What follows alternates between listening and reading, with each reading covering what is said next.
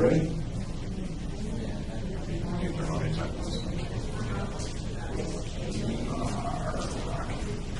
Okay.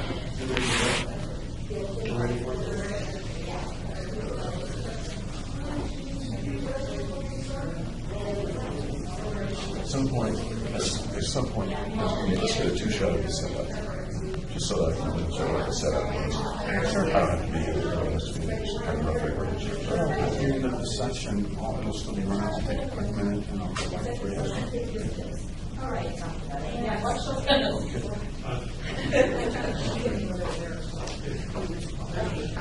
I'll check on it. Good morning, by the way. Good morning. How are you doing? I'm good. How are you? All right. Good. Good morning. Good morning. Okay, so what if you come to the floor, you can see it? Have a seat. Have a seat. I think we've got you We have somewhere. sound now. We have better sound now. Before the sound was a little bit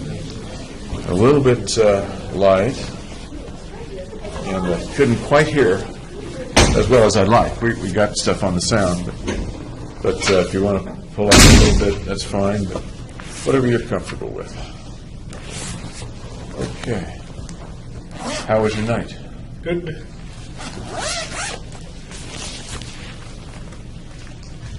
I see what you mean about this room being, or your room here, being much smaller. Yeah. And you don't have a regular bunk. The bunk is down on the floor, Right. isn't it? You know what I'd like to do before we get started? I would like to test your eyes a little bit. Okay. We talked about the dilated pupils. I want to check the constriction of them with the flashlight, stuff like that, okay? Okay. Great.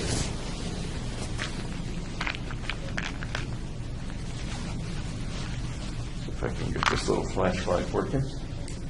So if you just look off into the infinity there for a minute, I'm just going to look at your pupils a little.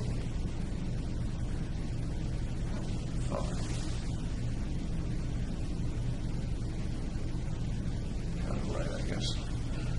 Now, I'm going to ask you to look off and focus on that restroom, or on that shower sign. Focus there, and then focus on my finger.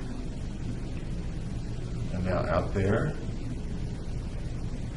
Now on my finger. Good, thank you. Everything was normal, by the way. Yeah. Make a little note of it.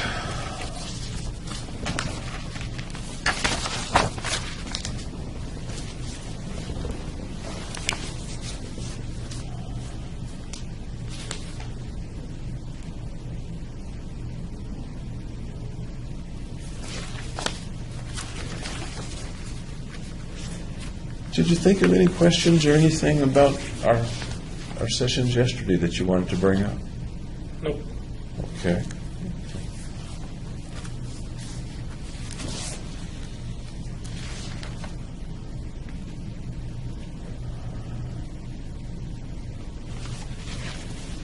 Do you remember what we were talking about when we left off? No, I don't. Okay. Don't feel bad because I'm not sure either. Let's just jump in here. I know we had talked a bit yesterday about the time that you were pretty depressed, particularly in December of 11, I think, right?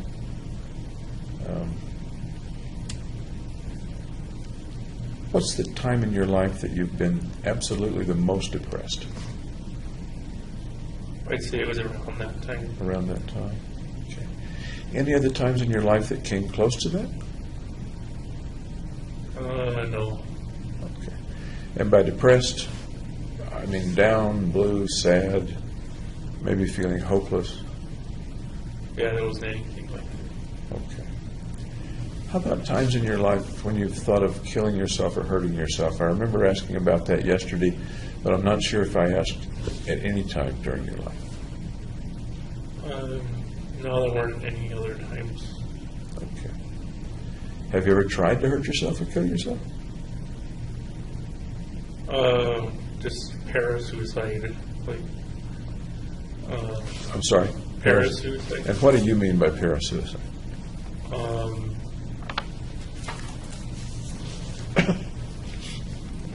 Not going all the way through with it. Okay. And what was it that you did that didn't go all the way through with it? What was it that you did, may I ask? I was trying to saw it at my wrist. Okay. With what? Cardboard. How old were you?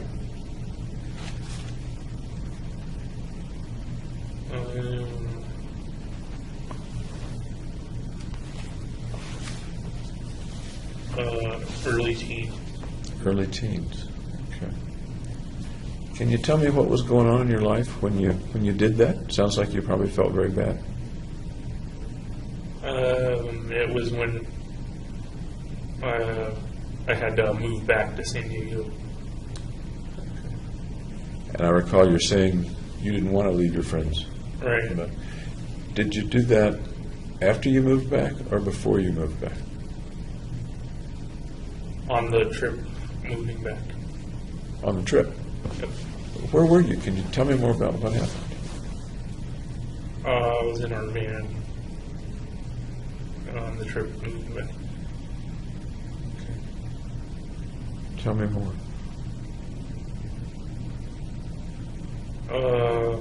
Well, I just felt ignored. Ignored in what way? In the decision to go back to San Diego. So you're in the van. Tell me the process, if you will. I don't know if there's a process to it or not, but Where were you sitting? What was going the on? very back. Okay. How did people discover what you were doing? They didn't. So nobody ever found out about it? Nope. Okay. Tell me more about the sawing as you described it and what kind of cardboard it was. There's a lot more to this, I think. It was just a regular cardboard. Like you see in a moving box or something.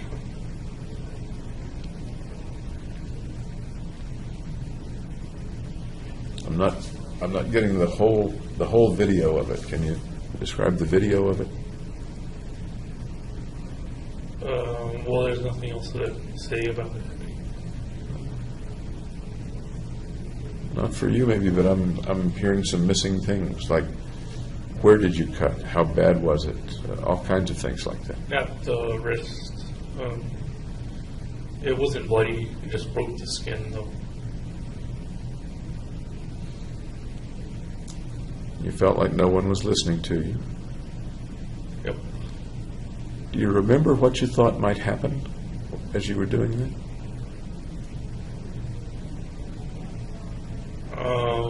No, I don't remember what I was thinking. And no one ever noticed the abrasions or the cuts or something? Well, they're at the place where the wrist bends anyway. So there's a line there that kind of masks it. So if I were to ask your mom or your dad if you'd ever done anything like that, they would probably say no. Right. Why did you not tell somebody?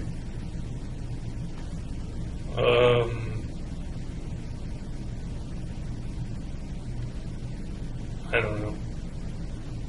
Any guesses? Just because they wanted to keep it private.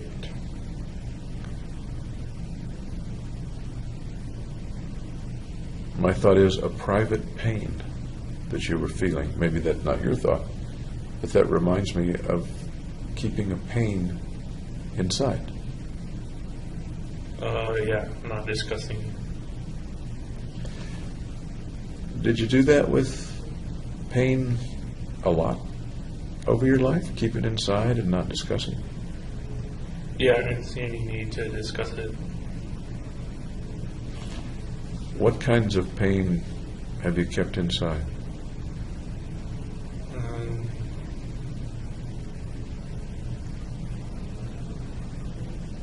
just physical pain, I guess. Tell me more if you can. I don't know anything about it. Sure you do. What kind of pain have you had that you've kept inside over the years?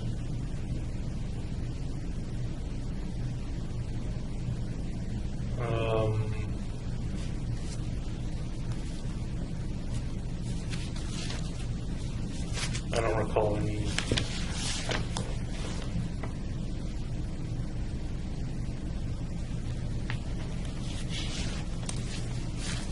No pain over the years? None that I recall. You've talked here about lots of things that trouble you and are painful inside. You've already talked about some of them, so I know they're there. Yeah, I didn't feel like discussing it Here or before? before. Can you discuss it here? The pain that's inside, that was inside, whether it was in school or at other times?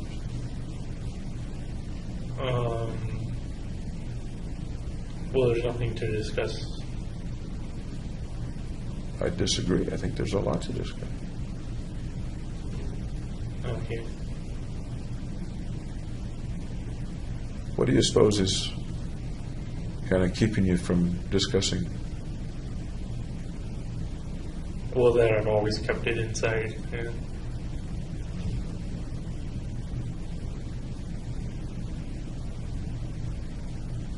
You don't want to bring it out right now? If I could recall what it is. So you're saying if it's not that you don't wish to bring it out with me, it's that you really don't have any memory of that? No, you don't have any knowledge of that? Right. Of any kind of pain that you've kept inside? How about the frozen things, the shyness and awkwardness that's Well, we already been talked so about troubling that. to you? So that would be one example.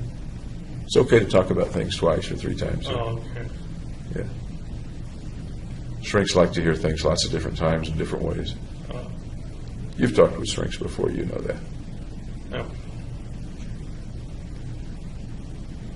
How tough is it to keep the shyness and social difficulty inside you and not talk about it? Not difficult at all.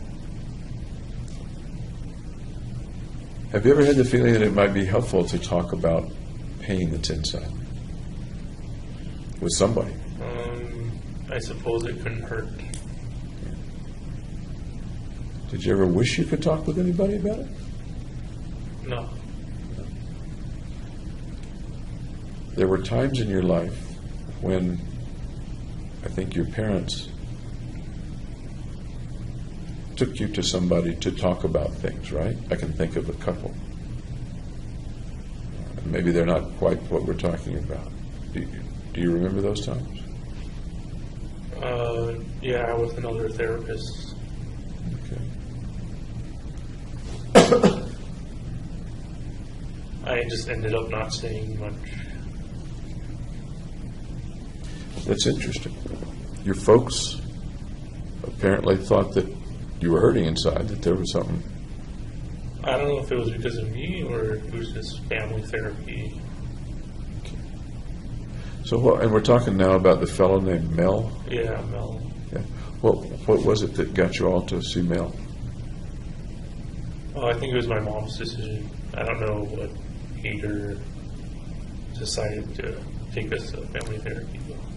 You were pretty young at that time, am I right? Teens. Oh, you were in your teens. Okay. So you likely had some idea of why she wanted the family to go see Mel. What do you suppose it was? Maybe build a stronger, more connected relationship with each other. Was there something that wasn't strong and wasn't connected in the family at that time? Not really, no. then why do you suppose she thought that needed improving? See, I don't know why she did it. When you went to see Mel, what happened in those sessions?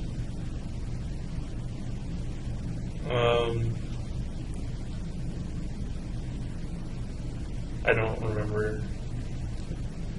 Do you remember anything at all about the sessions? What the building looked like, what the office looked like? It looked like a typical office building. And then the room had bookshelves, that kind of thing. Okay. You remember how the family sat in the room? How did the family sit in the room? On a couch together.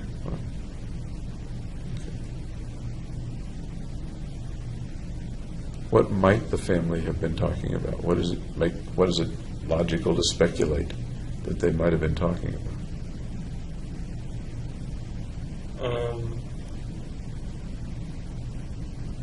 I don't know.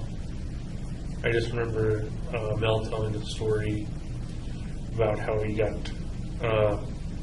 hit by a car riding his bicycle, and like got all mad at the guy because he didn't apologize to him. So that was Mel's story. So I know Mel's story. I don't know my mom's story, I guess. What do you make of the fact that you remember Mel's story, but not the more important story, and that would be your family's story? Because I guess our story never came out. Your story never came out. How many times did y'all see Mel? Like 10 times, I think. Lots of times. Yeah. There's lots of chances for the story to come out. What was it about the story that made it not want to come out?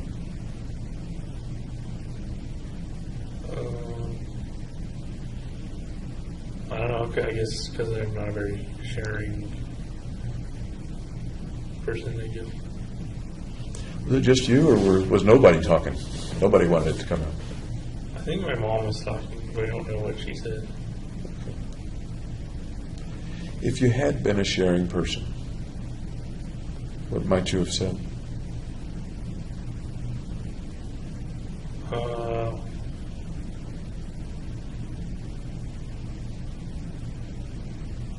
don't know. Was that a time when you were pretty uncomfortable? Uncomfortable in what way?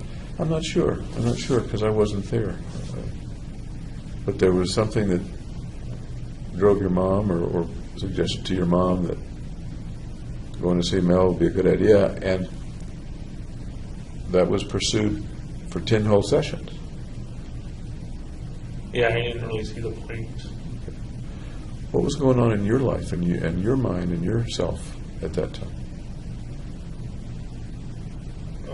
Just same old routines. Like what? Like games, sports, that kind of thing. And refresh me, if you will, what games and what sports? Video games and soccer. That was a while after you came back to San Diego, right? Or was it just after you came back to San Diego? I don't think it was a long time after. It was kind of a medium amount after.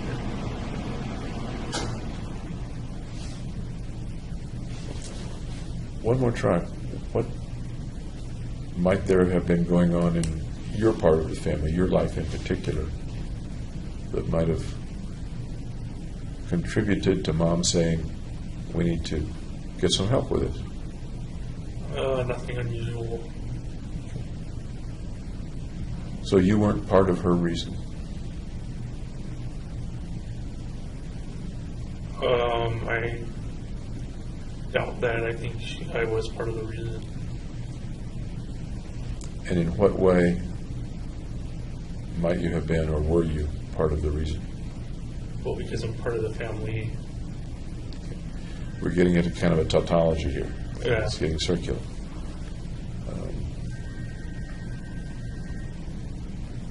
I don't know her reason for starting therapy. I don't either, because I wasn't there. You're the only person in the room who was there. Yeah, and I don't know. Okay. I asked you about yourself and being depressed and thoughts of hurting yourself. Has anybody in the family ever been severely mentally ill or severely depressed? And In my extended family, mother, father, brothers, sisters, aunts, uncles, cousins, grandparents? my mom's father had to be institutionalized a couple times, but I don't know why or for what. Did you know him at all? Only when I was very little. And did he pass away when you were little and you didn't know him, or is there some other reason you didn't know him? He passed away when I was little too. Okay. And what, so far as you remember or were told or figured out, what was his difficulty? They didn't tell me. What do you think? Maybe depression. He was hospitalized, you said? That's what my parents told me. Okay. So far as you know, one way or the other, did he die by his own hand, by committing suicide? No, I think he got cancer or something. Okay. Anyone else in the family been in a mental hospital or had significant psychiatric issues or problems? My aunt on my father's side, I think she's schizophrenic. That would be Betty Holmes? Yeah. Is that right? Okay. Tell me about your Aunt Betty. She has paranoid delusions, I think. She doesn't talk much, but she's a kind and loving aunt. Okay. What do you mean by paranoid delusions? In terms of her? I think she thinks there are people that are after her, kind of thing. Okay. Has she been hospitalized before? I don't know. Not sure. Okay. When was the last time you saw Aunt Betty? A couple of Thanksgivings ago. What do you remember about that meeting, that Thanksgiving? I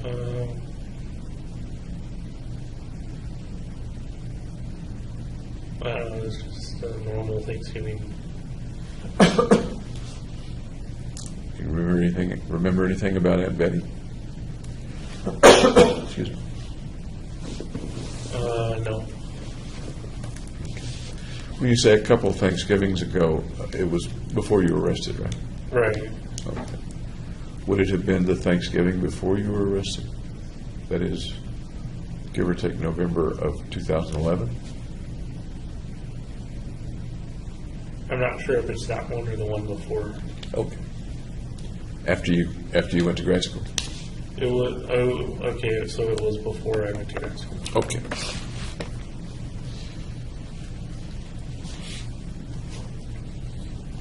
You don't know much about Granddad, but you do have memories and interactions with Aunt Betty. Are there any ways that you're similar to or quite different from Aunt Betty?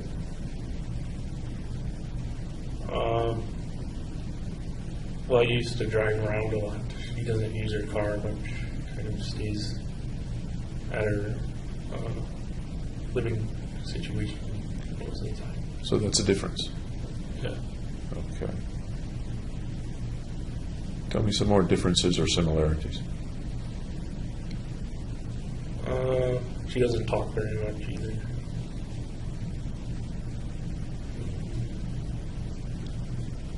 She goes to bed like at 7 o'clock, which is really early. Okay. Any other differences or similarities? Not that I can think of. Any speculation about why she doesn't talk very much?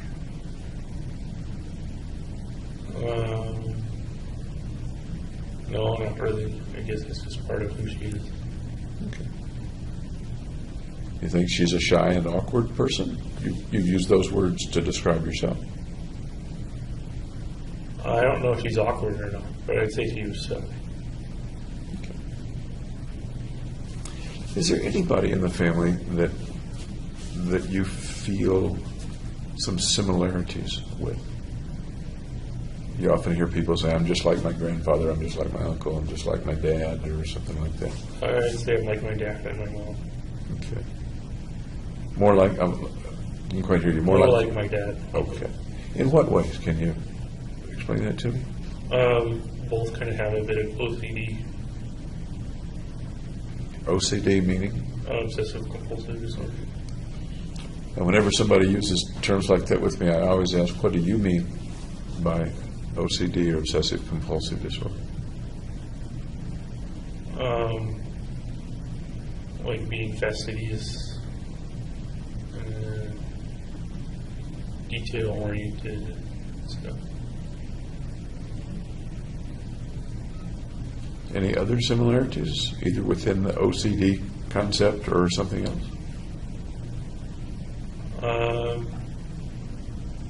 My dad's more introverted than extroverted, kind of like me too.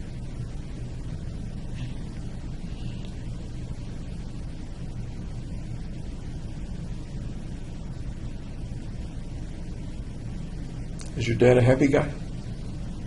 Yeah. I know that they're upset that this has happened to you and that you're in the situation that you're in. But other than that, you feel he's a reasonably happy guy? Yeah, he's happy. Okay. How about differences between you and your dad?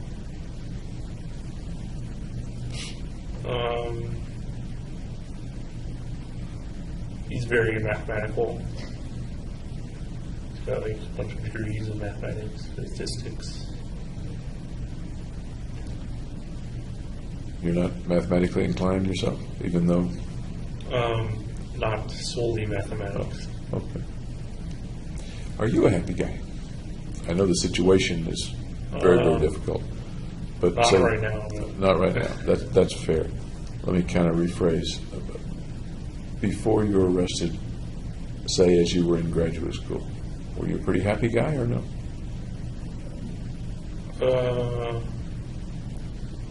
No, I'd say no. And we know that you had some depressed times.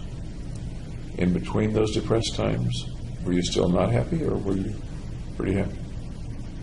I'd say I was happy in between the depressed time. Okay. How about back in college? I'd say I was happy there too. Happy then.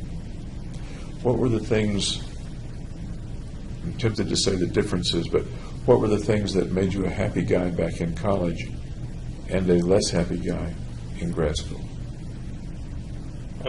There was less public speaking and kind of less necessity of public speaking in college. Anything else?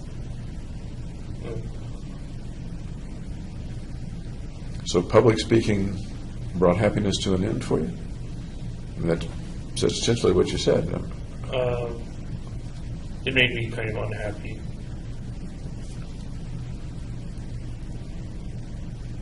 How is public speaking so powerful that it brings an end to happiness for James Holmes? How is it that powerful or that distressing for you? Because I worry over saying the right things.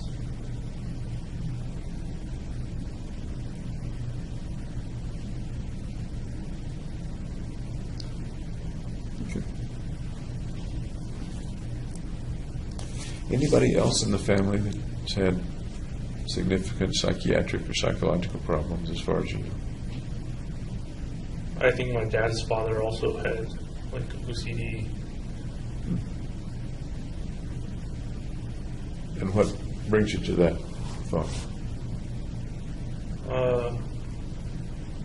That's just what my parents said. As I was little, and he died too. So both your grandfathers passed away when you were little. Yep. How about the grandmothers? They lived a lot longer than I think.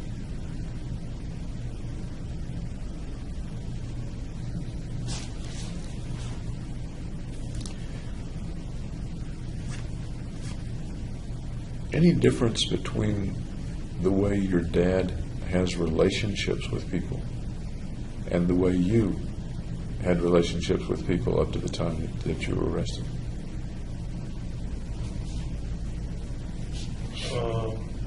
I don't know about my dad's relationships. So. What do you see in your dad vis-a-vis other people? That's a kind of obtuse way to ask it, I guess. But you see him with your mom. You've described what he's like with your mom. You've seen him with other people.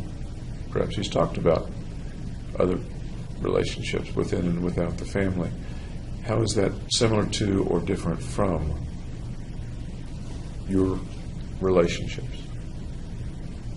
I'm not aware of how his relationships. Does he have friends? Yeah. Did you have friends? Yeah.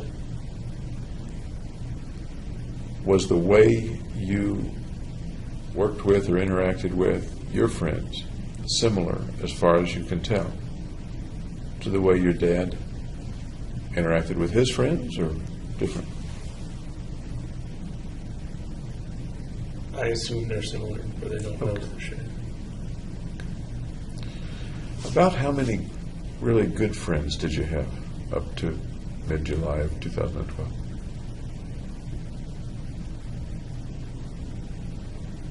About 5. About 5.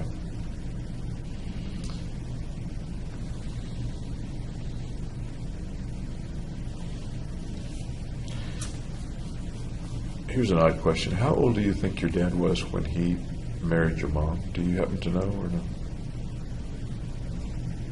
Late 30s, I think. Late 30s. Okay. Do you know if they knew each other in their 20s? I think they met at UC Berkeley during a tennis game, or introductory tennis. Okay. What was the story of their, if you know it, the story of their relationship and their courtship and eventual marriage?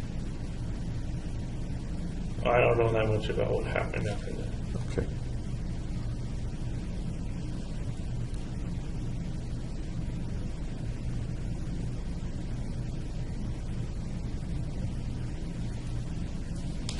Did you ever have thoughts of marrying or having a family yourself? Yeah. Tell me about those thoughts.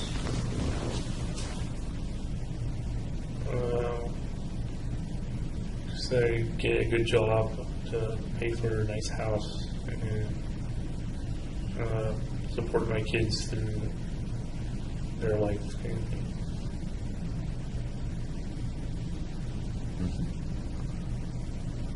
What other pictures or fantasies or thoughts did you have about a future with a wife and family? What was the question? What other pictures or thoughts or fantasies did you have about a future with a wife and family? I didn't really have much thoughts beyond that.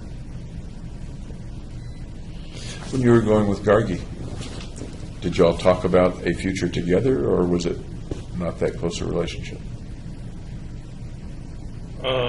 She said she didn't see a future together. Really? Yeah. When in the relationship did she tell you that? When she broke up with me. Okay.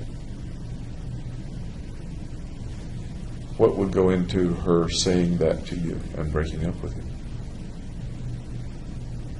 I don't know, she didn't give a reason why she said that. Speculate for me. You're a smart guy. Speculate for me. I guess she couldn't picture family life with me. What would have been lacking in a family life with you? If anything, what do you think? Probably ample conversation. When you were with her, was there ample conversation? There was enough. You've said before several times that people you're close to, you're much more facile with conversation than people that you're not close to. Right. Okay. You were pretty darn familiar with Gargi. Right. Yeah. So what was the conversation with like, or rather, what was the conversation like with Gargi? It came easy.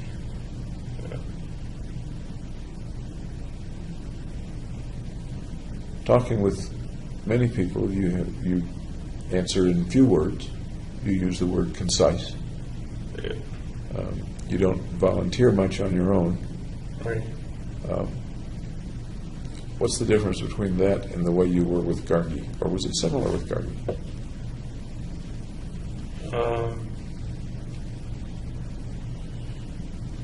I guess it was similar.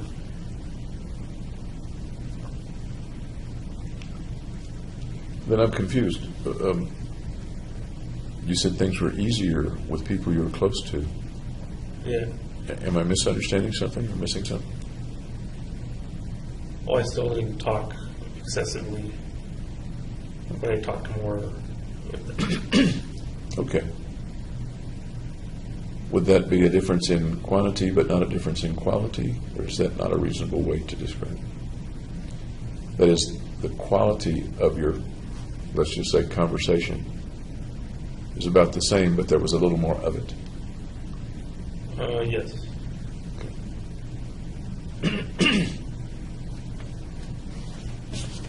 Is there anything else about you that you think might have caused Gargi to say, I don't see a future with you? Not that I know of. Did y'all ever talk about a future together at other times in your relationship? No, that was the only time.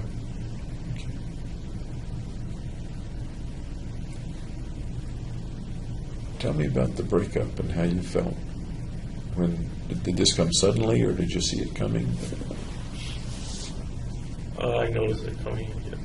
I'm sorry? I noticed it coming. Okay. How did you notice it coming? Well, she was acting more distant.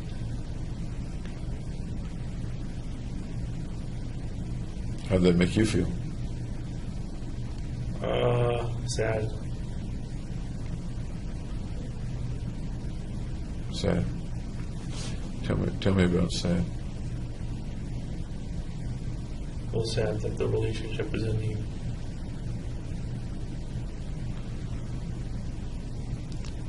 Had you ever felt that kind of sadness before? A particular kind of sadness? No.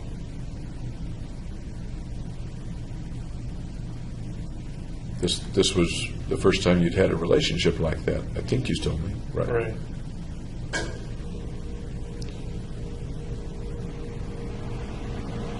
So what's the sadness that goes with that kind of breakup? What's that sadness like?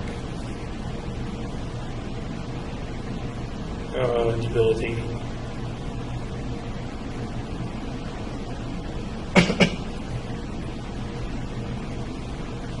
Debilitating?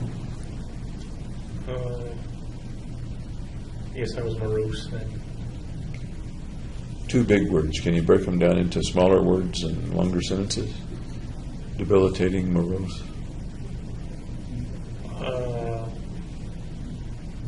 Just that I didn't feel as energetic as usual.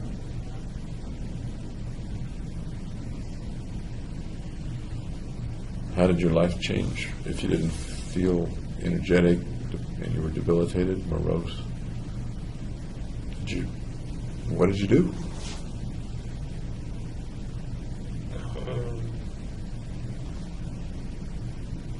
I did more escapism, watching TV, that kind of thing. Watching TV, anything else? Listening to music.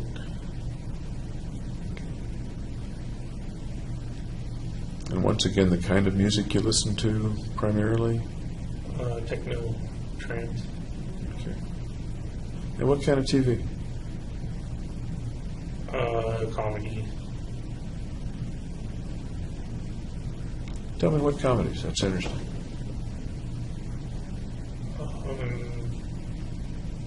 Arrested Development. Big Bang Theory. Louis C.K. The first two I'm pretty familiar with. I've never watched Louis C.K. He's kind of a pessimistic comic. So is it stand-up, or does he have a situation comedy situation? It's kind of him going through his daily life, but he's also done stand-up as well.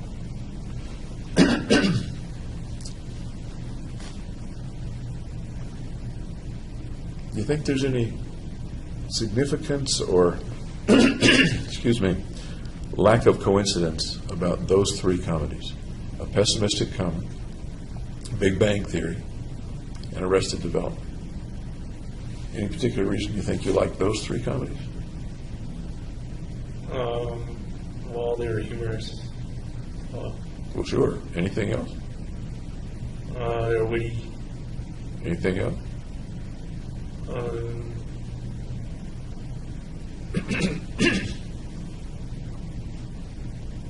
I guess they kind of mirrored my situation sometimes. That's kind of what I was wondering. Can you tell me more about how they may have mirrored your situation?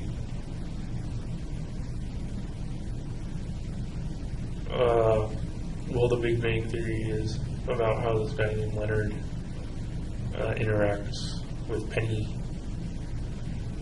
and they have relationships that start and end too.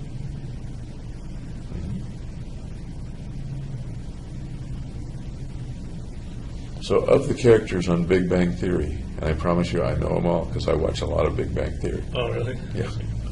So, the one you picked to talk about initially was Leonard and Penny. Right. Are any of those characters kind of like you, or you kind of get into a particular character?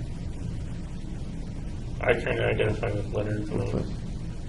So, what's Leonard like on the Big Bang Theory? Suppose that I had never watched Big Bang Theory. What's Leonard like? Well, he's a strong scientist, and he's kind of socially awkward as well. What else?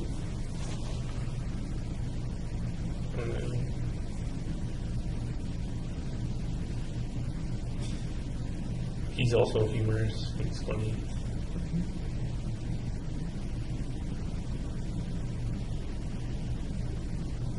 How does he get along in life? On the program, anyway.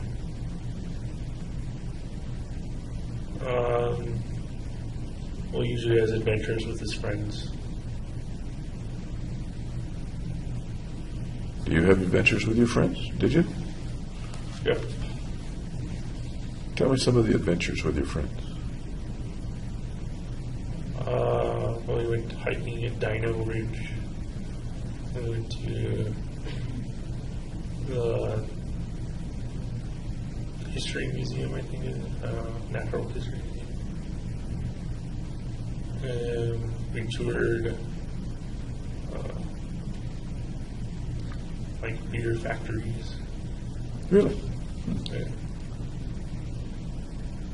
Where's Dino Ridge? I'm not familiar with Dino Ridge. It's close to Red Rocks Theater. It's just got fossilized imprints of dinosaur feet. Okay. And the friends that you're speaking of, can you name them for me?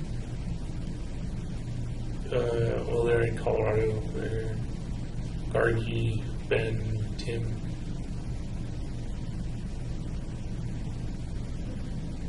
Anybody else?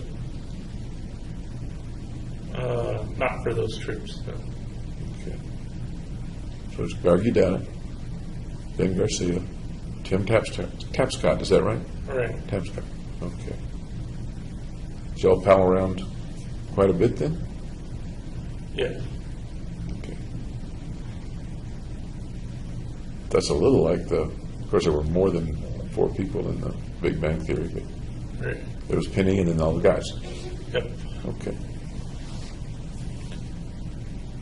The beer factory tour, that's interesting. Tell me about that. I forget the name of it, but they make Fat Tire beer, which is like my favorite beer. Okay. And they had like a bunch of samples throughout the tour, so you had to taste all their beers. How did I know that? The good part of the tour. Yeah. Okay.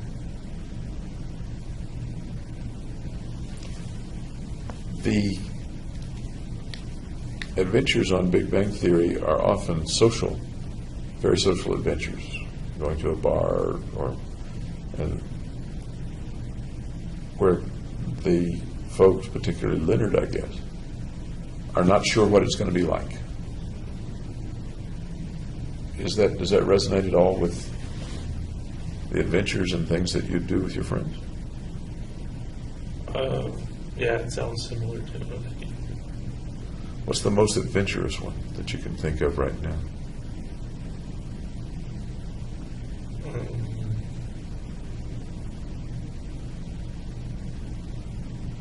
Just going to a bunch of different bars on St. Patrick's Day.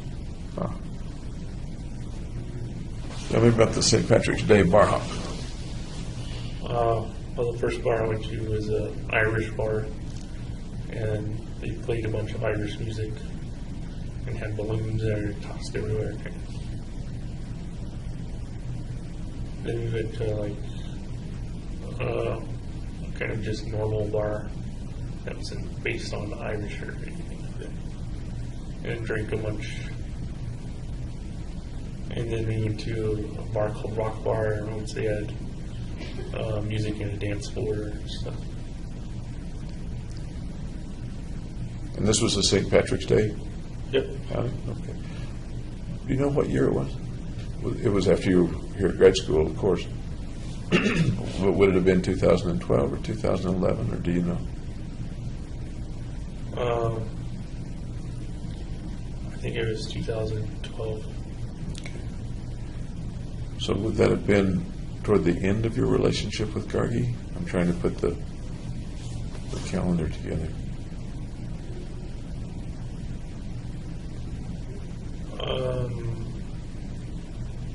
I don't remember. Okay. But at that time, you were all palling around, and the relationship with Gargi was good, or no? Yeah, it was good. Okay. And St. Patrick's Day, if I remember right, is in March. Right. Okay. So of that group, if you're the Leonard, I'm making a leap here, I know. If you're the Leonard and Gargi's the Penny, the other guys don't have a girl. Right. Okay.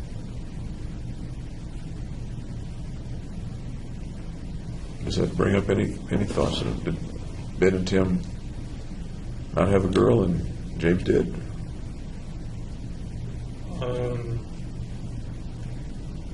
No, there's nothing. When Gargi broke up with you, and from what you say, it was kind of a one-sided breakup. She was the one that left. Yeah, and then like a couple weeks later we got back together, Ah, and then I broke up with her. how was it that you got back together? How did that work?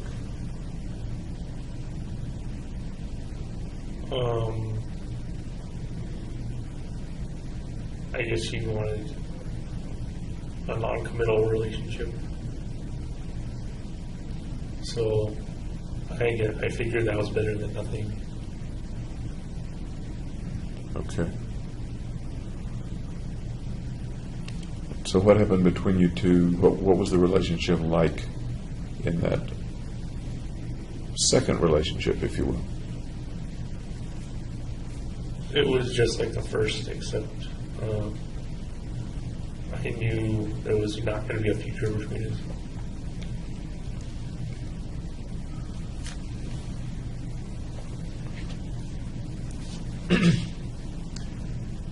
Did you pretty much know that, or did you have hopes that there would be a future? No, no hopes. Okay. Same time spent together, same intimacy or sex, same Yeah. enjoyment of each other? Yep. Okay. How long did that last? I think a couple months. Okay. So that would bring us up to roughly when?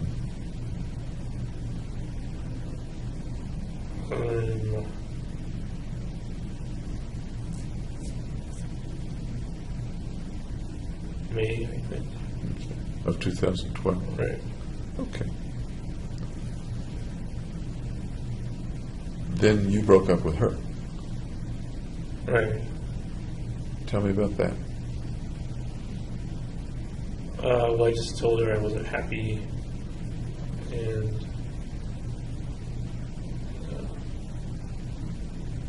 I didn't want to do the relationship anymore. Was that the truth? Was that the case? Yeah. In what way were you not happy? Why did you want the change?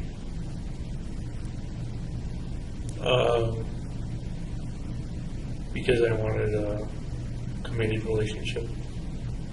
Okay. And how did she take it? How did the breakup itself take place? She took it well, I would say.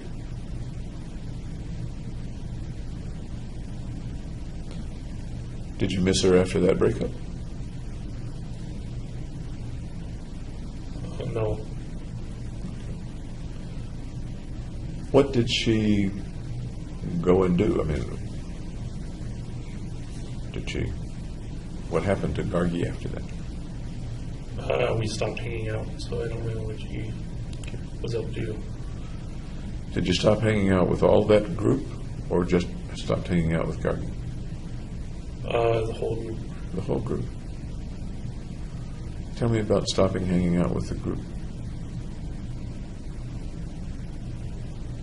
Well, we didn't do any more activities together.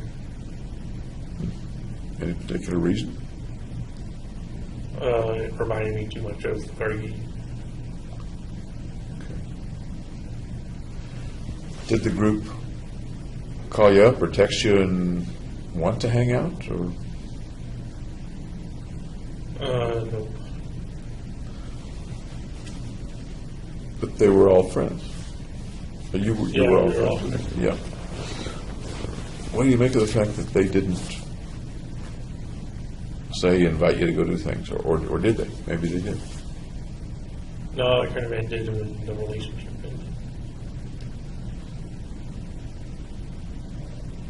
ended. That's odd to me that you have 3 friends, and the breakup with one of them cuts I things. guess Gargi was kind of the glue that kept it together. Sounds like they may have sided with Gargi in some way. Or maybe that's not the right term to use. It was more I left not participating with them anymore. So you're saying it was more you that left them than them that left you? Or am I missing? Yeah, that's pretty much. Can you tell me a little bit more about that, about you leaving them?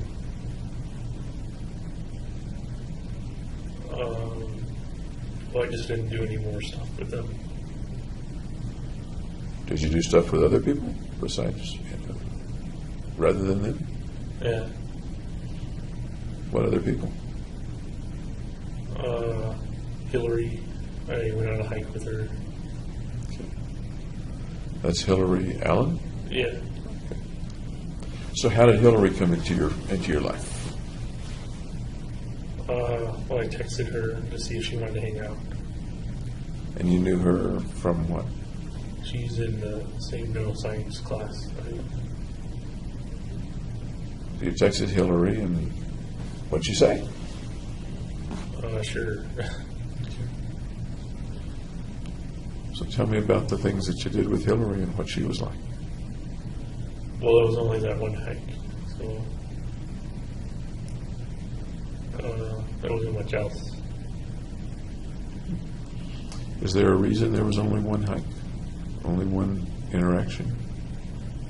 She asked to see if we wanted to do anything else, but by that time I had red hair and was kind of out of it.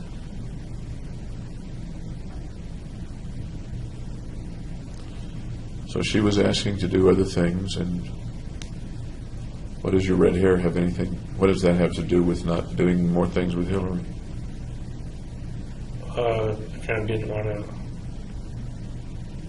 hurt her by putting her in jeopardy. You know, what kind of jeopardy? Of being like the girlfriend to a murderer. So at that point, you had decided that you were a murderer?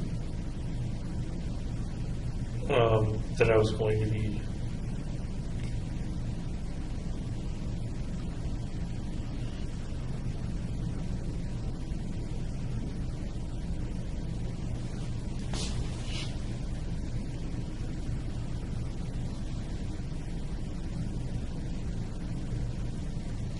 Setting aside, and maybe that's the wrong thing to do, the part about you wanting to protect her,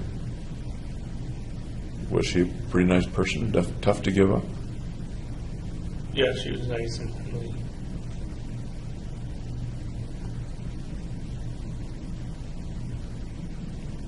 And the reason that you gave her up was solely that you wanted to protect her?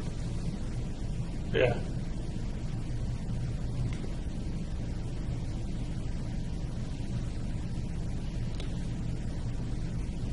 Sounds like that becoming a murderer was very important to you at that point.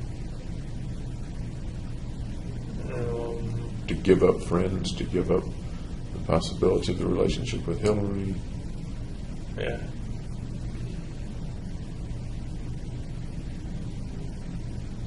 How was that feeling, that thought, that set of thoughts developing in you at that point? And we're talking about May, June? Yeah, maybe. How were those thoughts developing in you at that point?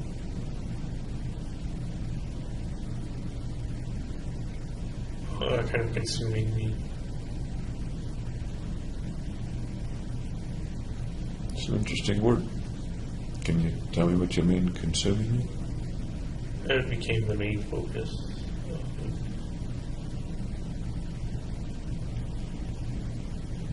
If it was a main focus, what was it pushing out? Doing well in school, making new friends.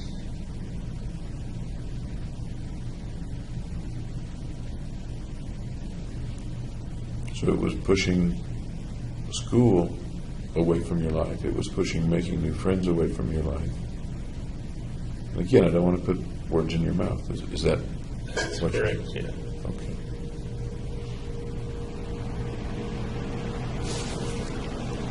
Did that happen all of a sudden, or did that It was kind of a gradual process. a gradual process? Can you put your finger on about when it may have started inside you?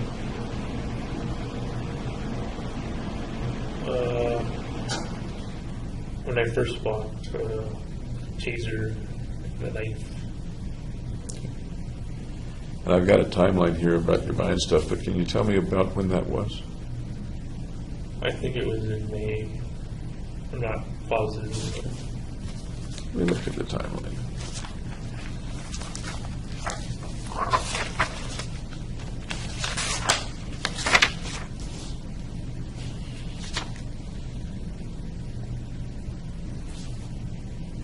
Okay.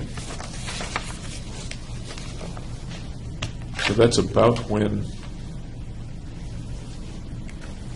the thoughts began to fill your life?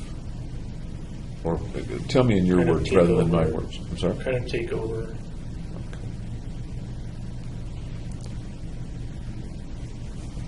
What was the process that led to your buying the taser and the knife? What was that like? That's what I'm asking.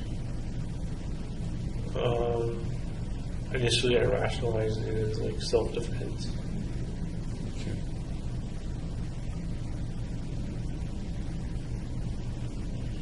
Did you think about the purchase very long, or did it come to you kind of all of a sudden?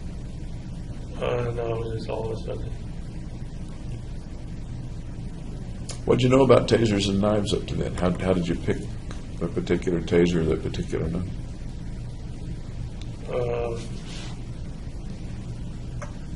I just looked at the different types and kind of chose it random. Chose it at random? Is that what you said?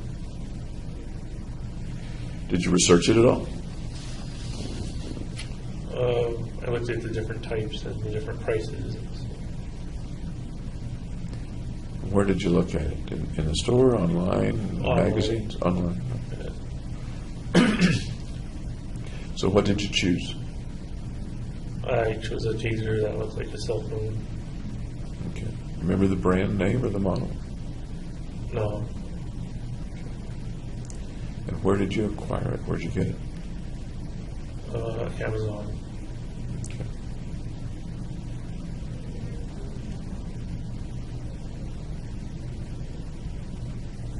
Your thoughts at that time, you used the word rationalize, but your thoughts at that time had to do with self-defense. Right, that's what it was initially. What was in your mind? What were the pictures or thoughts or fantasies in your mind about self-defense? That I would be attacked by people. What do those people look like? Thugs. Where are they? What's the circumstance? Can you expand on that a bit?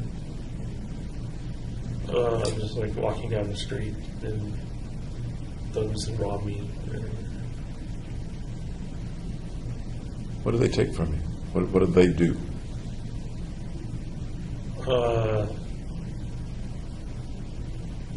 Beat me up. How? What's the video there? Just with their fists and then steal all my money and stuff. What happens to you after that? They can't because I taser them instead. If you don't taser them, what would happen? Then I'd have to go through recovery, the hospital.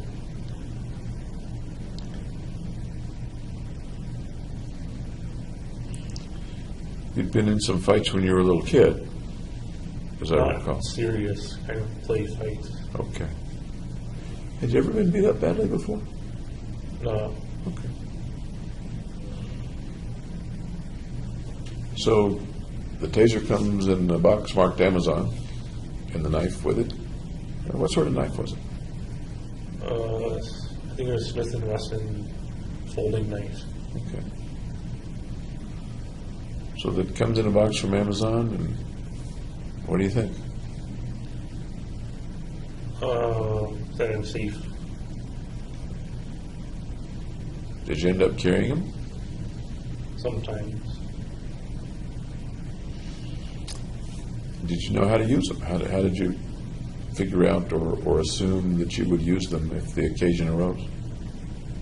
Well, I practiced. There's like a pivot screw on the folding knife as you flip open. And the taser's just a button you press. It's a lot louder than I thought it would be. So you pressed it, you tested it how many times? The taser, just twice. Okay. I assume there's a limited charge on it, or was it rechargeable? It's rechargeable. Rechargeable. How did you test it? I just pressed the button and saw the electric arc.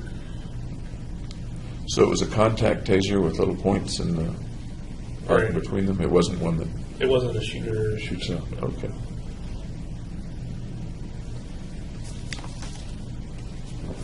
You said that the idea to purchase those things came quickly. Were there any thoughts about needing to defend yourself or wanting to assault other people before that? Not that I know of. Yesterday you talked about the frozen situations, neither fight nor flight, and kind of frozen in a social situation. And thoughts came to you about nuclear winter and about the saw. Right. When's the first time you recall having those kinds of thoughts? Early high school. Early high school. In early high school, was there ever anything more specific? I guess the saw is pretty specific. But ever anything about wanting to get a weapon or wanting to kill people or hurt people? No, it wasn't realistic. It was just kind of obtrusive thoughts. Okay. Was anybody particularly troublesome for you in high school or college for that matter? Somebody that picked on you or had it in for you or made you very uncomfortable? No.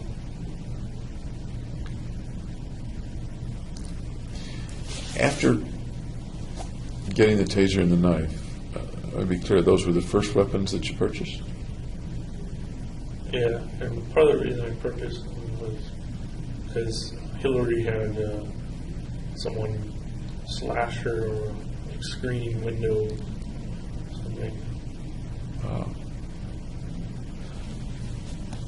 I'm remembering something like that. Tell me more about that, please. She just said she almost had a break-in. So I would be prepared if I had a break-in. Did you advise her about being prepared? No. Or this had more to do with protecting you than protecting her? Yes.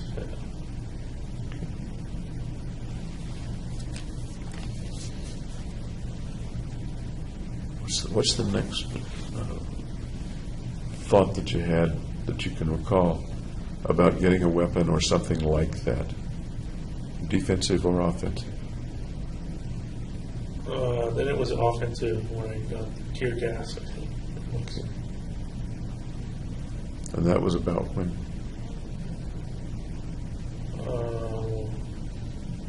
I don't know, you have the timeline. Yes, I do. I'm trying to. Okay. I would like to verify the timeline and see I'm not sure. if you remember it similarly now to when you were. Actually, this probably had to do with researching the actual purchases, but I'd much rather hear it from you than look at somebody else's record. Well, the record would probably be more accurate. Yeah, but that's not always my purpose, is it? My purpose is to see what's in you, Okay. to try to understand what's in you. So I think it was May or June. Okay. Remember the thoughts about buying the tear gas? What came to mind? What pressed you to do it? No, I don't know how it changed from self-protection to aggression and offensive. I suppose tear gas can be both offensive and defensive. But you're saying offensive is what you just said. I primarily thought it as offensive, kind of crowd control. Okay. Remember what your thoughts were at the time Of what situation might arise in which you might use it? If there was a riot, or if I started a riot or anything. And how would tear gas come into that? It would disperse the crowd. And how is that an offensive move? Because you're forcing someone to move.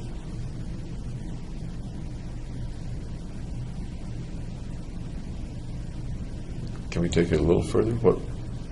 How does that accomplish an offensive task for you, if that's what you're speaking of? I'm not sure. My first thought is that it forces people to run away from you. Right, that's what it's traditionally. Why do you want them to run away from you?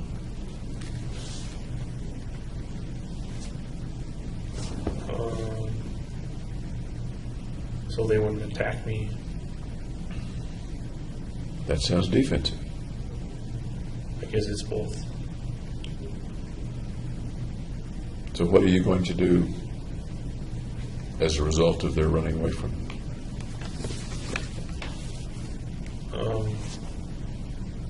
Avoid being attacked.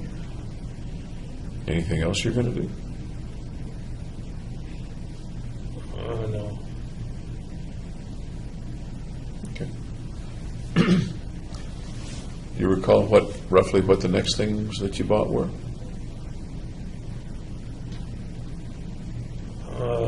Then I think I bought the handgun. And which handgun or what handgun did you buy? Glock 22, 40 caliber. Okay. Was this also online, or did you get it at a store, or order it? I tried to buy it online because it was cheaper online, but there's firearm transfer. There's a bureaucracy to it you have to go through.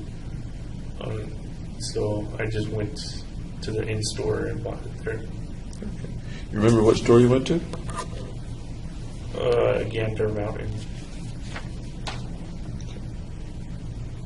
They don't have Gander Mountain where I live. So tell me about Gander Mountain. What's Gander Mountain? It's basically like selling camp supplies, outdoor supplies, as in the gun section. Okay. Any particular reason you chose a Glock 40 or Glock 22 40 caliber? The 40 caliber has more stopping power than the 22 or 9 mil. So that's why I chose that one. But less than a 44 or 45. Why'd you pick 40? Well, as you go up, it creates more recoil in the gun. So less accurate, I guess. Sounds like you researched that a bit. A little, yeah. How did you research it? Just online searches. Okay. You got a Glock 40 with these characteristics. Anticipating what, if anything?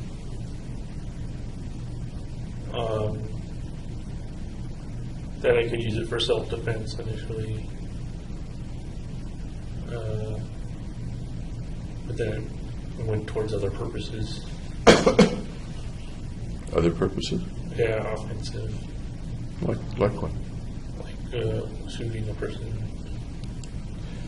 At the time, if you remember, what was the picture or the thought or the fantasy in which you might use it?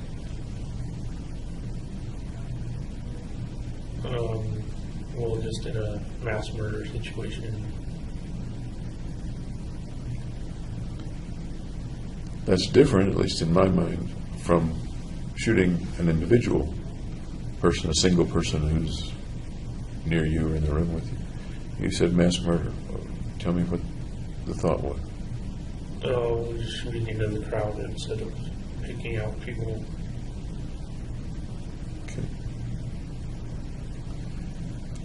Did you have a particular crowd in mind or particular setting in mind at that time? No, not at that time. So, going back now over 2 years, what do you think the crowd looked like? Where was it? What were they doing? What was going on?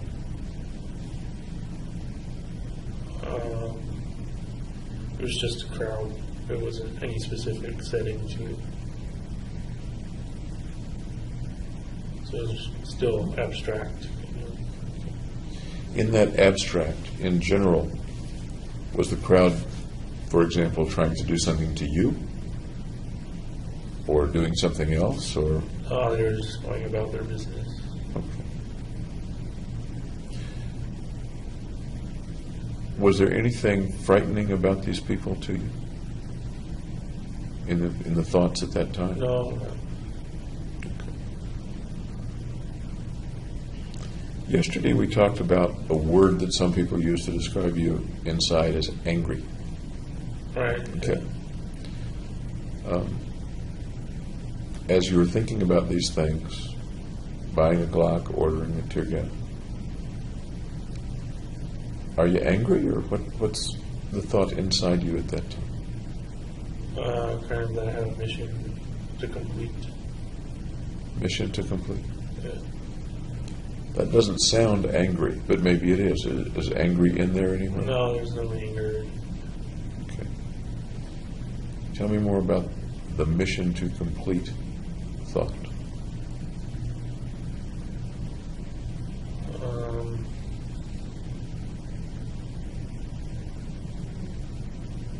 Just that it was something I had to do.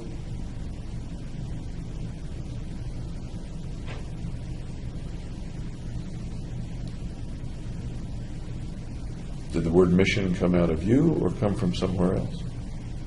From me. From me, from you. Okay. Did the having to do it come from inside you or from somewhere else? Inside me. What do you make of that? What's the something you had to do? Tell me more about what that is. It's like I was obligated to do it. In what way obligated? That there was no other alternative to doing something else compared to. And what creates a situation where there's no other alternative?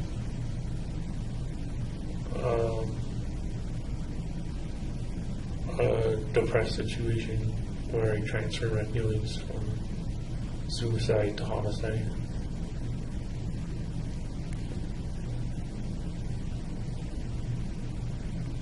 What brings you to that explanation that the obligation came from, in your words, a depressed situation where you transferred your feelings from suicide to homicide?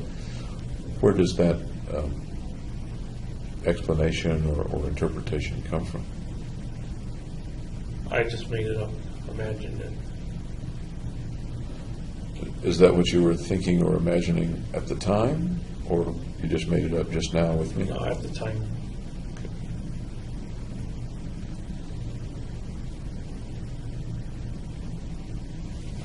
That's interesting to me, a little confusing to me. You just made it up and imagined it, that it was a transfer from the suicidal to the homicidal. Yeah, so I take my suicidal thoughts and make them go away by having homicidal thoughts. Had anyone or anything taught you that that was a possibility, or what brought you to that conclusion, that my suicidal thoughts will go away if I have homicidal thoughts or do homicidal things? That's just what I figured would happen. What you figured would happen.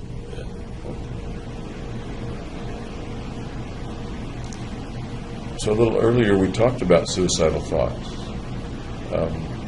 What were the suicidal thoughts like, if you remember? Well, I didn't have them because I transferred them. Okay. The word unconscious comes to mind. Does that come to your mind too, or not? No. Then how do you figure you had suicidal thoughts? Because I was like almost catatonic. What do you mean by the catatonic? Like didn't have the drive to do anything other than the mission I made. What else how else is catatonic kind of defined in your mind at that time? or now for that matter? A lack of energy, just not willing to get up or do things that I normally do. And that's the way you felt? Yep. In May, June, I think we're talking about, of 2012. Yeah. Were you still going to classes at that time? Yeah. When did your prelims come up? When were those?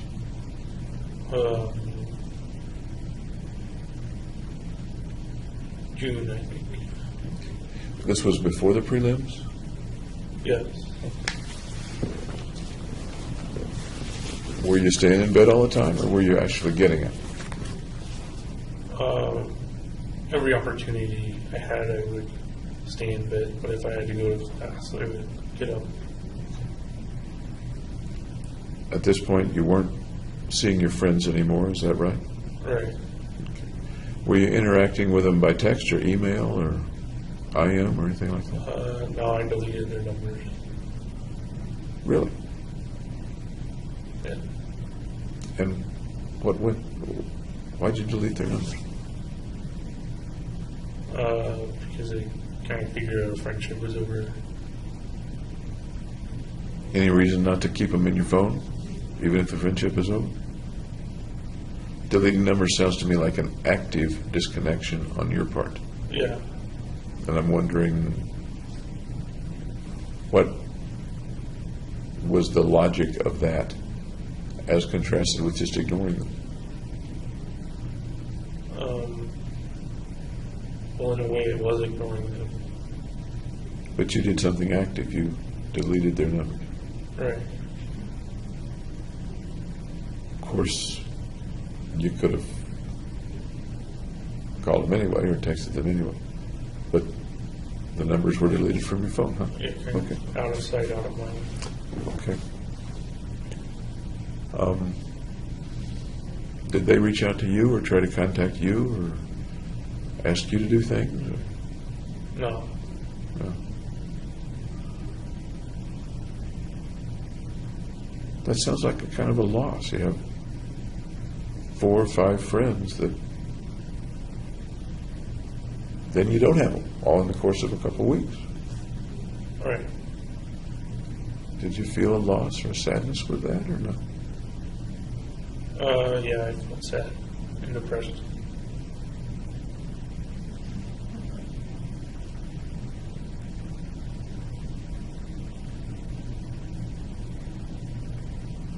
Tell me more about the sadness, depressed at that loss.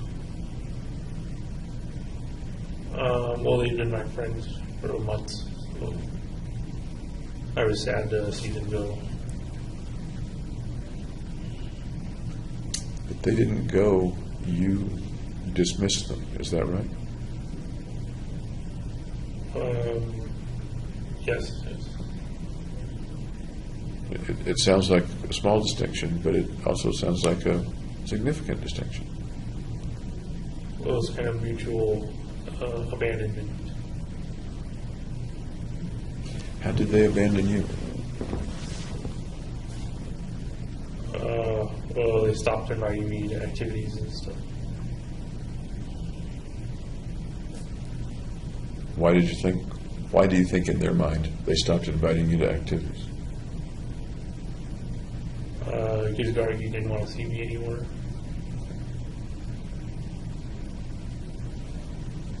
So the group included Gargi, and because you broke up with Gargi, it no longer included you? Correct. Did Ben continue to text you or call you or contact you? I don't think so. Did you try to keep in contact or get in contact with any of them? No, I avoided contact and deleted their numbers, so I wouldn't contact them. What else were you doing with your time around that time? What was going on, for example, with the video game? Well, I was playing them. Online versions or Online, yeah. Okay.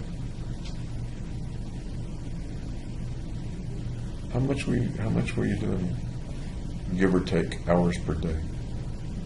Maybe like 8 hours per day, a lot. That is a lot. Yeah.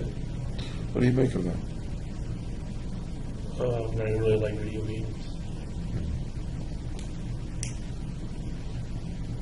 Any other reason? That I was using them to kind of escape. Any other reason? Not that I know of. Of the proportion, weighing the proportions between I really like video games and I need the escape, of that 8 hours, what portion was I really like video games versus I want to escape? What do you think? I think the escape was unconscious, so the really liking video games was 99%. 99% of the conscious? Yeah. If you include the unconscious? How much of Maybe it? 50-50.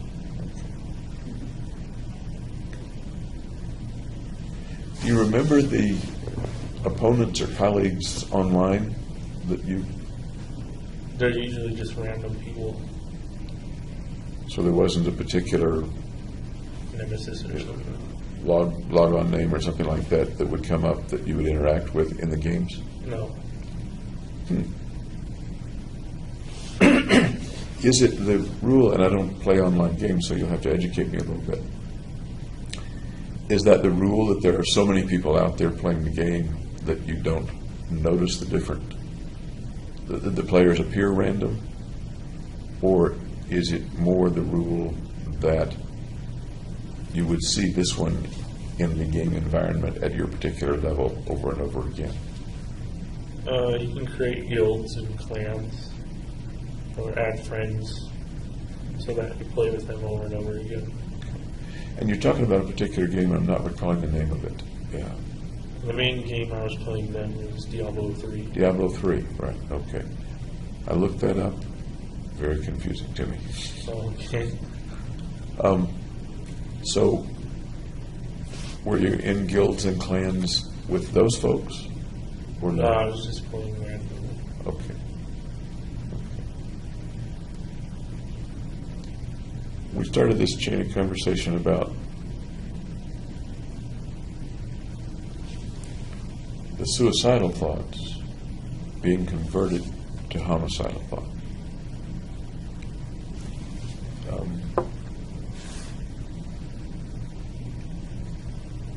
But as I talked with you, correct me if I'm wrong, you weren't aware of the suicidal thoughts.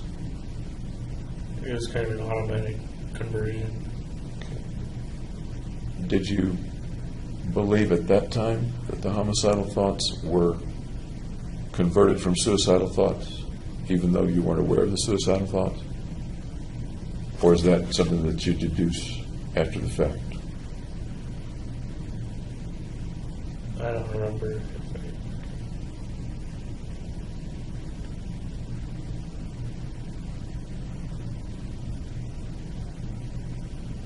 I guess it goes to the question of where's the mission coming from? In your thoughts at that time, where's the mission coming from? As a kind of coping mechanism. Is that really the way you thought of it at that time? I'm having a coping mechanism, and so I'm No, on at a this time mission. it just happened. Okay. Okay.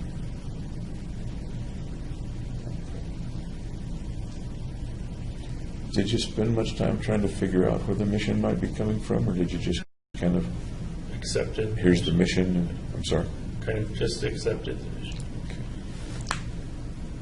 pretty serious mission to just accept.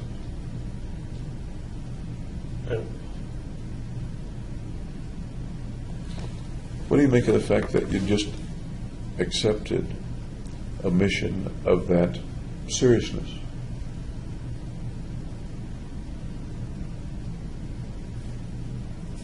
Once again, you're a smart I guy. didn't think it was all that serious.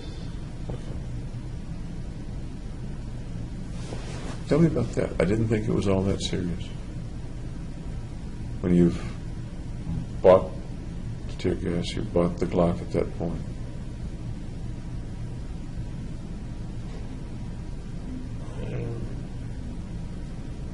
Yeah, I didn't think of the consequences through. Of which consequences? Of completing the mission.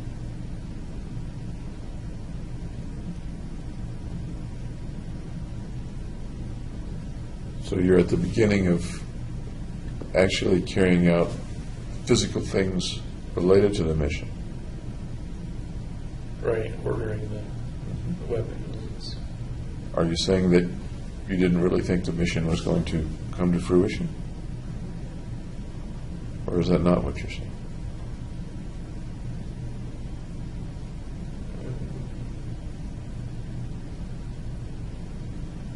I just didn't know. I was preparing. Okay. As you got items, did you have any particular feeling or experience once the item was gotten? Well, I formed an attachment to it, learning how it worked, practicing with it. Okay. And I guess I'm asking, it sounds like you're saying there was a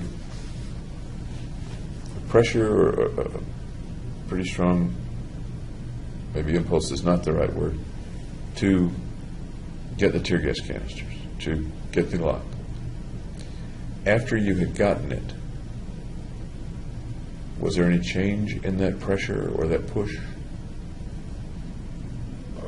No, it just kept escalating to get more and more weapons. Okay. So getting the weapon didn't satisfy the, let me say, thought. Correct. Okay. And I'm not sure I'm conveying that very well, but well, let me just ask you, what do you think I'm asking? So we kind of get on the same page. Were the weapons kind of fulfilling the mission on their own?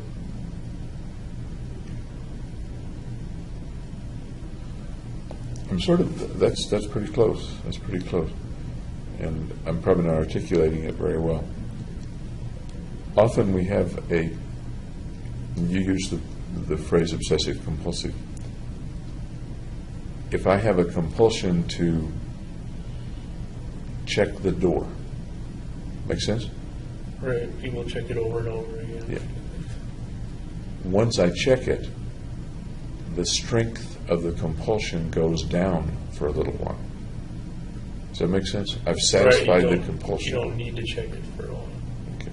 And it may be for a second, it may be for a minute or a day, but carrying out the act relieves the pressure for a while. I'm curious as to whether you experienced anything like that. I would say yes, because I didn't buy all the weapons at one time, one single time. I kind of paced through it, going from compulsion to compulsion. Okay. And you use the word escalation. How does that fit in this kind of thought? Well, getting a shotgun is an escalation from just a handgun.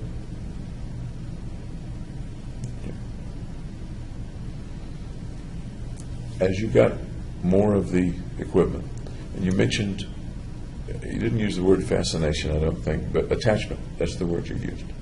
Tell me about the attachment. Well, as I got familiar to the gun, I became attached to it. How did you get familiar with it? What was that process like? Just taking it apart and assembling it again, seeing how it worked. So you did that Yeah, with each of the things that you got, or in certain particular ones? most was with the handgun. Okay. I guess there are different levels of stripping a gun. Right, I wouldn't like take it down to the factory kind of assembly part, but I would just do the basic assembly system. Did you get pretty good at it? Well, there was no reason really to get very good at it, but I could take it apart and put it back together again.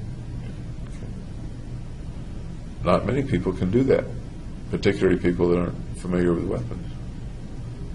Well, I wasn't disassembling it to its like base stage or anything. Okay. Okay. Do you recall what the next things that you bought were?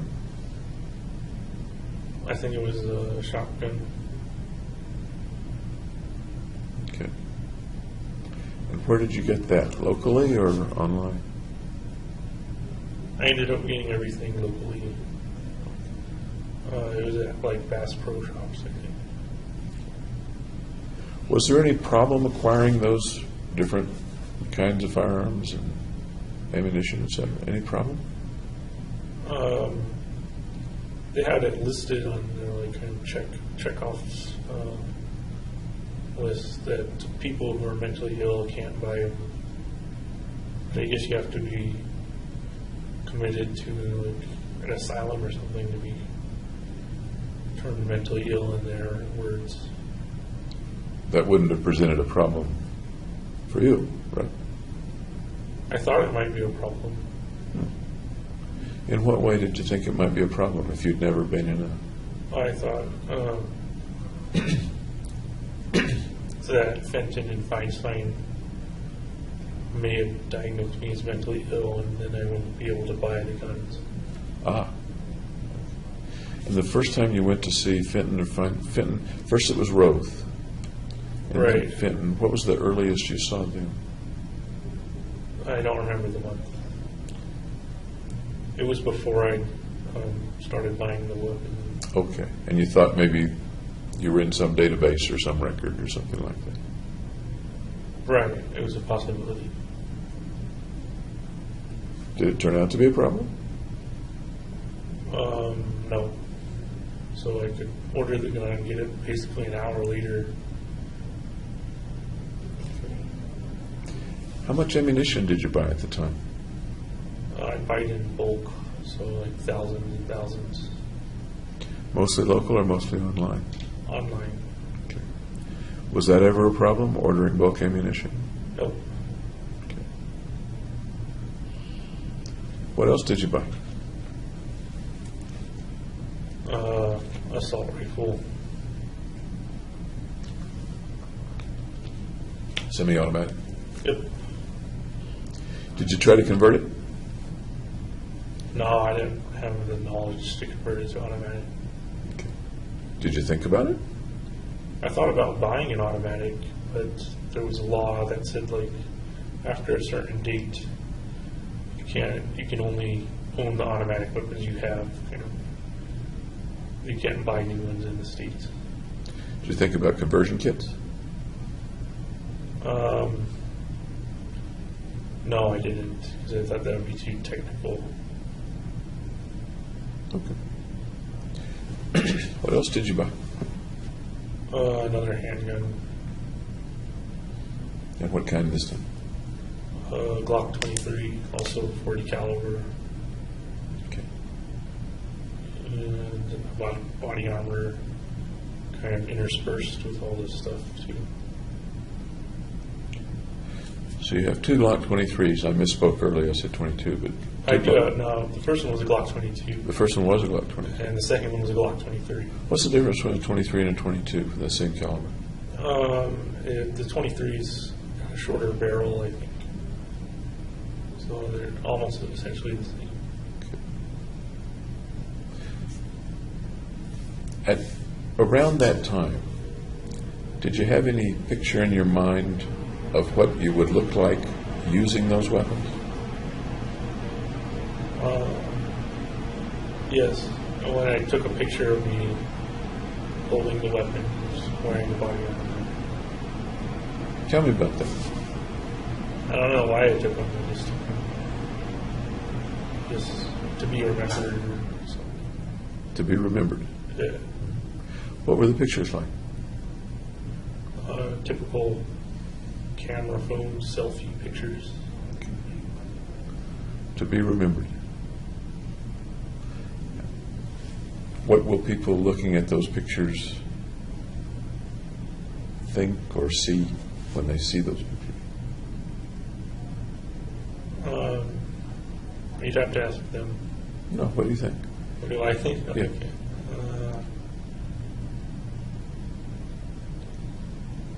I think they would remember it because they're kind of unusual pictures. And what do they think about the person in that picture?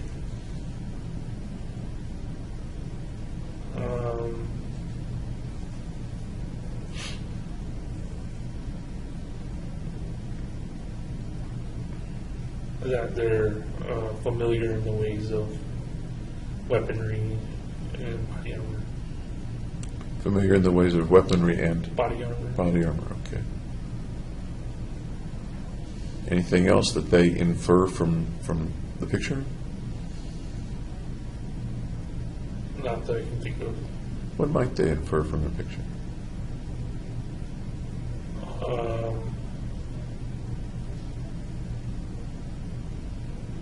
That I'm a killer, I guess.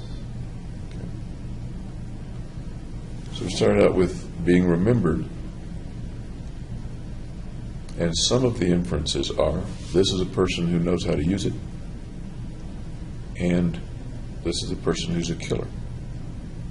Any other inferences from the pictures that a person might have? No. I just happen to have the picture.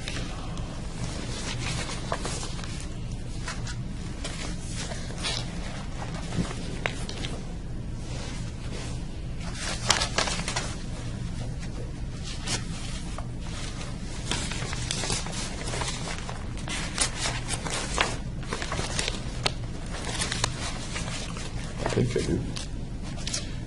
And what I'm going to ask you is, what do you infer from the pictures?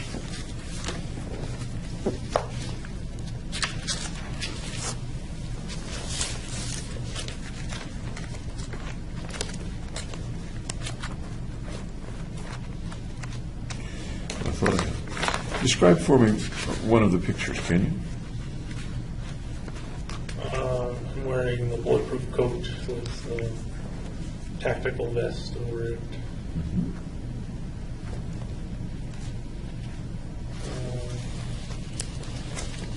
I'm wearing the possession contact lenses Okay. and holding a gun. And holding a gun. And they're in color. I mean, all pictures nowadays are in color, black and white. It's very passé, I suppose. Here we go.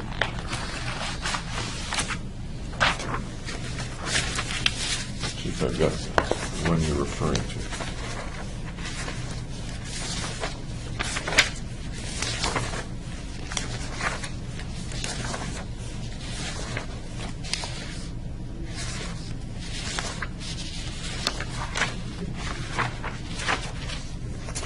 You know, I don't have the one of you in the armor. Tell me again things that you infer from the picture of you in the armor. With which weapon is it that you're holding? I don't think I was holding one. Or if I was, it was the assault rifle. Tell me again what you just said about the inferences you would make when you see that picture. Well, they're the same as inferences I think other people would make. And they are. This is a guy who's familiar with these things.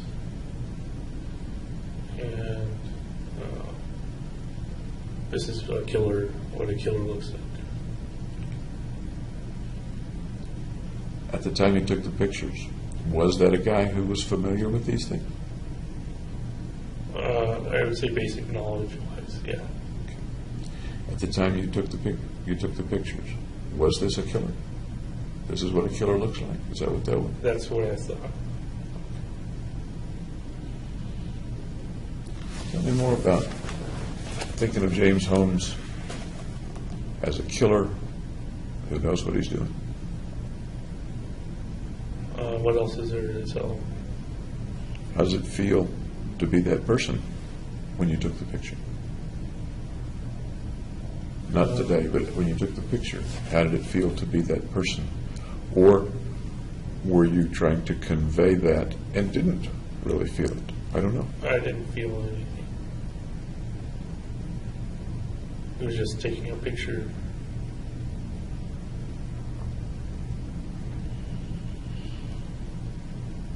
You didn't feel anything when you were taking the picture. Right, except that I'd be remembered by those pictures. Okay.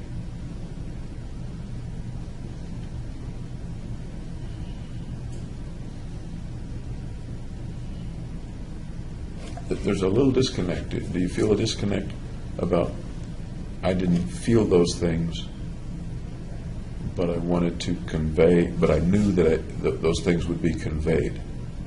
Does that make sense? A little bit. Okay. What might it have been about the way you were then that you wanted to convey that, even though you didn't feel it?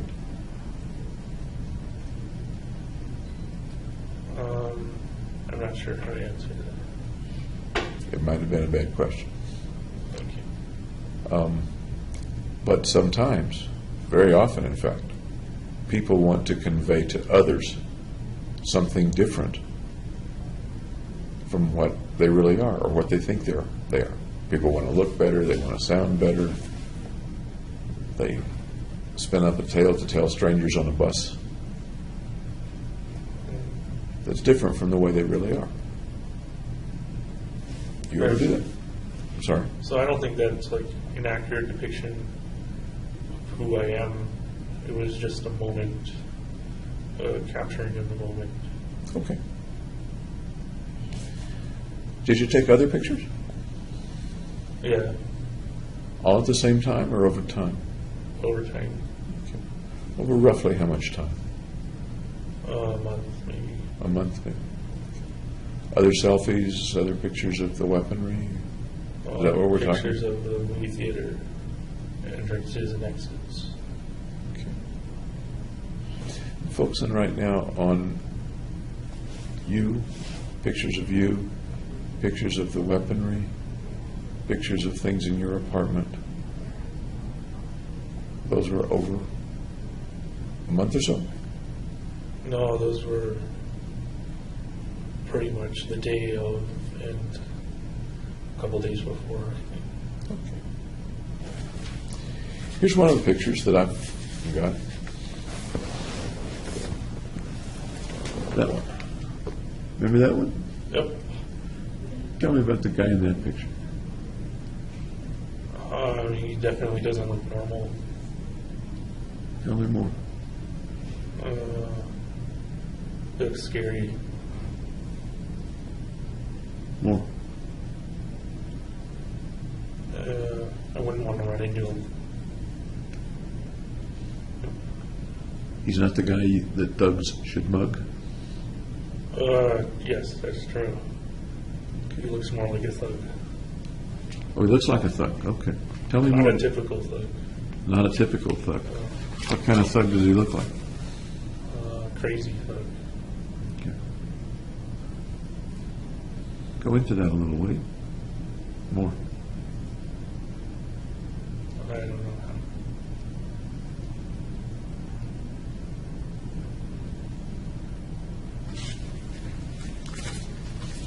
Okay, it's a guy, you're holding one of the Glocks. You don't have a beard. Yeah, I'm clean shaven before I got to jail because they don't have good razors in jail. Is that why you started growing the beard? That's why I grow the beard, yeah, because they can't shave. Not as convenient to shave. The shaving doesn't work. Tell me about the red hair on the guy. I'd had that for a while. It's artificial. Any particular reason that you dyed your hair a while before that? People dye their hair all the time, sure.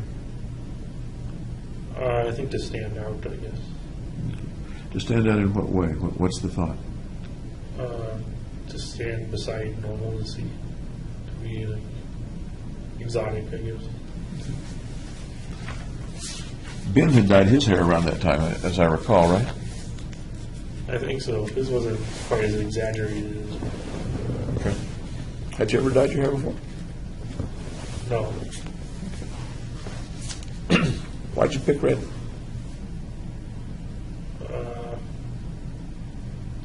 I thought it would look better than green or blue. Okay. And you mentioned the contact lenses. Tell me about the contacts. Well, those just happened to arrive on the day of the shooting.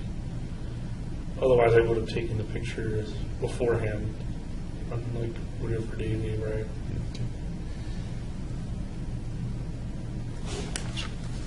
I've never noticed it before. Are those contacts tinted a little red, or are they black? They're solid black. They're solid- They cover solid. the sclera with black. Okay. How well can you see through those? Not at all, because my contacts, my normal contacts, are prescription. Okay. How opaque are they, or translucent, or transparent? Oh, well, they have the hole where the retina is, so you can see. But I can't see because because it wasn't prescription contacts. Okay. You're a little nearsighted. You're Right. about a -4.5 or something like that. Myope, aren't you? I don't remember. Okay. So these particular cosmetic contacts have a little pinhole in the middle to look from through. Yeah. Is that right? Yes. Okay. Interestingly, that might serve to focus on the retina if it's a pinhole, mightn't it? Probably neither here nor there. I'm assuming that you weren't wearing those contacts at the theater. Is that right? That's correct. Why, any particular reason that you ordered them? I thought they looked cool. Okay. And they arrived just the day of the Yeah. of the incident, or the day before, the day before the night that you went in. Right. Okay. That reminds me of something else I was going to ask. There were a number of things that you ordered that arrived kind of at the last minute, on the last day or the day before the last day. Were you worried that some of that stuff wouldn't arrive? What kind of stuff are you talking about? I'm trying to think which things, but the delivery time on some of them was within a day or a few days of the incident. Yeah, well, it had my mind set on the Batman premiere of when it was going to happen. So I guess I kind of got squeezed for time a little bit. Were you worried that they might not all arrive in time? No, I think pretty much everything arrived before. Good old Amazon. Yes, good shit. Another picture. Tell me about this guy in this picture and what it conveys. Well, that was like the incendiary devices that I made. And I was kind of blowing out the fuse. You were blowing out the fuse. Yeah. Is that you were the fuse was not lit and you were blowing it, but is that why Right. the lips are pursed as if you are blowing Yes. out the fuse? Yeah. Okay. What's the expression on that guy's face? What's that guy thinking or wanting to convey or infer? I don't know. What do you think?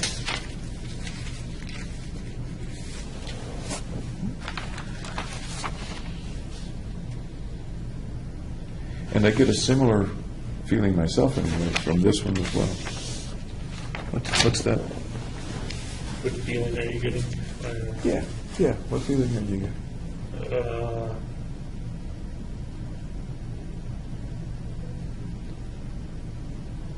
Just that you want to stay away from them.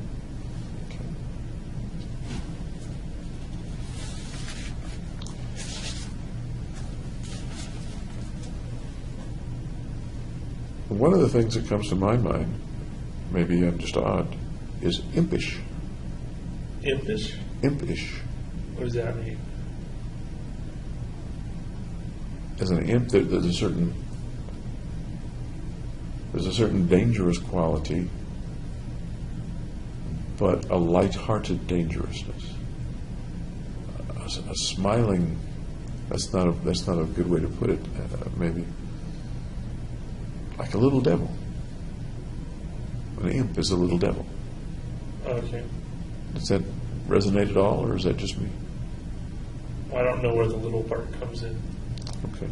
Then a devil, a devilish look. Yeah, I'd say that's accurate. It looks a little devilish.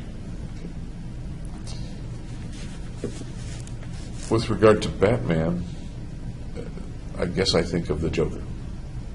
He's not little. He's the one who dyed his hair green. Did the Batman story have anything to do with your choosing the Batman premiere? Or not? The main reason was because I knew it would be a blockbuster hit. So there'd be a lot of people there.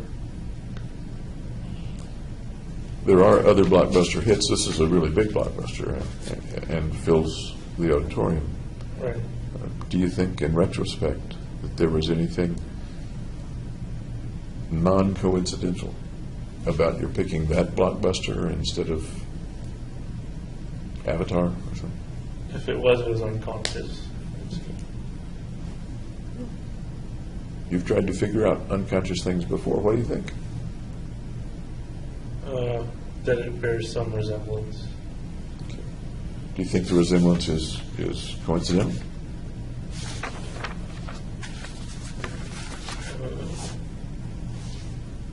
I'm not sure. There's a similar selfie. That might be the one I'm thinking of. And that's this one.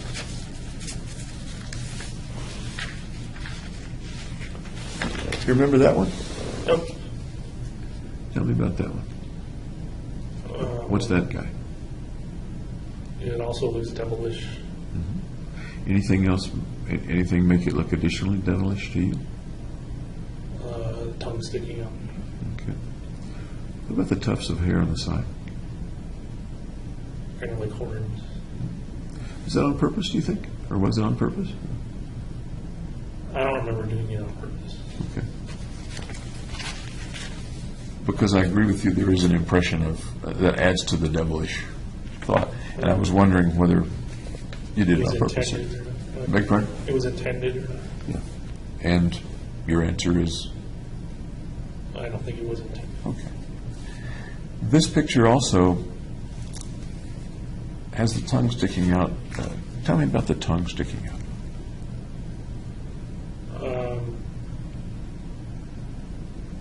I don't know. People stick out their tongues. They do? How about that tongue? Anything interesting about that tongue? Just that it's my tongue. It's your tongue. Anything interesting or unusual about your tongue? No, it's just perfectly normal tongue. Are you familiar with the Bible? Oh. Yeah. Okay. Anything about tongues in the Bible that comes to mind that might be relevant to that picture? No, nothing. Okay. There's a part of the Bible, and tell me if this starts to resonate with something that you know, and it may not, that talks about the shape of certain people's tongues. There are some people who can, I think the biblical phrase has something to do with lap water like a dog, and other people who can't. Dogs lap water because they can cup the end of their tongue. Or that's the way. My tongue was cupped in.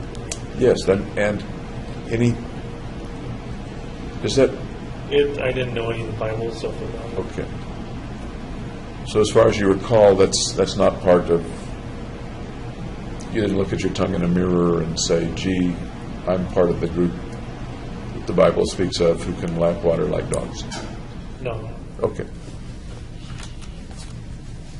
And by the way, I don't think there's anything inherently good or bad about that. By the way, my tongue does the same thing. Okay. You took pictures here.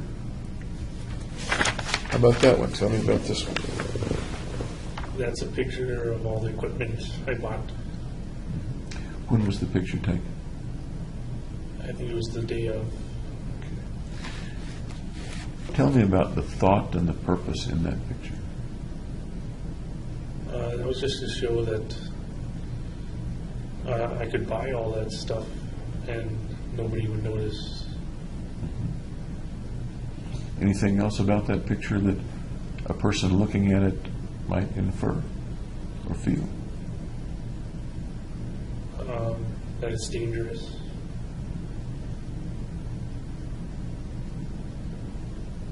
That it's a lot. It's almost like overkill.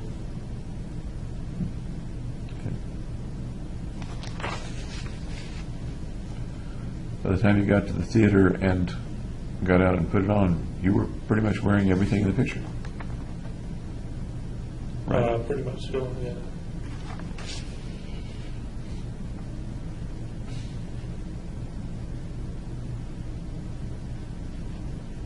Okay. Anything important about the color of the sheets? Of the sheet? That was, I have two pairs of sheets, kind of silky red and a silky black. And if it would have been black, you wouldn't have been able to see as well. Okay. Why'd you pick silky black and silky red sheets, by the way? I'm curious. I thought they looked good. Okay.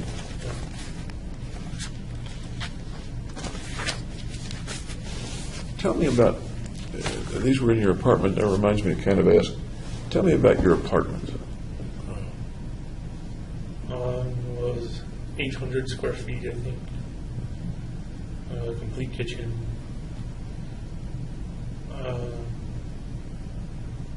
don't know, it was a good apartment. It was close. It was right next to the Anschutz Medical Campus. And that's where your classes and labs were? Yeah. On the Anschutz Medical Campus. Okay. So you didn't have to drive? Right, You I could could just walk or ride my bike.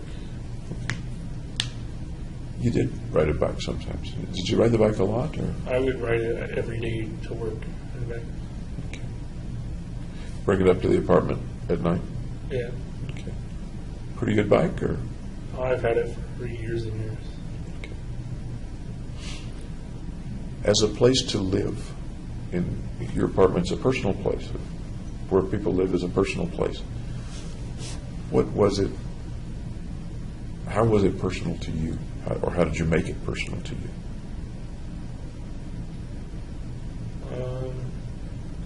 I guess by changing the lighting, How'd you change the lighting? I put like red bulbs in the lights. In all of them, or some of them? Some Okay. Roughly, when did you do that?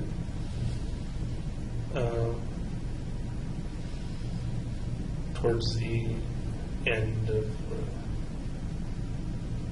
graduate school, I guess. Are we talking Like May? June, I think. In June, okay. Any particular reason that you personalized it with red light bulbs? Other than I just thought it looked nice. Okay. At that time, did you know or anticipate or plan that the police would be coming to your apartment? I figured they would go to the apartment on a noise complaint. Did the red light bulbs have anything to do with what people might find when they No, that open the didn't door? have anything. I'm curious which outlets were which lights were the red light bulbs in? Just a lamp, I think. A lamp, okay. Well, how else did you personalize your apartment? I have my own plant. Water that guy every day. Okay. What kind of plant? I don't know. Just a plant. Just my plant. Just your plant. Did you name your plant? Plant D. Okay.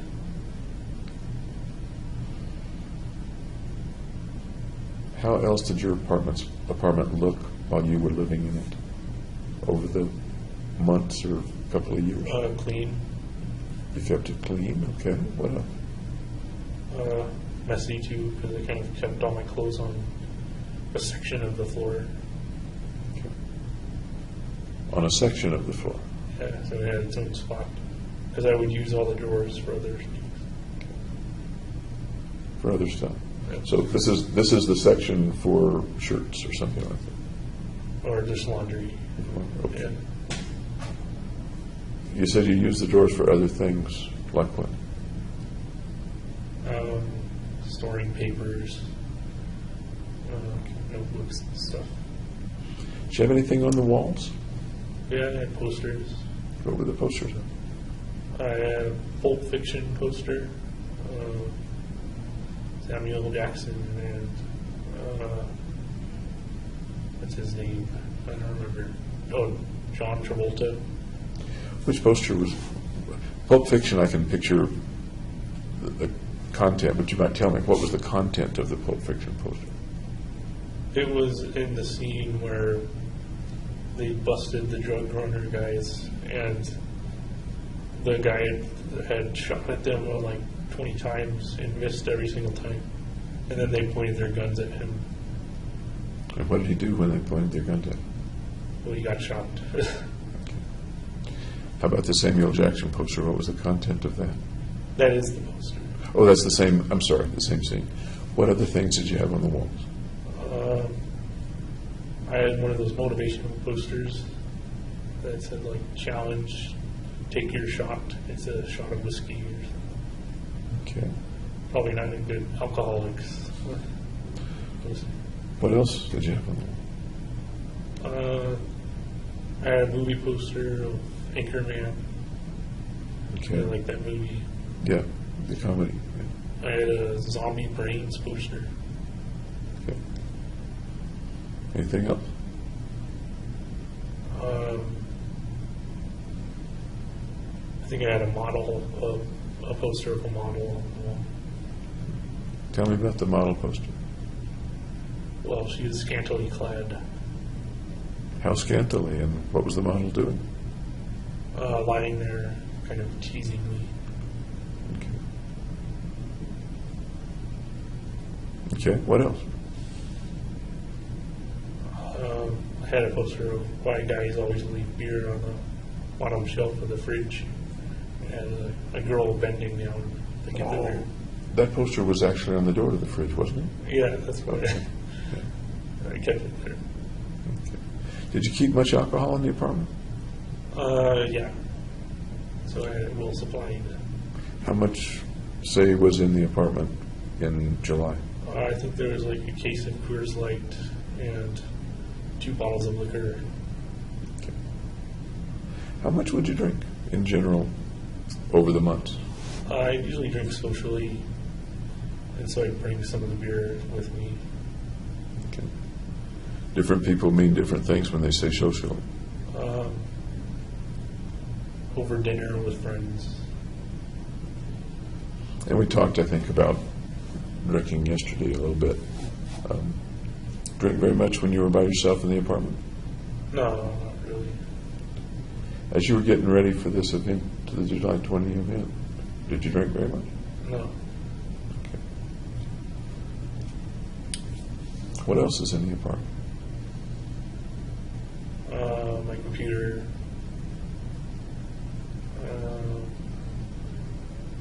Just basic furniture, a TV. Okay. Gargi came there from time to time when y'all were dating, when you were in the relationship. Yeah. Would you usually go to your apartment or to her apartment? Or her place? Before she broke up, it was usually like half. But then after we got back together, it was all my apartment. What was her place like? A little messier than mine. Apartment or house? She shared an apartment with another gal. Nearby? No. Yeah, it was nearby. But not the same building? Like, it was like 5-minute drive. Okay. You were in an apartment building. Yeah. Who else lived in the apartment building? Did you Other No. students and nurses, Primarily or exclusively? Or? primarily. I didn't get to know them like at all, basically. Did you see them coming in and out, Yeah, doing laundry and things like that? and I saw them in passing. At the time, did you know their names, any of their names? No, There wasn't a single person who lived there whose name you knew? well, they had their names on the mailboxes, but I didn't memorize them or get to know them or anything. Were you ever in anyone else's apartment in your building? Nope, Was anyone else who lived in the building ever in your apartment? nope. Okay. Any particular reason?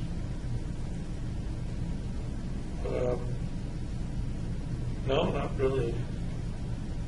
It really wasn't a very social apartment. Kind of everybody had their own rooms. Okay. You mentioned the posters on the walls and the scantily clad young woman. There's another selfie that was on your phone of you with a woman right behind you. Do you remember that one, that picture? That's the scantily clad one. Was that the scantily clad Yeah. poster? Okay. I got to tell you, the first time I saw it, I didn't know It was a poster. that it was a poster. Okay. Tell me about that picture and when you took it and I don't remember the conditions. Okay. so far as you know, roughly when was it in the course of all this? I think it was June as well. Okay. If I were, I don't have a copy of it here, if I were to show it to you, what would you say about the guy in that picture? I wouldn't be noticing the guy. I would be noticing the gal. Okay. When you took the picture, it looks very much like you meant to have it look a certain way, with her resting a head on your shoulder or looking over your shoulder close to you. Looks like it was purposely framed that way. Is that fair to say? Yeah, that's what he said. Okay. Was the picture manipulated at all, or were you just standing by the poster? I think I was just standing in front of him. Okay. That doesn't say much about my powers of observation, does it? No. So, if the picture was framed that way on purpose, what does that convey to, what does that framing convey to somebody or imply to somebody who's looking at the picture? They're undesirable. Can you say more about that? No, not really.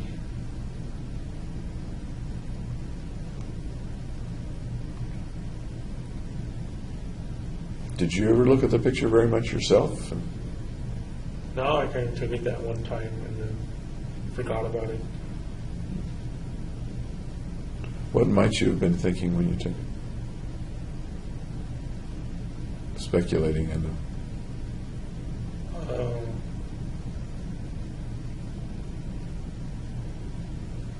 I don't know. Were you a pretty desirable guy in January, February, March, April, May, June of 2002? Or 2012, rather? I would say so, yeah. Okay.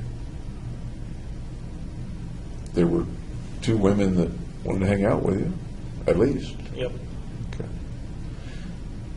Did you think or feel that you were a pretty desirable guy at the time?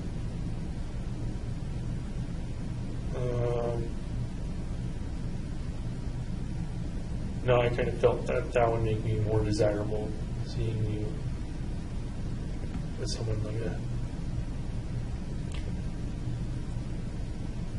You think you wanted to feel more desirable yourself?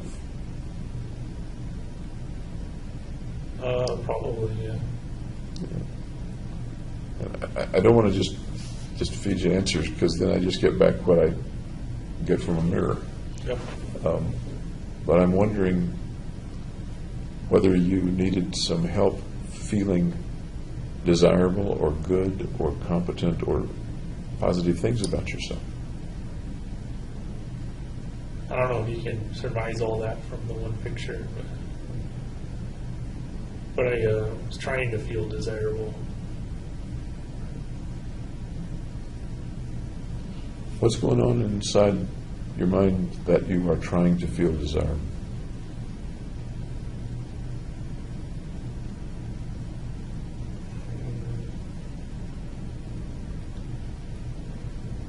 Well, just because I've broken up with my ex-girlfriend. But around that time, and we're not sure exactly when the picture was taken, I guess, around that time, you had rebuffed her, and you had rebuffed Hillary. Right.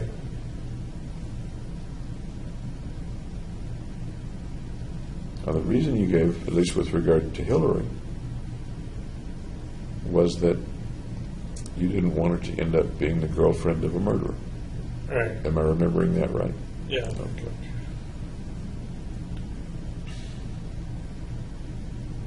Tell me about wanting to be desirable after that. Well, not wanting to be alone. Wanting to start another relationship. Were you a pretty lonely guy? No, I feel best when I'm alone. I would say. You feel best when you're alone. Okay. But a few minutes ago, you said that there were times when you didn't want to feel alone. Or didn't want to be alone or feel alone, one or the other. Right. And by the way, these aren't black and white things. They can blend and they can come and go. At times, were you a pretty lonely guy? No, because I don't usually feel lonely when I'm alone. Since you've been arrested, have you felt lonely? Yes, just because of the sheer amount of being alone for 2 years. It's an enormous amount of being alone for 2 years. It's absolutely enormous.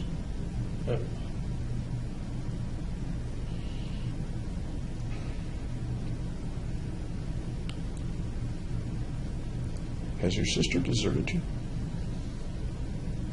Nope. She and I are both kind of living separate lives, but she still cares about me. Please correct me, but I don't think she's contacted you once except for being with your parents when they visited in 2 years. Is that accurate? I can't remember if she wrote a letter or not,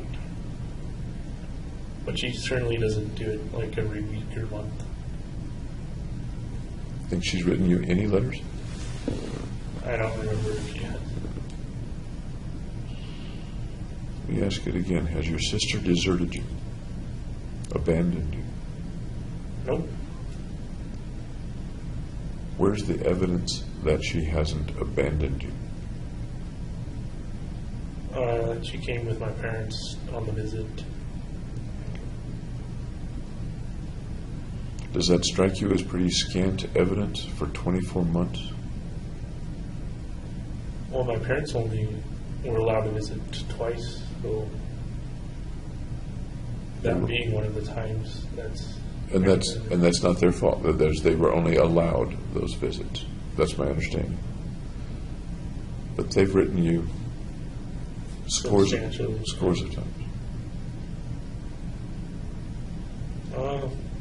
That's just the relationship dynamic between me and my sister.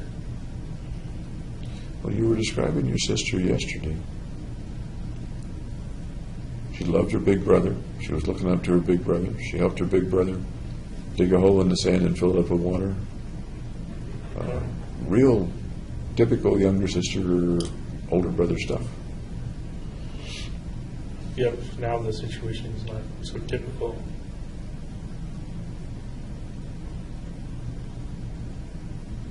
There are people who don't even know you who write to you and send you pictures. Yeah. And your sister doesn't. I don't see a problem with that. Do you see anything unusual? Do you see anything that doesn't, I'm not sure how to phrase it without using triple negatives. It wouldn't take much for her to send you a damn postcard. Right, but I'm not demanding it of her or anything. Have you abandoned her? Well, I haven't written her either, so it goes both ways. Have your lawyers asked that you not write to people? That was kind of a stance I took early on, just to be on the safe side, On the safe side with regard to, because all the letters aren't recovered and can be as admissible as discovery. okay. So it's logical and natural that lawyers recommend that people not write, or that they be very careful what they write pre-trial. Right. I understand that part. Yeah. But I don't know if that's stopping me from writing her. Exactly. Thank you. Exactly my question. Absent that, would you be writing to your sister? Probably not, because I don't have much to talk about. Okay. There's books I'm reading and TV I'm watching, and that's about it. So, Absent that, would you be writing to your parents? I would probably write to my mom, just because she writes so often. Okay. So far as you know, have any of the friends that you had, Ben, Tim, Gargi, Hillary, anybody else, have they written to you or tried to write to you? Not that I know of, no. What do you speculate, and it would be pure speculation, what do you speculate they think about you now? They're probably moving on with their own lives, and mine's not interspersed with them. Right. What do you think they think of you now? Think about you, that's better put. What do you think they think about you? That I was a good friend. What else? When somebody says to them, James Holmes, what does that bring up in their mind now? That they knew me before I was the incident, Before you were... before the shooting incident. You started to say something else. Before I was blank. What were you going to put in that blank? Mentally ill, like outright showing mentally ill. What feeling do you think they might have toward you, or feelings do you think they might have toward you? They probably want to distance themselves from me, so they don't get lumped in as related to a killer. Let's close without quite what I asked. What do you think their feelings are toward you? I think they care about me, so I'm not sure. Okay. Mom and Dad, feelings toward you? Warm feelings. Okay. Sister, feelings toward you?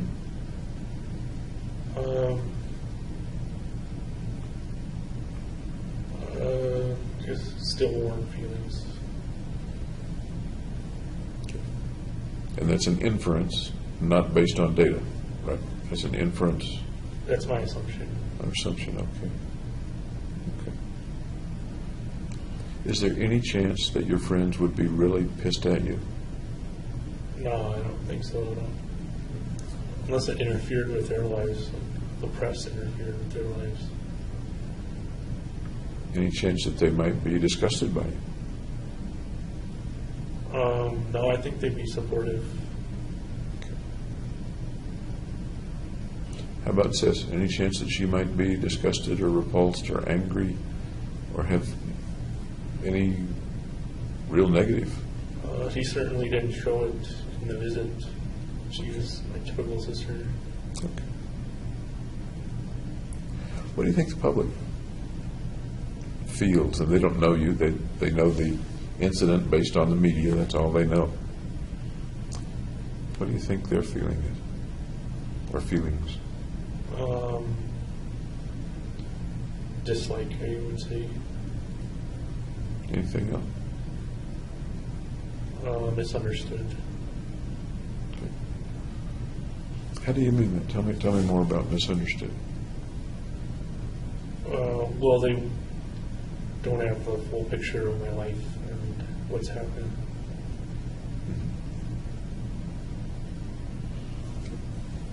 Are you aware of, in general, the media coverage and stuff like that? Yeah, we have a TV, so I can see some coverage on the news. So you're pretty much up on how the media treated this incident, how the media has treated you, or no? No, I'm kind of sheltered from that maybe. Who shelters you? Just not having computer access or internet access. Do you have TV access?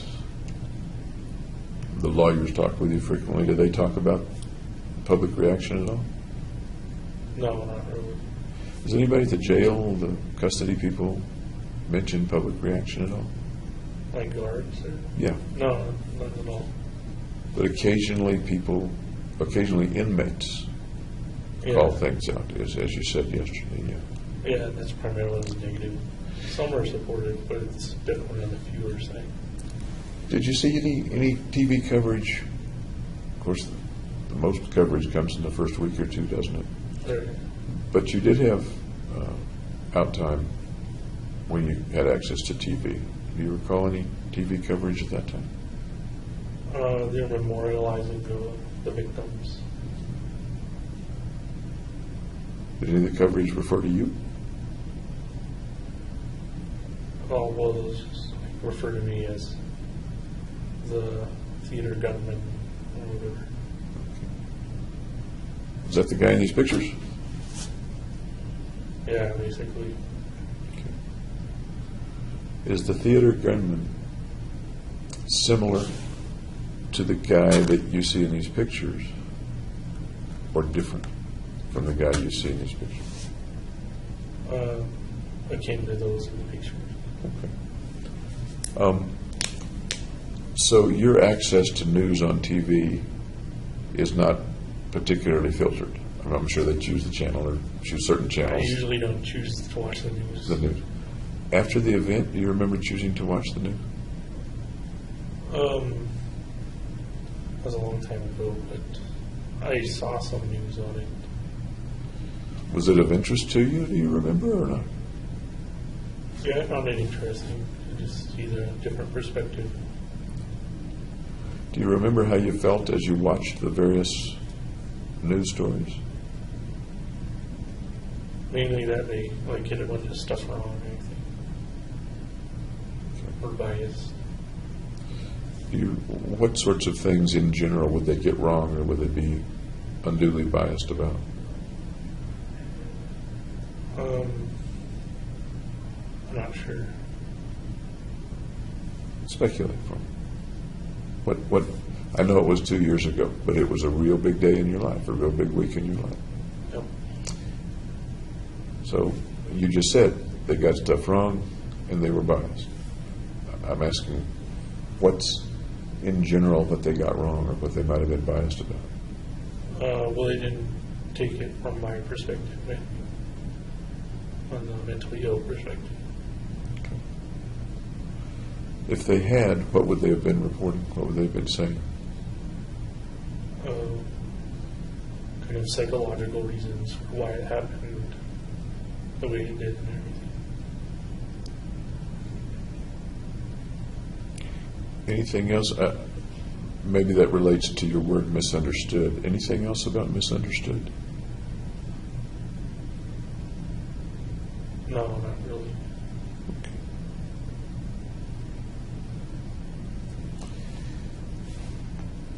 This afternoon, I'd like to do a little bit more about your apartment.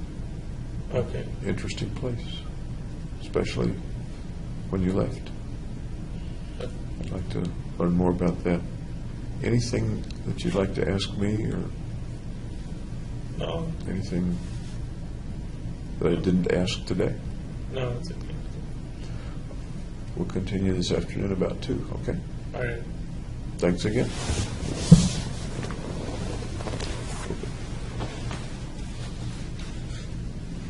There we go.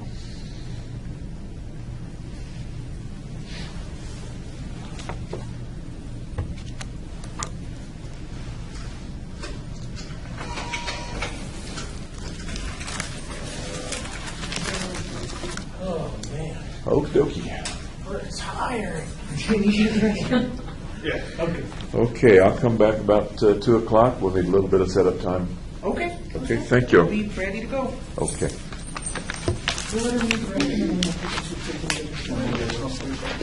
Yeah. I don't mind. Do you need anything else? Nope. You okay?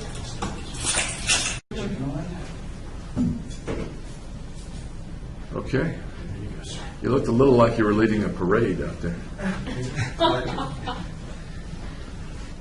Okay, just have lunch? Good. Good.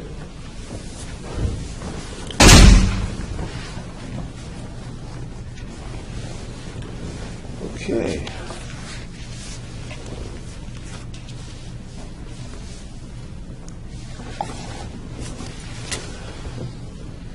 Let's see, you remember where we were when we left off this morning? Your memory's probably better than mine. You want to talk about the apartment? Yes, and we talked a little bit about it, and we were getting to the part about the armament. And the way the apartment looked when you left, that's what it was. Okay. Okay. Got a picture of that. I'm sure that you remember pretty well. Oh.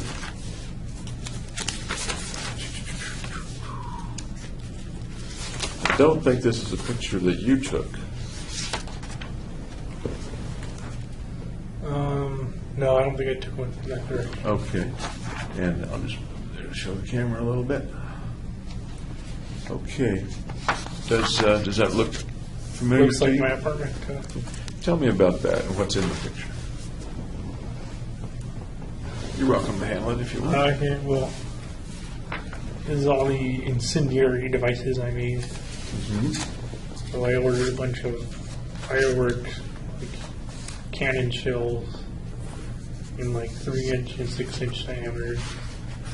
So the spherical things are firework cannon or firework things that get loaded into cannon and shot up for fireworks. Is that? I assume that's how they work. Yeah. Okay. Tell me more about the picture. What's in it? Well, there's all the different fuses running into those, and they go back to like a transmitter that's like radio frequency transmitter. You can press a button and then it'll light the fuse and go through. And the transmitter is RF or wireless? It's battery. It's not a battery. You get 12.8 volt battery. But the operation is wireless? Yeah, there's a little tiny remote that you press A, B, C, D, and then like 1, 2, 3, 4. Tell me where you learned all that stuff. That sounds pretty complicated. No, you just put the wires in their correct spots and then attach them to the fuses, and they'll light the fuses when you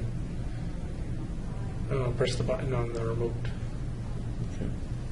And the ignition is like a piezoelectric ignition, or It's what like is it that generates the heat? a little circuit that like short circuits and catches fire, and then it's gunpowder fuses go out from there. Did you ever test that stuff?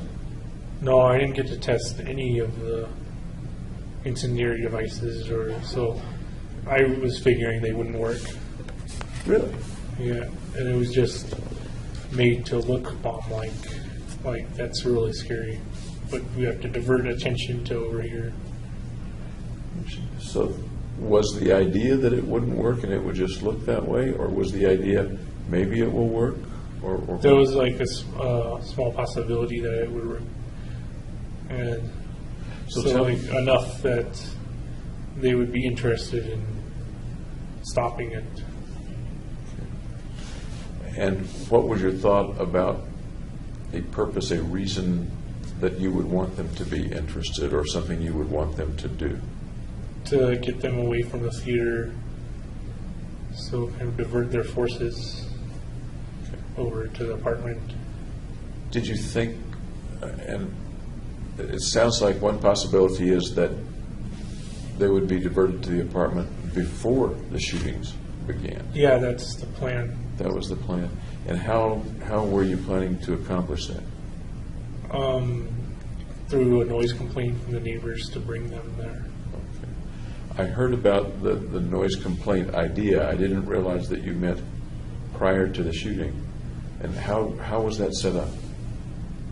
That was just set up to my computer where loud music would play after 15 minutes of silence. So it was like, there was just silence on the timer.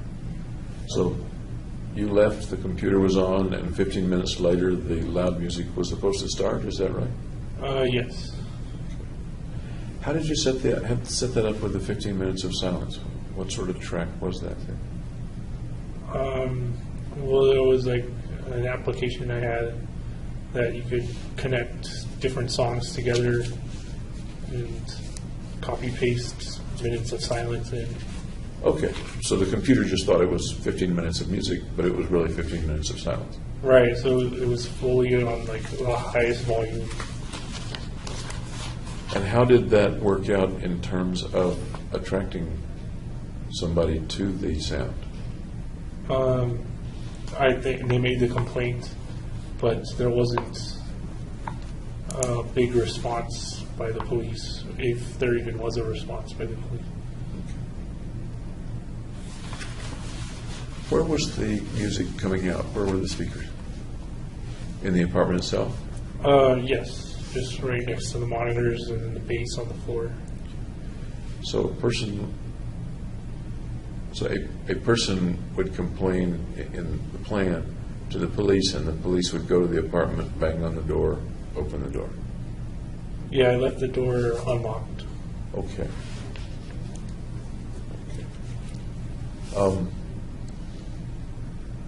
As you were thinking about that, did you consider the possibility that a person might have come to the door, that is, a non-police person, might have come to the door?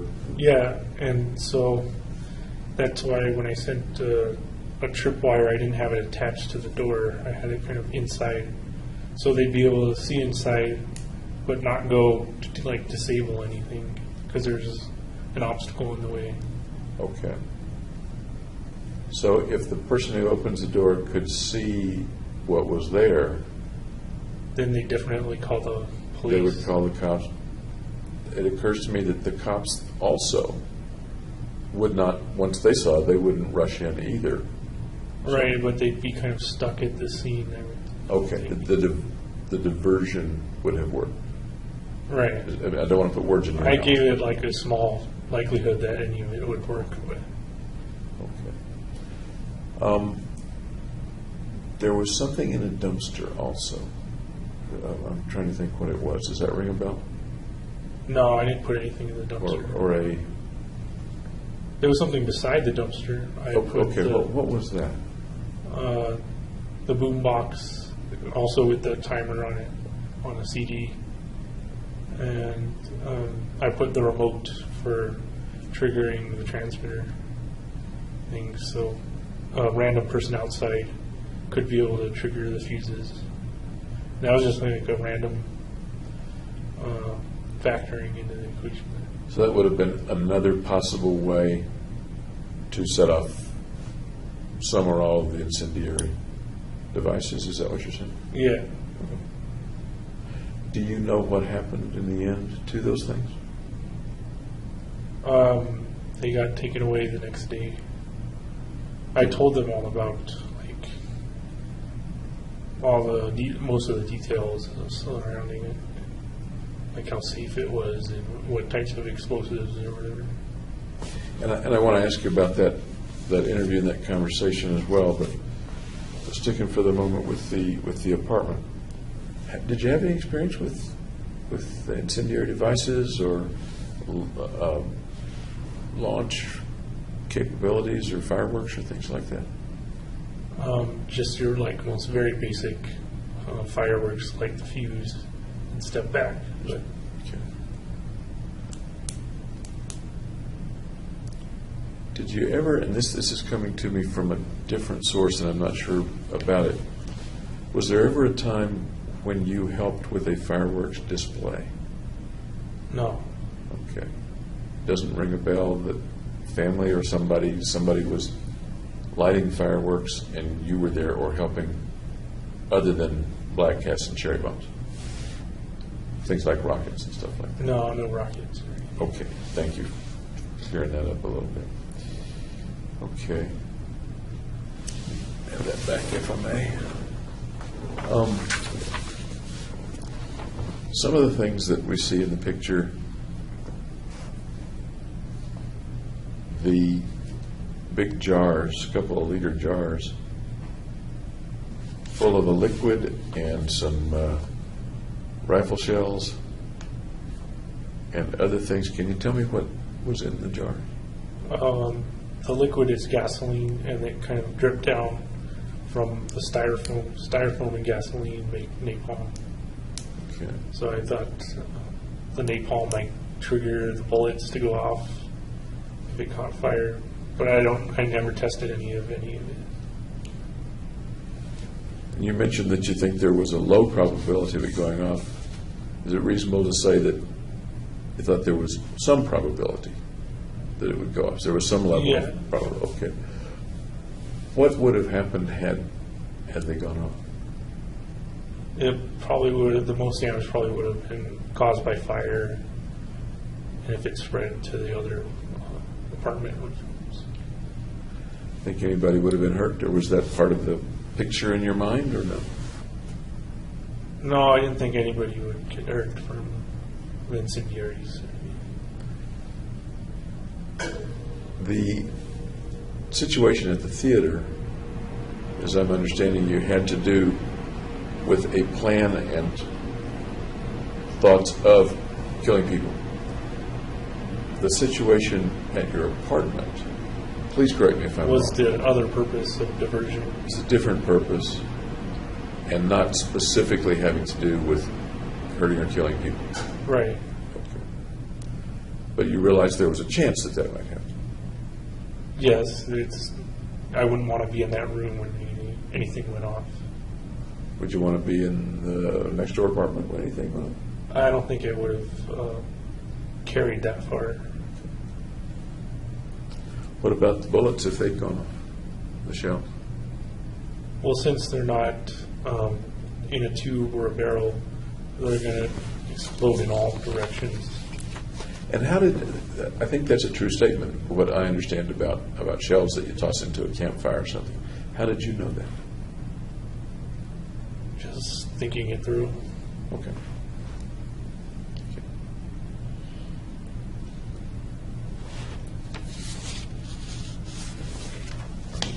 Just a minute. Look again at all these pictures and see if there's anything else before I dismiss the pictures.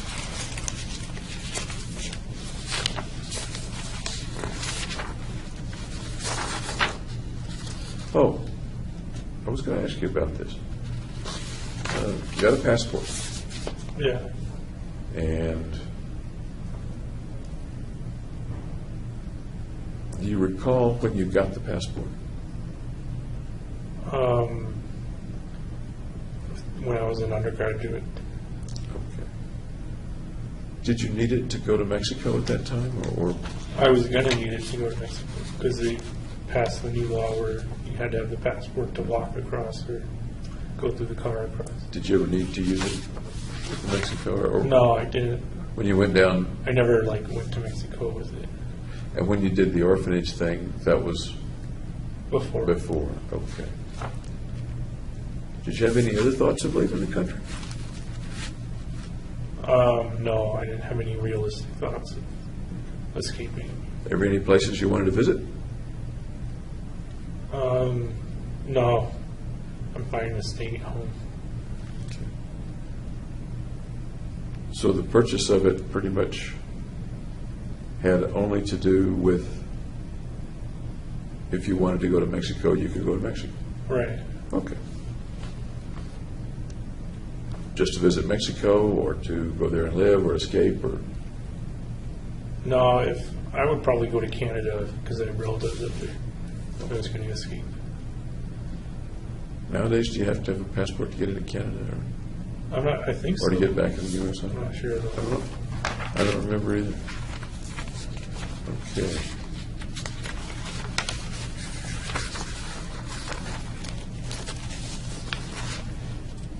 You mentioned that you didn't test things.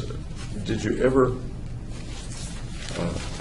test the flammability of some of the things? Not necessarily the device, but just to be sure the gunpowder burned or the napalm worked or something like that. Yeah, I like cut a piece of the fuse off and kind of lit it over the bathtub. That was like the safest place. As you're doing those things, what thoughts went through your mind? Do you remember what fantasies or thoughts might have gone through your mind? When you're building this stuff, when you're setting it up, when you're testing the fuse? Just getting it done.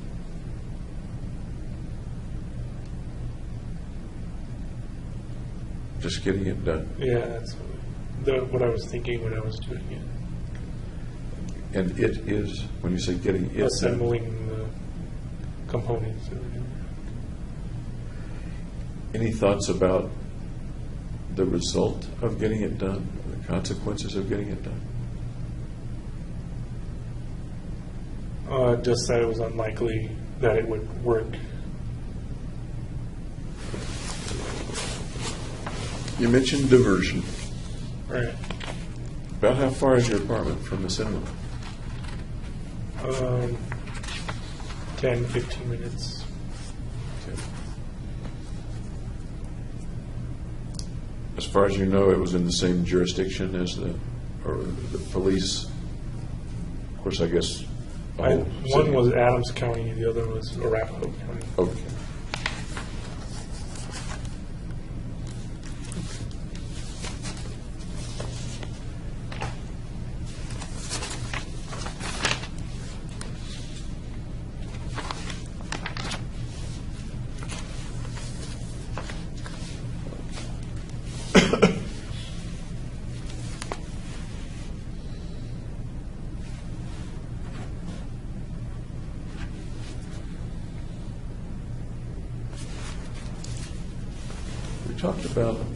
You talked about the idea of a mission earlier. And if I'm remembering right, the mission came from within you, not from some other place outside you. Is that accurate? Yeah. Okay. Tell me more about the mission and what the mission might accomplish, what it might do.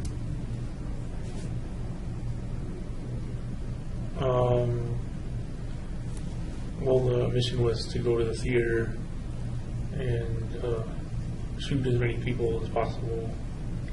And that was the thought at the time, back in May, June, July Yeah. of 2012.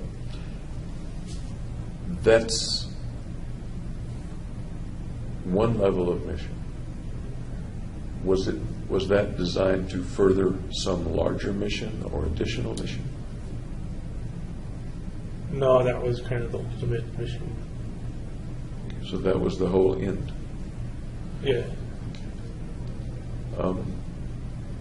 Any thoughts about why something inside you said this is your mission? What was it that made it important to do that thing? Made it so important that you did it? Because the alternative was suicide. And I think you said this morning the alternative was suicide, but you weren't thinking of that at the time. Right. You weren't thinking of suicide. Because I was focused on the homicide.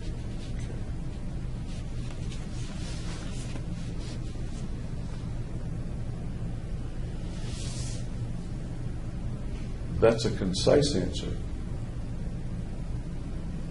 Of the thousands of possibilities of the reasons for things of all for anything,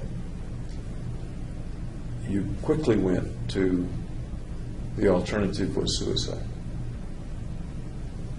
What you sound very sure about that, and I'm wondering why you sound so sure about that when one might say the alternative was X or Y or Z. You've been now several times very clear and concise. The alternative was suicide. What leads you to that? What's the reasoning that leads you to that?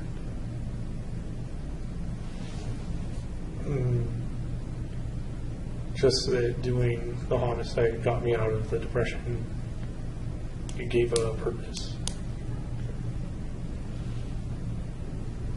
You were pretty depressed back in January of 12.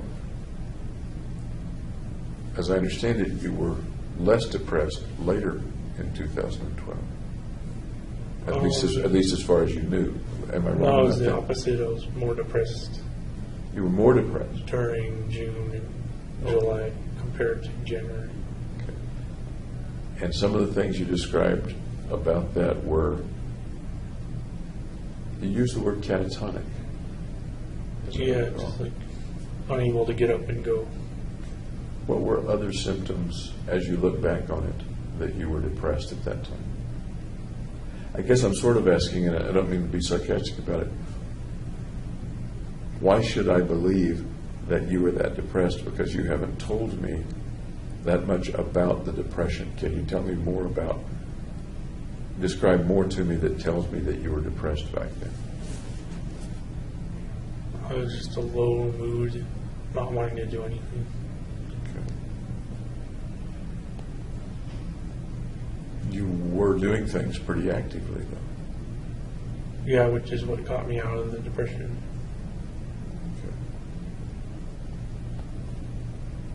If those activities were getting you out of the depression, can you tell me the rationale for actually carrying out the shootings? If the preparation activities were doing their job, Right.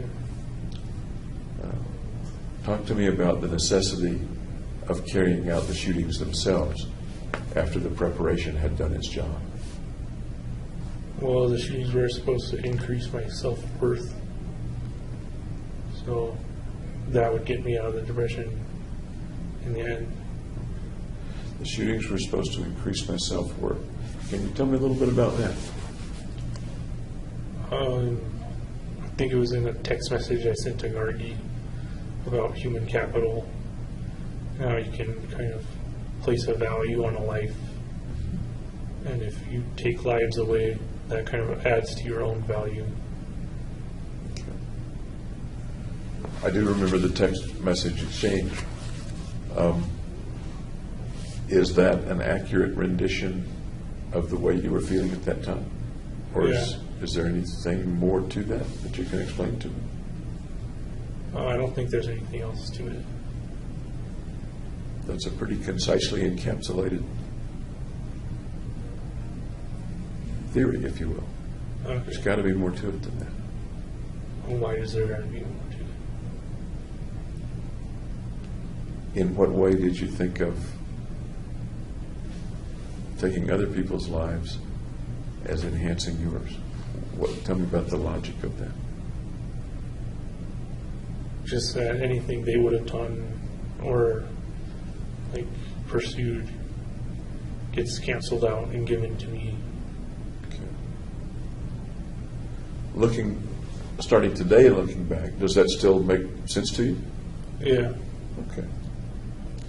So the premise that you're describing 2 years ago, you would still Agree with it. agree with that premise today? Yeah. Okay. Tell me more about the premise, would you?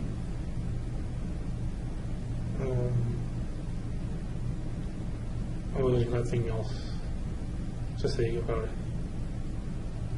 Sounds like there's a lot to say about it. It sounds like there could be books written about would probably be a boring book then. Does it appear in any of your readings, or how did you come upon that premise? I just made it up.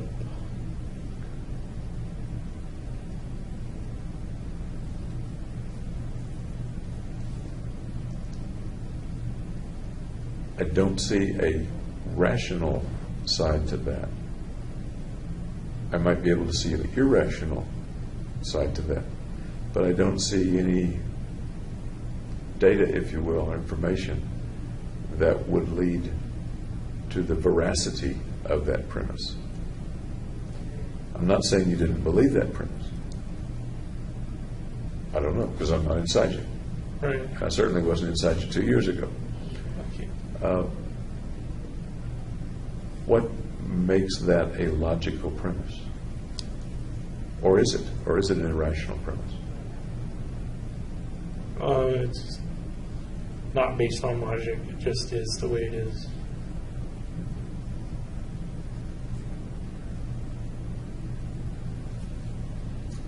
Did it appear in anything that you ever read or saw, movies and things like that? Where you think the idea might have come from, or no? Well, I think it came from economics, because you can take countries measuring their GDP of a given population and kind of say this is a value which we place on our nation's output. And you could do the same to individual people and say this person has a value and does this output or would do this output, but then it goes to me afterwards, after killing him. Let's use your country analogy for a minute and see how long the analogy holds up, okay? Okay. A country has goods and services and output and value and potential value for the future. How might you, person or another country, acquire the value that you see in the first country? You conquer the country through like a war, and then you receive its economic benefits. Okay. Are there any circumstances under which, when you conquer it, you wouldn't receive all those economic benefits? If they apply like a slash and burn strategy, where they kind of burn the land. Sure. And that's exactly what I was thinking. If you obliterate the country, Right. then its value plummets. Yeah. I That's can my see- thinking. Is that your thinking as well, or not? Its value goes down, but the conquering country would have increased their military effectiveness because they've kind of won a battle. Okay.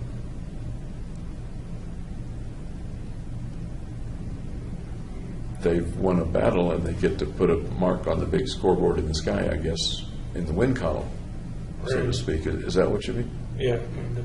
Because I don't see much other advantage to conquering the country. They get to reap the rewards of the land. So even after the slash and burn, the land is still there. Yeah, They've expanded their borders, if you will. right. But in the situation of killing the individual, it seems to me that that's akin to obliterating the country, not just slash and burn, but obliterating the country and its borders, and there's nothing left to bring to the conquering country. Does that make sense, or does that not make sense as an analogy? Does the analogy break down, or no? No, because essentially you win the war by killing them. So you're no longer in a state of war. Some of the other folks that you've talked with have referred to some writings that you did, some references to Nietzsche, things like that, right? I simply said I've heard of Nietzsche to my psychiatrist, Fenton. Okay. What is Nietzsche and his writings have to do with all this, if anything? He believed he was God, I think, and then he went crazy. And that's like the main points that I took away from Nietzsche. Okay. And once again, I'm talking with you in the here and now, and I'm trying to refer to how you felt and how you were 2 years ago. And we both understand that, right? Yeah, those were the feelings 2 years ago. Nietzsche thought he was God, then he went crazy. How does that relate to you and what you were thinking or planning or feeling? I never related it to that. Okay. This is something they connected the dots with. So it sounds like what you're saying is that they may have connected some dots, but the connection's not really there. Is that I never made a connection. okay. Looking back intellectually at it, do you think there was a connection there that you just didn't realize? No, I don't think so. Okay. Highlander comes up in some of the interviews or writings or something. Yeah, another made-up connection. I said, like, there can be only one in a text message, and then they got interested in Highlander from that. If you recall, is that kind of what you were referring to in the text message? The famous quote from Highlander? I don't remember any of the surrounding information. Do you remember the text message itself? No. Can you picture that? No. Okay. So, as we're sitting here, we don't know. Let's assume there was such a text message, and there was. But as we're sitting here, we don't know what you were thinking when you wrote the text message. Is that accurate or not? That's correct. Yeah. Okay. Have you seen Highlander? Yes. Okay. Series, the movie, both? The movie. What do you think of it? It's an interesting concept. Do you think that concept is akin to your concept? No, because the main thing in Highlander was they're trying to become mortals, and they have to kill other immortals, behead them, and then the very last one, it becomes immortal, a mortal. I didn't remember that. Is that right? I didn't remember that the last one became mortal. Yeah, I believe that's how it went. Interesting. I didn't remember that. Okay. And they were specifically killing each other rather than random civilians, if you will. Yeah, they As I were remember. beheading each other with swords. Yeah.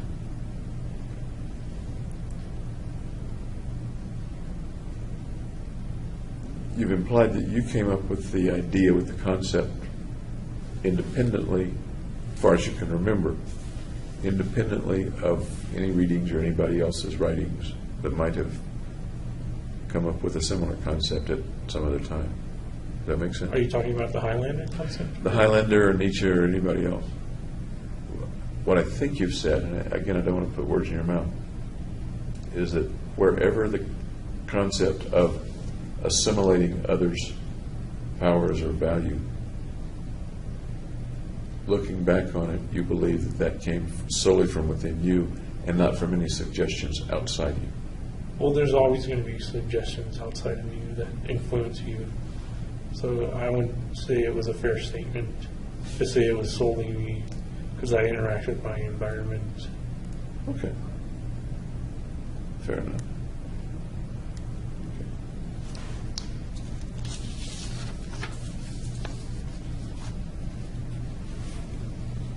Apparently you didn't know or want to know any of the people in the theater. No, I kept it very impersonal.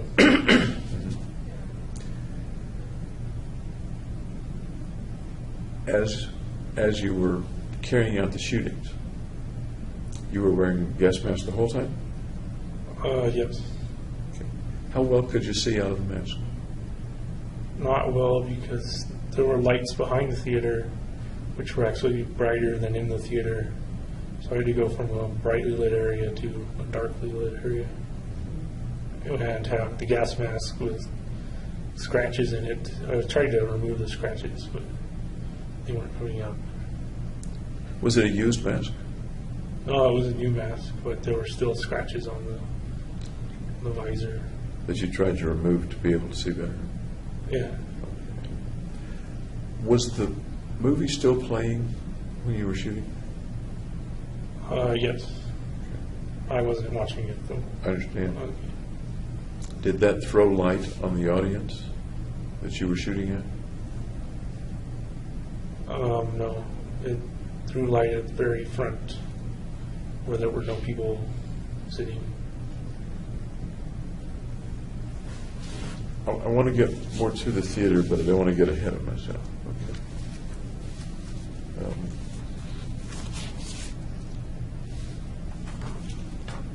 I guess I want to stick for just a minute on philosophy stuff.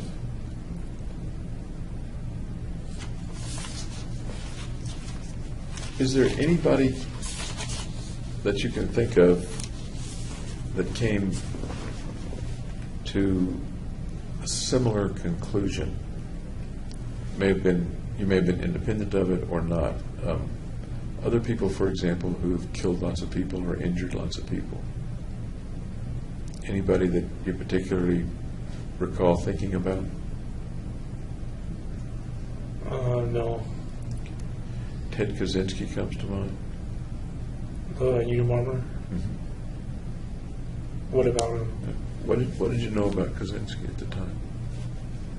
I said I heard of him to Fenton, and I guess he was anti-corporations or something, anti-technology maybe. I don't remember. Was he at all relevant to what your mission was and what you were thinking was?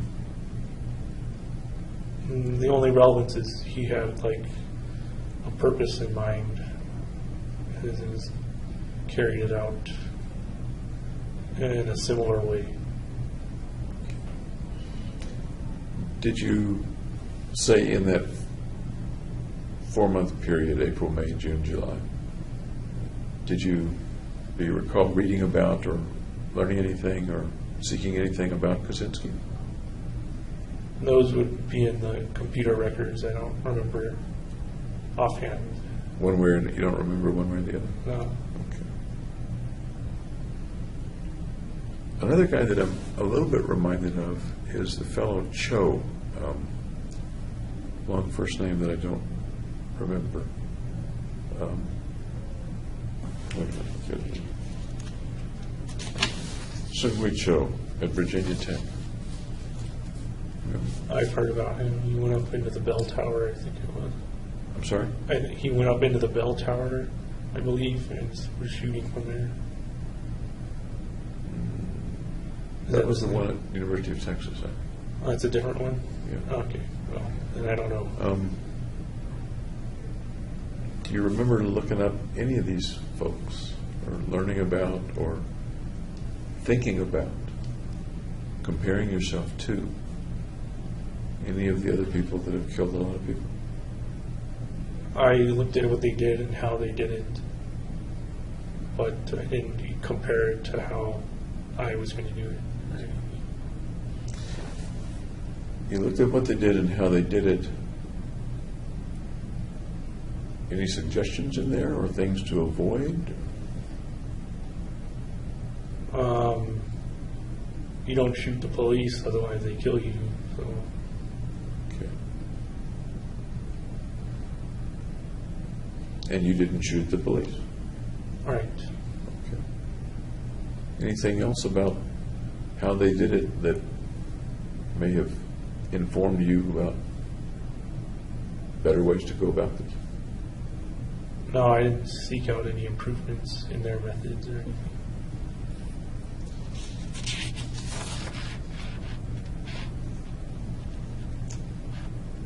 Did you see any similarities? You may have already kind of answered this, and I don't mean to make this an interrogation, but now we're in a more specific timeline of things. Any similarities between you and any of those people? Kaczynski, Cho, anybody else? All had mental problems.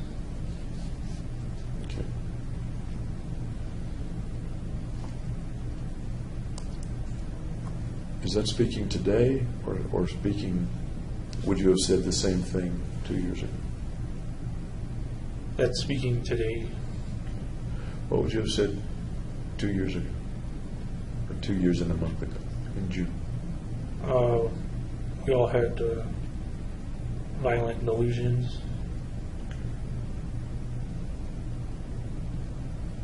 Was there anything attractive about them or repulsive about them?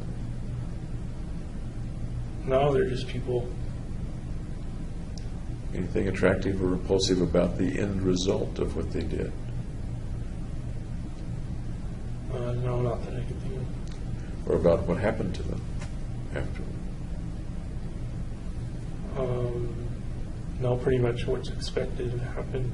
And what is that? What's expected to happen? They got either locked up or they died. The selfies of you with the Glock and the AR remind me a little bit of a picture that Joe took of himself. I never saw any pictures of Joe. Never did. Let me show you the picture.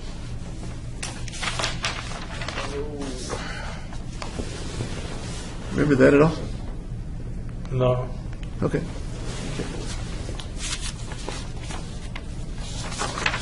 I suppose selfies are pretty common. Yeah, everybody Everybody takes them.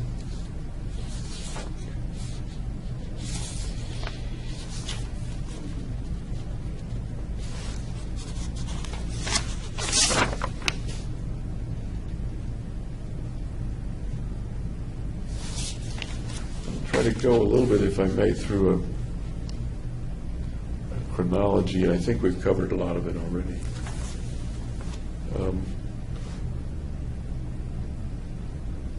We talked about the trip in December of 2011 to Arizona, spent Christmas with your uncle. Yep. I have down that you went to Woodside to see some friends from Riverside. Is that not true, or a different trip, or same trip? Woodside, I don't know what that is. Woodside, California? Yeah, I don't know where that is. Did you take any other trips from grad school around then back to California? Or just the one around Christmas to go to? I think it was just the Christmas one. Do you remember seeing friends from Riverside on any of those trips? Yeah, I think we were going to go to a Mongolian barbecue, but we went to BJ's Pub and Brewery. Families, or you and your friends? Or? Just friends. Okay. Tell me about that.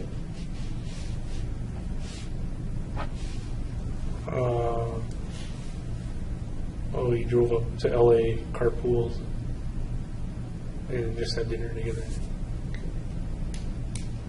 So you're getting together with people that you knew you hadn't seen for a while. What was that like? Kind of like a reunion. Tell me more. What did you guys talk about? What to do? I don't know. We didn't talk about just normal stuff, I guess. Nothing stands out. How long did you spend together? Hours, days? The day. Okay. And how did you hook up with them? How did you meet up with them? Text messaging. Okay. You let them know that you were coming back and ask if they wanted to get together, or what? I think they asked if I wanted to go or not. And I said, yeah. How did they know you were going to be in Riverside? Or I not wasn't- Riverside. How did you know? How did they know San you were Diego. going to be back in California? I don't know if they texted me previously or if it was just overlap with vacation. Okay. Remember any of the names? Yeah. Earl, Tashi, Richie, Soren, Yent. What did you guys do at Riverside before?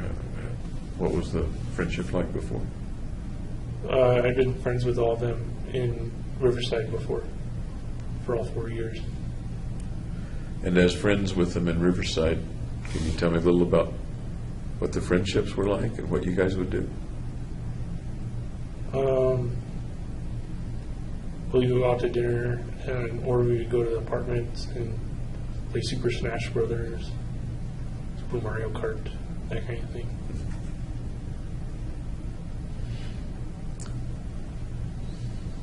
Over 4 years, that's it?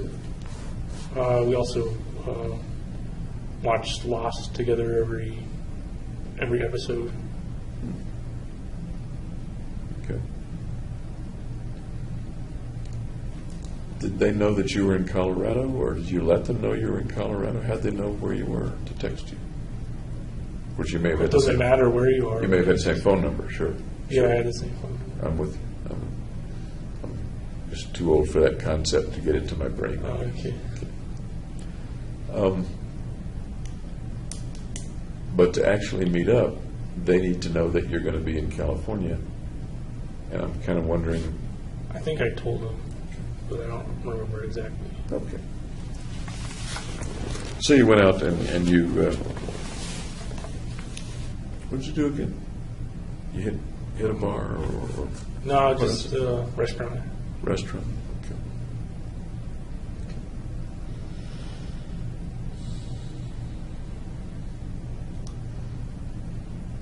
You told Dr. Gurr. You remember Dr. Gurr? Yes. Okay. You said to Dr. Gurr, among many other things,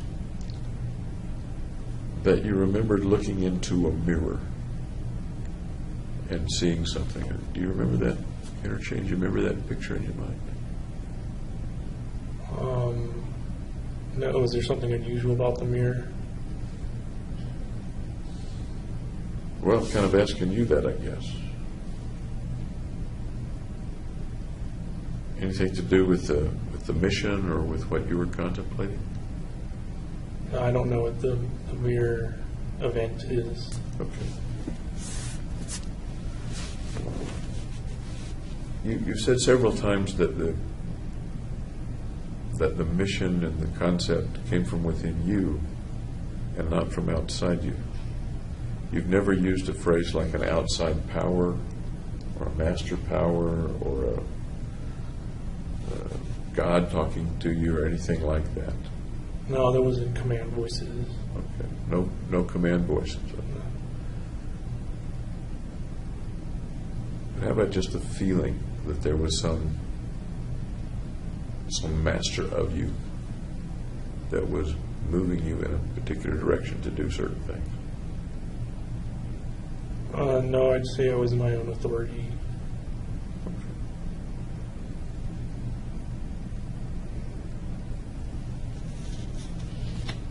Tell me about the shooting range. It was 2 hours away. It's an unsupervised range, but the owners, or I guess the caretakers, dropped by like every day anyway. How many times did you go? I'm assuming it was up because everything in Colorado is uphill from. It was off the 40. I think. It was maybe 5 times I went And what did you do up there? while shooting. There are lots of ways to shoot, but Right. how did you do it? Well, they have different kind of range areas. So one was for rifles, others handgun, and one shotgun. So I would just go and practice in each designated area. Were other people up there when you went? Would it be likely that there would be other people shooting as well? Sometimes there were other people, yeah. Cost anything? Nope, it's free. Free. Except the cost of your ammunition, I suppose. Yeah, ammunition and gas to get up there. So how long would you stay when you went up? Until the ammunition run out of my magazines. Okay. Do you recall when the last time you went was? The last time before the July 20th? No, I don't recall like what I did each specific time. I mean, the timing, was the last time just before July 20th, or 2 weeks before, or a month before? There's probably a record of that somewhere. I imagine because of the so. cell phone. What do you say? A week maybe before. Did you get to be a better shot from the beginning? No, I to stayed the a end? terrible shot. Stayed a terrible shot. Yeah. Okay. And one of those times up there was when you saw the FBI SUV go by. Yeah. Okay. Okay.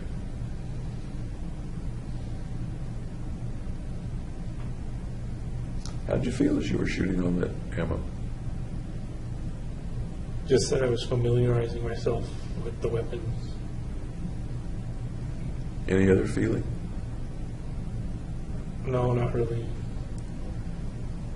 That sounds like going to a job. It was kind of like work to be done, yeah. There wasn't any pleasure involved in going up and shooting off weapons? Not for me, at least.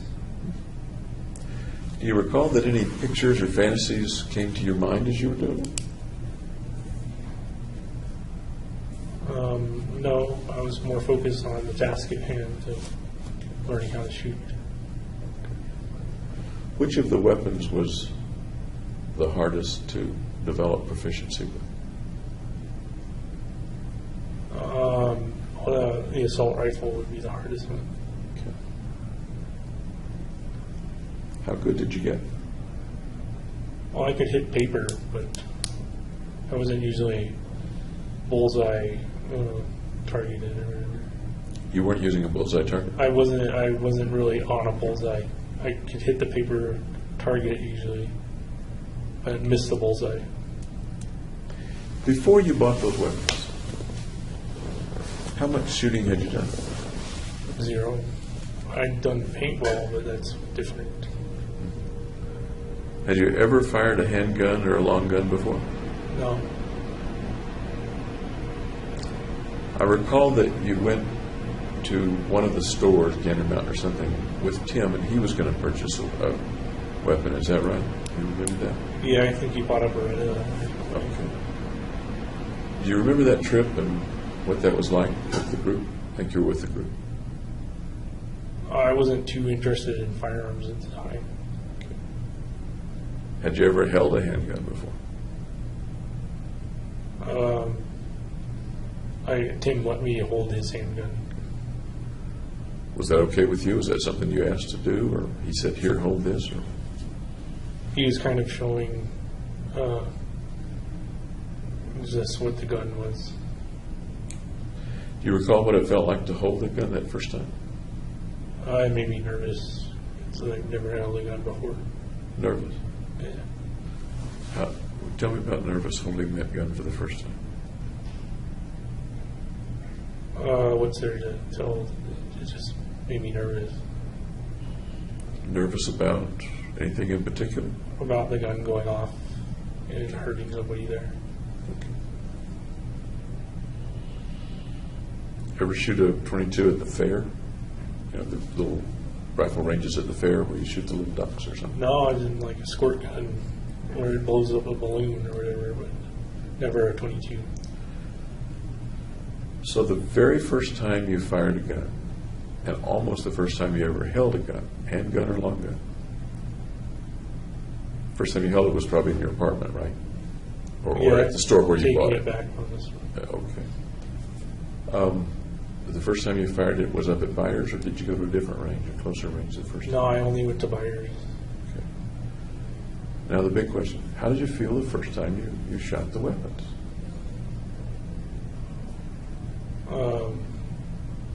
I didn't feel anything special. I just thought it was harder than it looked. In what way? And I thought you just point and pull the trigger, but it's kind of hard to aim and then multitask. Be aware of your surroundings while you're looking down the sights and everything. Had you read about how to shoot or how to hold the gun or what to do as you're pulling the trigger or sighting?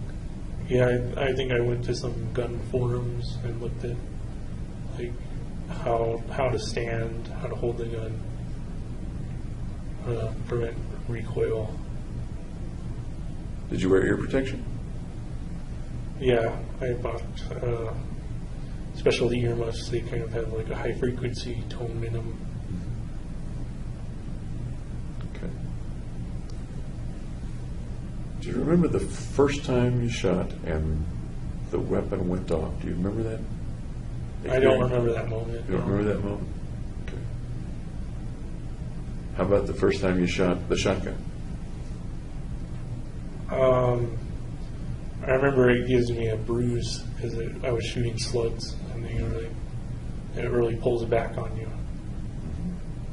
But I don't remember the first time as being significant versus the other times. Okay. I'm curious, did you shoot slugs at the theater or was it shot? BB shot. Okay.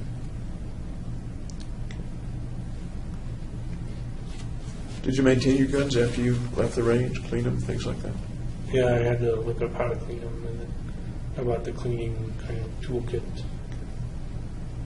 Did you get pretty proficient at that? You mentioned taking them down, stripping them, and I putting them back cleaned them in. once or twice. Yeah. Okay. At the range, do you recall whether or not you emptied clips, or would you shoot for a while and stop? Or? I'd shoot till the magazine was empty. Okay. Would you then practice replacing the clip, replacing the magazine? Well, yeah, to shoot again because I had multiple magazines. Tell you what I'm referring to is in the theater, apparently some of the magazines were overfull and jammed. Right. Was that a surprise to you, or had you experienced that or planned when you were shooting at the range? Did that ever happen? Ever happen? Yeah, there were misfires. Like it didn't spring all the way up. Okay. I forgot to take your pulse earlier. May I take your pulse? Sure. Thank you. That's fine.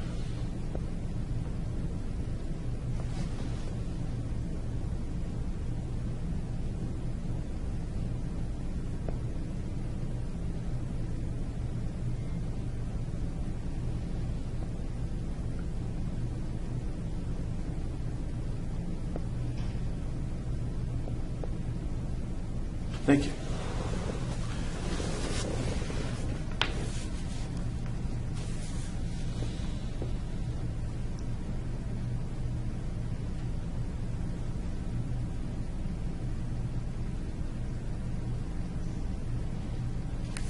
The stuff that you got, it cost a lot of money. Yeah, I had a lot of savings though. I was going to ask, where did the money come from to purchase it? Savings over the years and money from the training grant. Okay. The savings were from your jobs and things like that? Yeah, summer jobs and stuff Where was that money? in my bank account. Checking or savings? I could move it all around as I wanted online. Okay. Some of the purchases were made with credit cards, Right. but paying for it came from the savings and the grant money? My credit card is connected to my bank account, so they can pay it off directly. So it was automatically debited when the I bill think it was came? once a month, unless I did it manually. Okay. At the end of all this, were the credit cards all paid off, or was there still All my money? credit cards have always been paid off, Okay. so I always pay the full balance. So nobody was stuck with the bill after all the events and shooting stuff? No, Did your parents send you any extra money that eventually went into purchasing the body armor or the weapons or the ammunition? they gave me $5,000 from my college 529 savings account, Okay. but I didn't use that money to buy anything.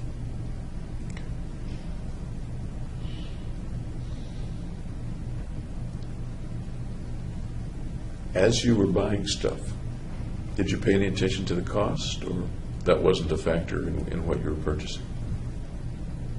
Well, it was a little bit, but not too much. So I wouldn't buy like the most expensive thing.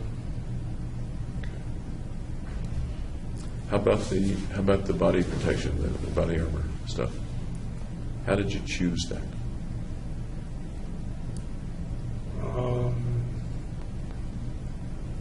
Well, I wanted to be protected in case it came to a shootout between the police and me.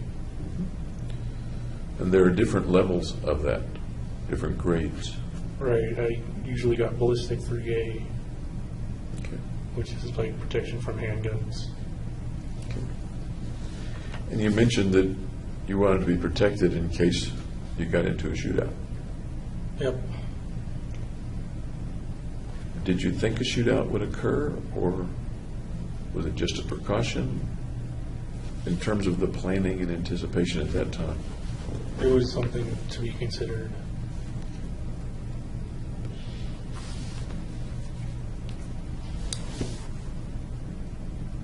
Did you put it on at the apartment before? I think you did. Put it on at the apartment to try it on or something like that? I tested it first, yeah. Okay. In what way did you test it? Attention to the facility, we will have patient movement from their units to AA. Patient movement from their units to AA. How did you go about testing? What do you mean testing? Just wearing it with all the magazines in their places and everything. And the gun slings on and on. Roughly how many times did you do that? Just once for all of it. And when in the course of the chronology did you do that? After I received all the body armor. How'd you feel putting it all on? Hot. It gets like sweaty. How else? Encumbered, so you can't like move around very fast. Anything else? No, not really. Did you look at yourself in the mirror, see what it looked like? Yeah, And what did you see in the mirror? I saw myself in body armor.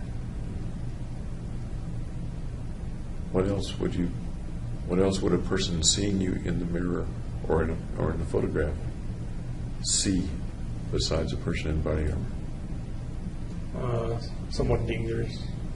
Okay. Anything else? Nope. Sounds like that and the selfie with the Glock, etc. Appearing dangerous was important to you at that time. Yeah, because you don't want 400 people rushing you. It's clear easy they could have overwhelmed me. Okay. So part of it was if I appear dangerous, they're less likely to rush me. Is that accurate or not? That's accurate, yeah. Okay. You also bought some handcuffs. Right. Tell me about the handcuffs. How do they fit into all this? Well, there's these double doors in the theater, and you could lock them by having the handcuffs connected to each handle. It was something I didn't wind up doing, though. Okay. You bought some Road Stars. That was in case I had to do a getaway pursuit or whatever. And some field dressing and field first aid equipment. That's if I got shot.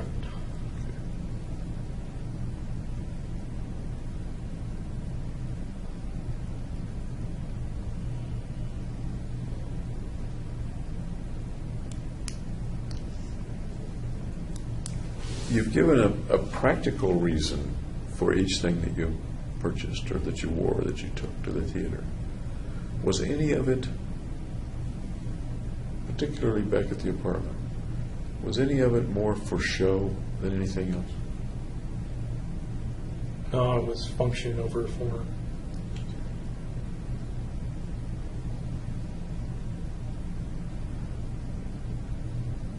pictures that you took of yourself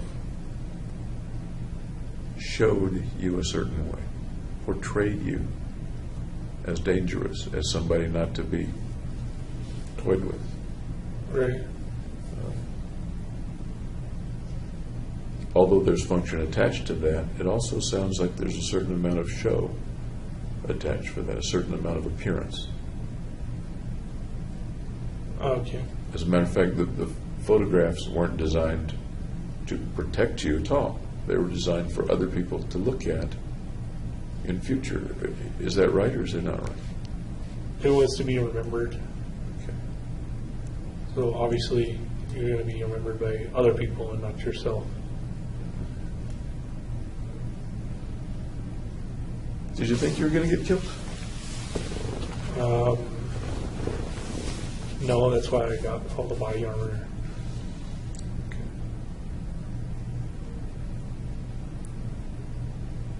You knew that lots of police would show up. And very quickly, too. How did you know they would show up quickly? Just from noticing police presence in that area that's near the police station, too. Right across the street, what, quarter of a mile, half a mile? Yeah, pretty close. Did the proximity to the police station have anything to do with the choice of location? No, it would have been a negative factor to consider.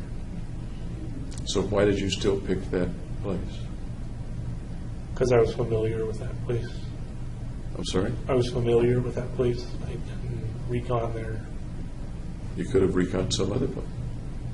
Right. But why did you choose the one that was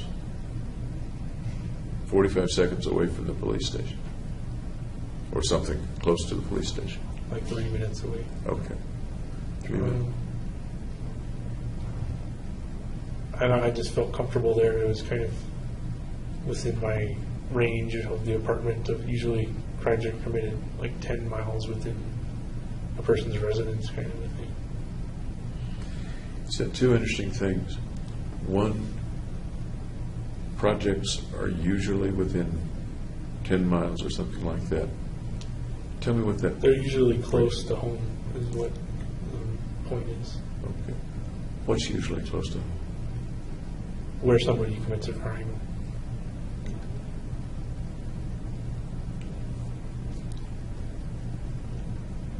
You say that as if that's a governing factor for committing crimes, or one governing factor for committing crimes, is to do it close to home. Yeah, that's what I don't know the source or the data from it, though.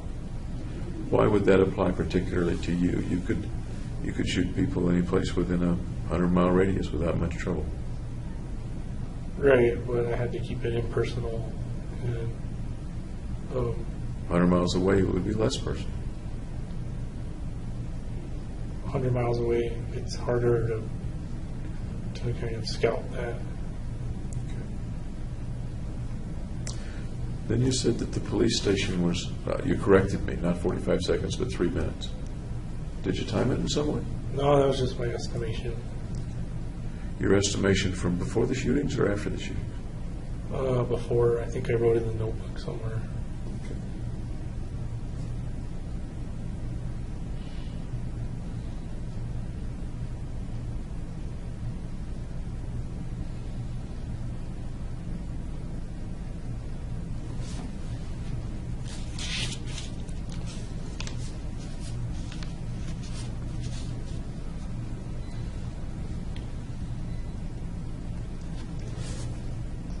There are different ways, I guess, to kill people. You chose shooting them yourself, as contrasted with a bomb or something like that. Make sense? Yeah, that was like the easiest way I figured. What to you at the time made that, quote, the easiest way? Well, I don't have much like technical knowledge about bombs, so I'd probably wind up blowing myself up. By the way, did you ever think you might blow yourself up as you're setting up all this gasoline and stuff? No, I was pretty careful. You're not a smoker, I take it. No. have a gas stove in the apartment? Electric, I think. Electric. Pilot light on the hot water heater? I don't think that's in the apartment. I think it's going to go down. How careful were you as you were compounding the gunpowder, the napalm, pouring gasoline around? How careful were you? Careful, not enough to get hurt. Did you do all this in one day, or did you do it over a period of days? I set it up all in one day, but like I made the napalm the previous day. I collected the gasoline and poured them into the soda bottles another day. So I put them all out in the family room on the night of. As you're doing that, then, you're going to bed with all that stuff out there. No, I'm going out. I'm going out to the movie theater with all that stuff out there. But you just said that you worked with the gasoline over more than one day. Or you poured the gasoline the day before or something like that. Right. So The napalm's relatively inert. in the process of doing this, you're spending at least one night, maybe more nights, sleeping in an apartment With that's gasoline lying I mean, around. tinderbox is an understatement, Yeah. with fumes, et cetera, I imagine. Could you smell the gasoline? I closed the caps on them. Okay. Tell me about going to bed and going to sleep. The thoughts that you have as you go to sleep, as you go to bed. What kind I of didn't thought? feel any different between going to sleep normally and with the stuff in the apartment. Did you spend much time when you weren't doing the tasks? And there were many, many tasks to do. When you weren't doing the tasks, did you spend much time thinking about the mission, thinking about what was going to happen or what might happen? No, because I wasn't considering the consequences. Okay. So when you stopped to eat, Yeah, what did you think about while you were eating, if you remember? just what I had to do next to like assemble the stuff. Were you watching any TV during that period or doing any video games? Yeah, just watching TV. I think South Park. Okay. Did you spend much time watching TV on those 2 or 3 days? Not at the end of the night of the shooting, because then I had to like put everything together. Okay. How about the video games? I think I stopped playing them by now. Really? Yeah. Attention to the facility. AA movement has now ended. AA movement has now ended. So roughly when did you stop playing Diablo 3? Again, that would be in the records, the computer hardware record. But I don't know. A week Okay. before? Yeah, or the thing is, I don't know the last exactly. day? You don't have to be exact. Was it close to the last day or weeks before? No, I think it was weeks before. Okay. And Diablo 3 is something you liked? Yeah, I played the previous Diablos too. Okay. It seems to me it takes a lot for you to quit cold turkey, if you will. No, because it wasn't as good as the other games. Sort of not my point.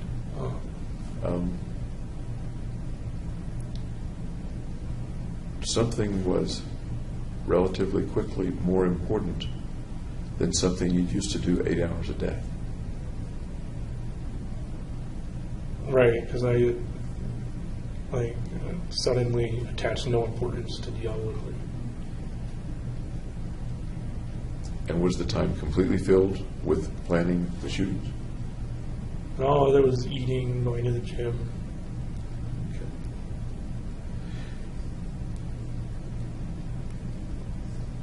That's right. You went to the gym a fair amount. Okay. What did you like to do at the gym? What sort of exercise did you like to do? Workout. Chest press, bench press. Cardio, like the ellipticals, treadmill. Did you do that pretty regularly? Most people can't do it regularly. I tried to go twice a week, but if I couldn't, I would always make it once a week at least. Right up to the time of the shootings?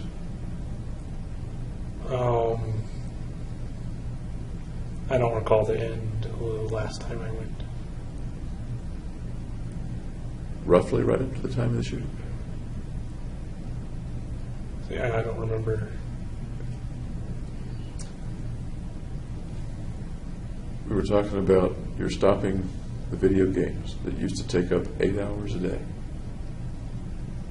And you said other things filled that time, including eating, going to the gym. Yeah.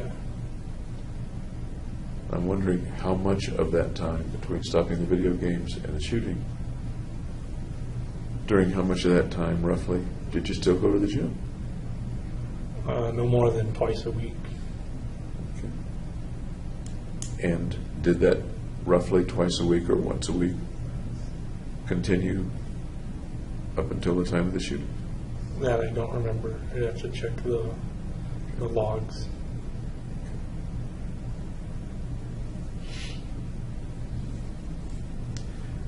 Roughly how much of the day in the last week before the shootings were you spending in some kind of preparation? Probably around 4 hours a day. And the week or two before that, roughly how much time in preparation? That might have been when I was going to the gun range, so a day's worth. And at this point, you didn't have classes anymore? No, I had dropped out. Okay. Tell me a little more about the reasons that you dropped out. One, I didn't pass my preliminary exams. And I had a lab I could have joined, but the kind of topics were less neuroscience and more genetics. Had you wanted to, could you have retaken the prelims? Yeah. Tell me about the decision not to retake the prelims. I just made the decision not to take them, and then told my advisor that I was going to leave. At that time, pretty much that day, at that time, what did you think was going to happen in your future? What was your future looking like?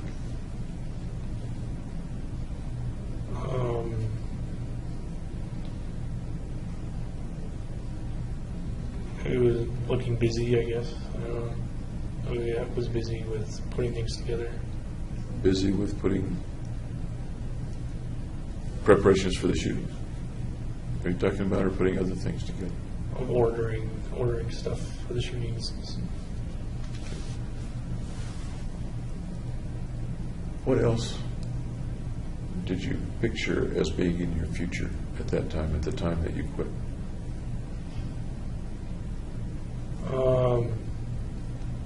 The end of my science career. And what was going to be there instead of your science career?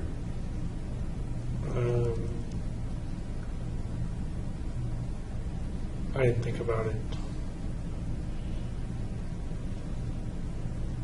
Not at all. As far as you remember? Yep.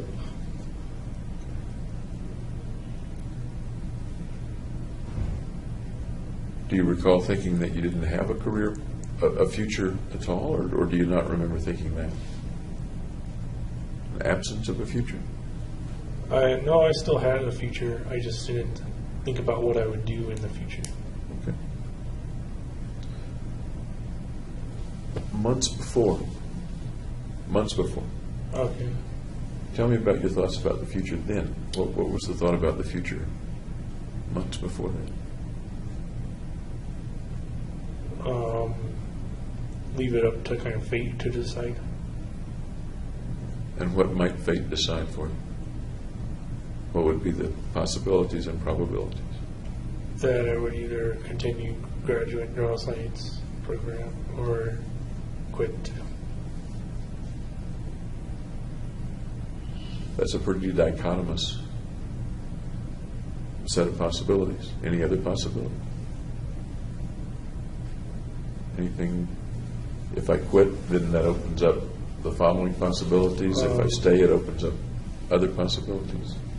If I quit, then I could move back to California and live with my uncle. Because it was like a 2-story house, and he only needed 1 floor. Is this the uncle that was sick, or? This is the other uncle. Okay. Uncle Jimmy. So that was one of the possibilities, going back to California. All right. Okay. Any other possibilities? Staying in Colorado and looking for another job. I instead of looking for a job, though, I looked for welfare, and I was ineligible. I'm sorry, I didn't quite understand you. You were knowledgeable about welfare? Ineligible. Ineligible. Yeah. Okay. So had you gone back to California, Uncle Jimmy, what might you have ended up doing 5 years hence? Maybe looking for a lab research position, maybe a lab tech or a lab research associate. Okay. Had you stayed in Colorado, what might have happened 5 years hence? The same thing. Any thoughts of being married or having family 5 years hence? If I had a steady job, then maybe raise a family. And you mentioned that you wanted to prepare for a family by having a job, and I think you mentioned that this morning. Yeah. Okay. What else did you see in your future before the mission came up? What else did you see in your future as you pictured yourself years later? Just going on to a postdoc position, learning more techniques and stuff, and then starting the career. Was there any particular thought or fantasy about what kind of neuroscience career that might have been, or what sub-area you might have been in? Whatever was available. No burning desire in the direction of limbic systems or something else? No, not really. As we come into, say, the spring of 2012,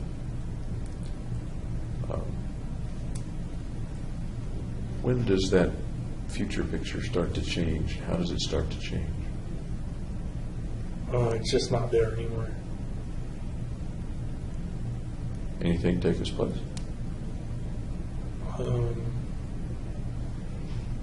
No, it's kind of up in the air.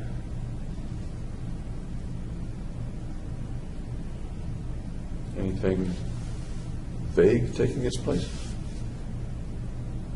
No, because I wasn't looking ahead towards the consequences. I'm sorry? I wasn't looking ahead towards the consequences.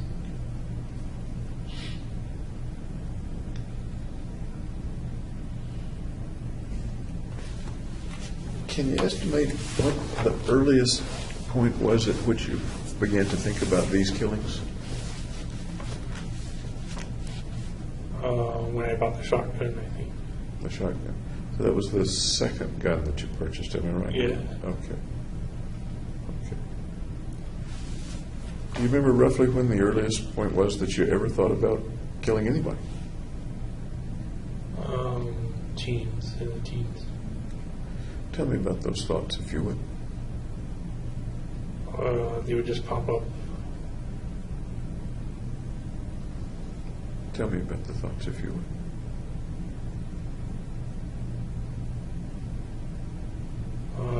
They were destructive thoughts towards others. You need to paint me the picture. You need to tell me the video.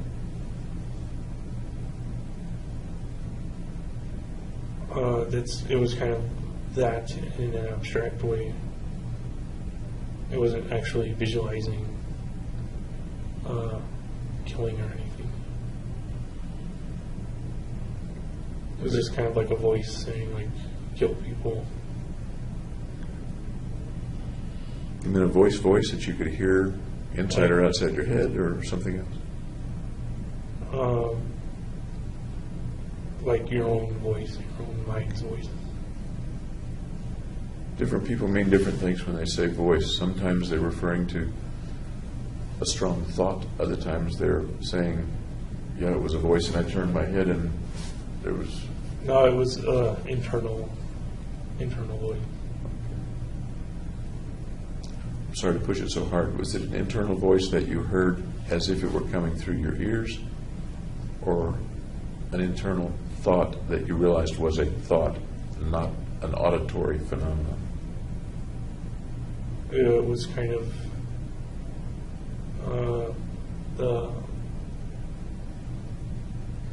I guess the thought that is a voice in your head. Okay.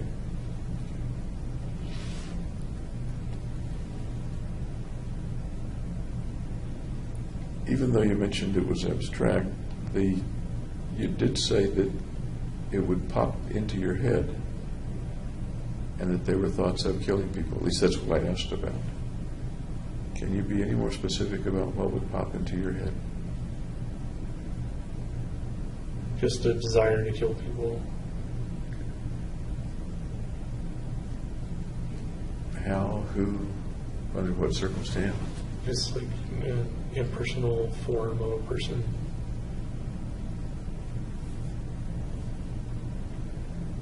No particular person that you picture? Oh, no one in particular. Was it a response to somebody doing something to you or making you feel badly? Or It might have been a response to stress. can you be more specific?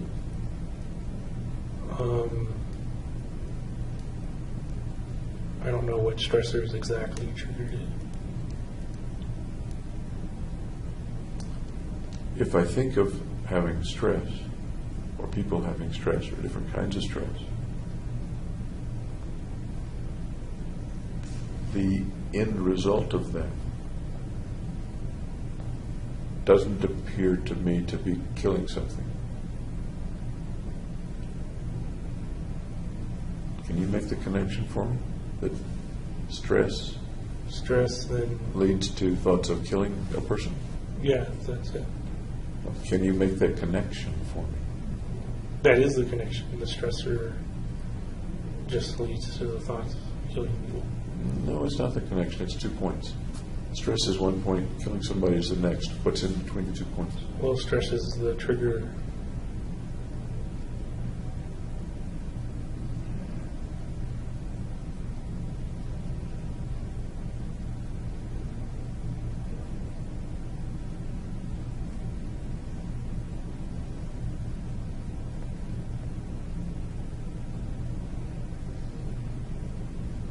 Is it that you don't understand connecting 2 points?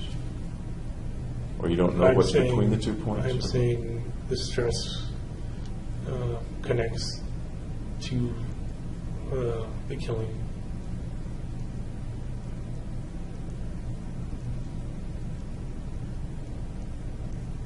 That doesn't make sense to me. Okay.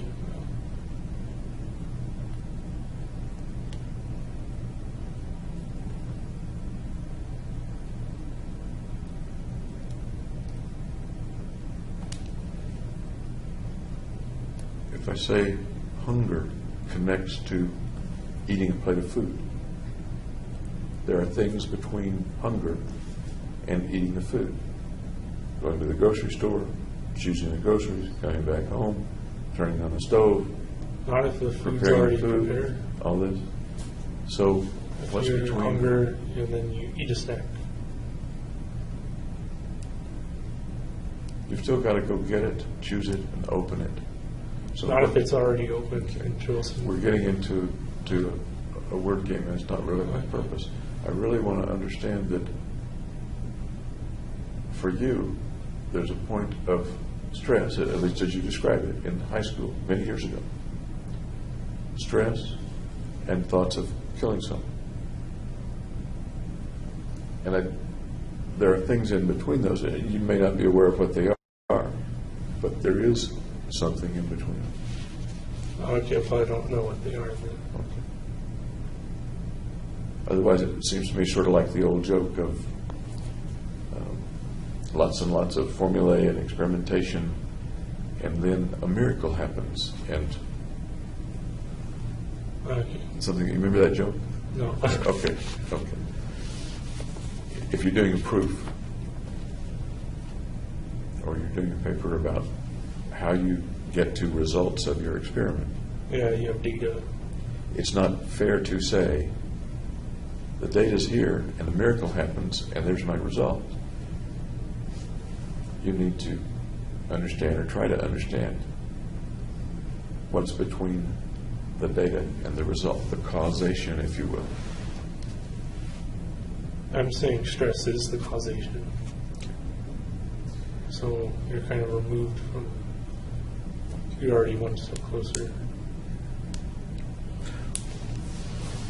What is it about you then that makes stress per se lead to thoughts of killing people that's not present in almost anyone else? That's just my coping mechanism. It sounds like psychobabble to me. I'm sorry. It just does. Uh, What do you mean your coping mechanism? That's how I deal with it.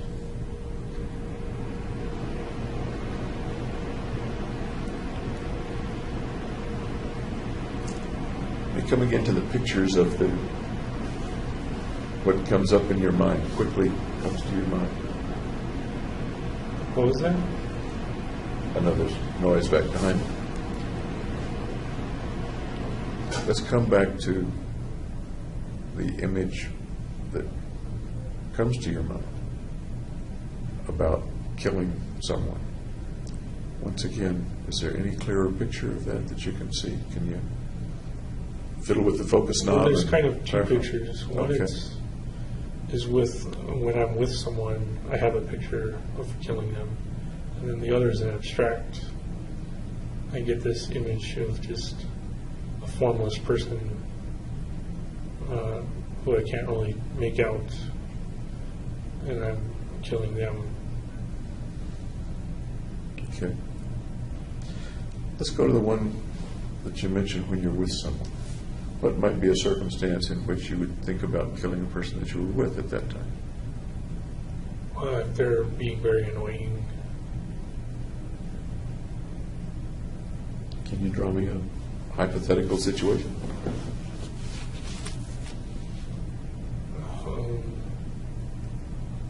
I don't know if they're just bothering me, then the thought will appear. How might they be bothering you in this hypothetical situation for the thought to appear?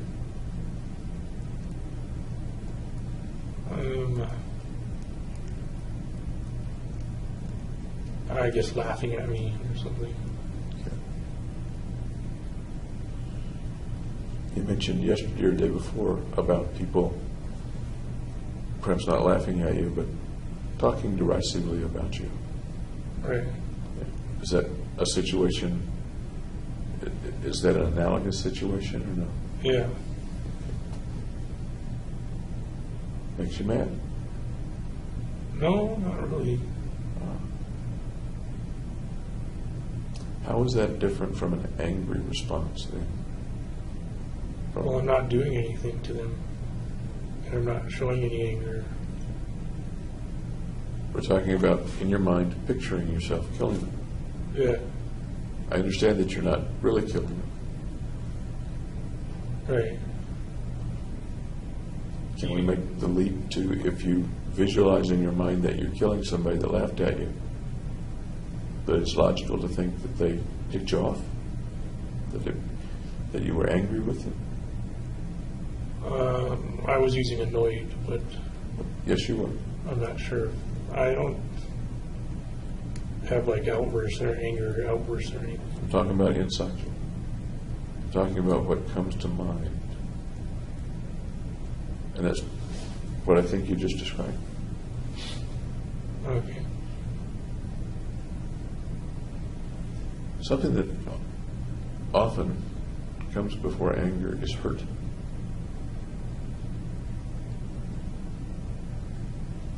Did you feel hurt when people would talk derisively about you?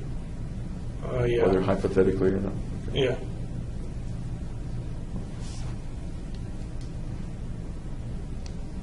Is that one of the situations where the fantasy might appear or no? The fantasy of killing the person? Yeah. And what happens in the fantasy? What happens when you kill the person? And they're not bothering me anymore. Okay. So the bother goes away. Or Right. the annoyance goes away. Or the thing that's hurting you goes away. Right. Seen from the other person's viewpoint, the person who's annoying or hurting you, do they feel that they've been punished or eliminated?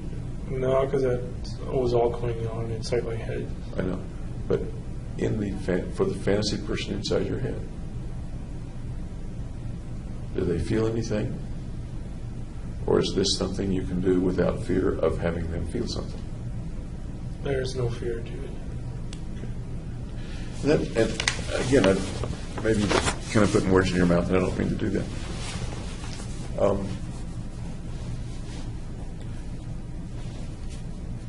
Some people who are being hurt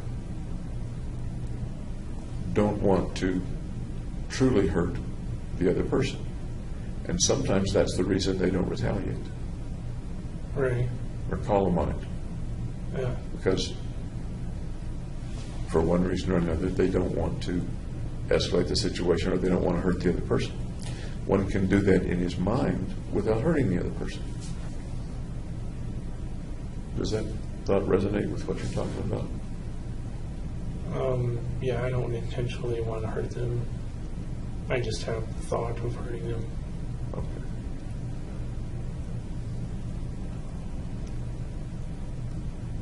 Another sort of leap. What does that thought accomplish for you? I'm assuming you're Kind feeling... of resolution. Okay.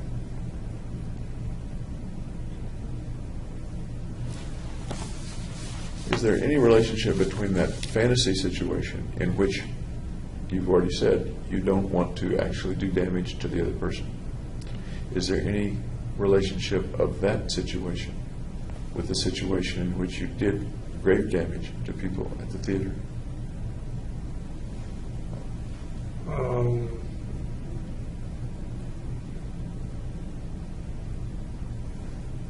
Well, then I was actually doing it. It wasn't a thought anymore. I understand. Do you see any connection or relationship or analogy of the real with the thoughts of many years ago? No, because they hadn't annoyed me in any way. They were kind of the formless kind of person there. I'm thinking, and please tell me if my thinking is correct or not correct, that there are two kind of categories. One in which someone is doing something to you or in some way making you uncomfortable or annoying you, making you feel badly, and you deal with that in fantasy. Another is a situation such as the shootings, in which the people are not doing anything to you, but you wish to take something from them and assimilate it into yourself, their value. Yeah. They're two separate things. Okay. Tell me what's right or wrong with that interpretation of things. Is it 100% right, 50% right, 10% right? And correct the things that aren't right, can you?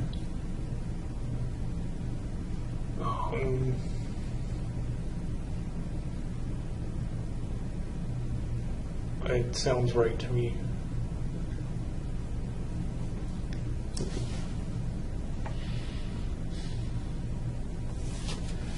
What was your first experience with people dying? Someone dying? I never had close contact with somebody dying. Really? No. Ever been to a funeral? Yeah. Tell me about it. Whose funeral? My grandma Helen's.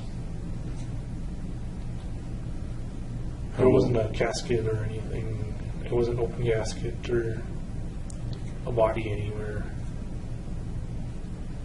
So it was a memorial service as contrasted with a funeral where there's a casket. Right. How well did you know your grandmother? Pretty well, yeah. You were or were not around her as she became infirm or became ill and approached death? I wasn't around her.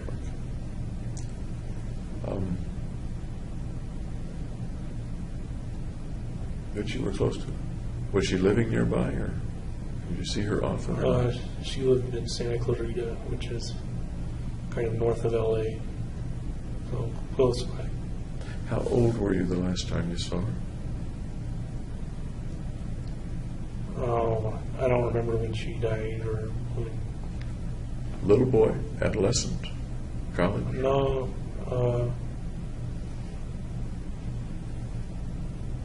I think it was undergraduate.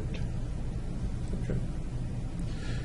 Had anybody close to you, friend, schoolmate, died before that? Nope. Had you lost any pets? Well, natural causes, basically. Tell me about that. What was that? Had a Labrador named Zuby, and I think a Scottish Terrier named Wimby. Zumbi? Zuby? Zuby and Wimby? Yeah. Zuby and Wimby. Okay. Tell me about the dog. They're very loyal dogs. They like to play fetch.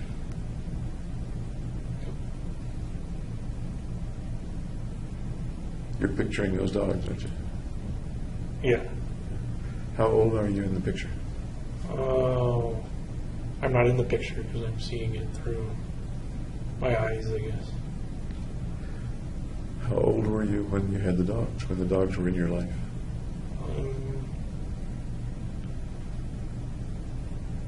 I guess like 7 or 8. And how did they leave you? How did they die? Well, Zuby couldn't get up anymore because he had like bad hips, so we had the vet put him down. And then Wimby, I guess, got sick. I don't know what he got sick with, but we had to put him down too. You were pretty young, but did you go to the vet when they put the dogs down? No, they actually like brought the vet to the house. Were you there when the vet euthanized the dog? No. How did you learn that the dogs had been put to sleep? Oh, my parents told me. Did they warn you that they were going to do that? I don't remember a warning. It didn't seem sudden though because they kind of depreciated it. Would you have appreciated a warning? Yeah, it couldn't hurt. Do you remember how you felt when those dogs were put to sleep? I was sad. I climbed a tree and cried. Were they both put to sleep at close to the same time? Close intervals, yeah. I was older by then, past 7 or 8. I was like early teens. Early teen. They'd been with you a long time? Yeah, Were those your first dogs? yeah.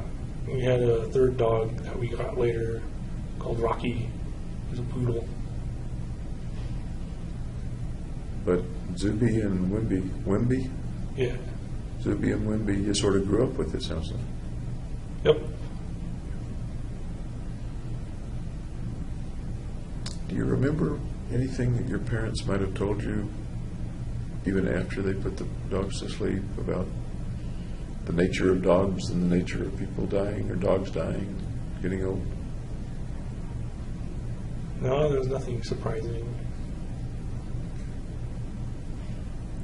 But you have a memory of climbing up in the tree and weeping and crying. Yep. What kind of tree was it? Oh, I think it was a eucalyptus tree. By yourself? Yeah. You ever tell anybody that story? No. Pretty personal story. Yep. And the family got another dog. Nope. Beg pardon? Yeah. When you moved away, Riverside, Colorado, did you have a pet? No.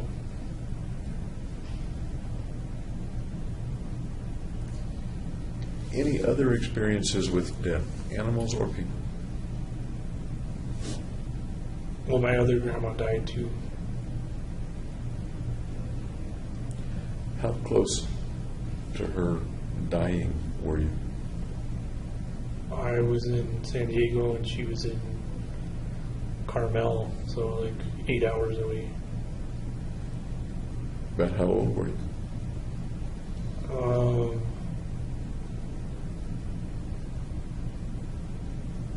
I don't remember.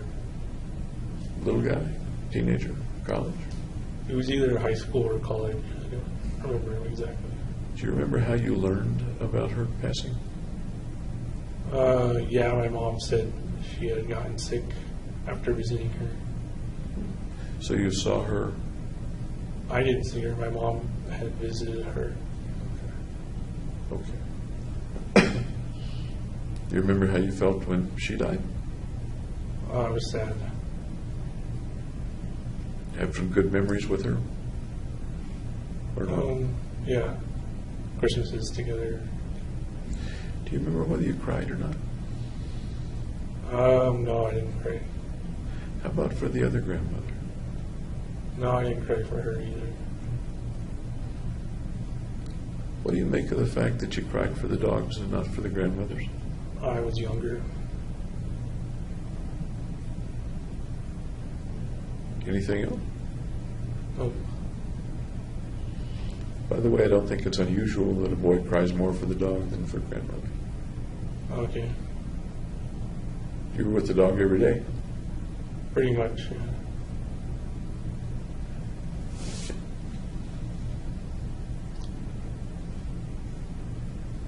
Do you have a view? Well, let me go back some years in when you were younger, high school, college, or at the time that these people and the pets died. Did you have a view then about what happened after they died? What happens after death? Just a dreamless sleep. A dreamless sleep. Yeah. Did that apply to both the dogs and the grandmothers? Yeah. Where did you get that feeling of the dreamless sleep? Where do you suppose that idea came from?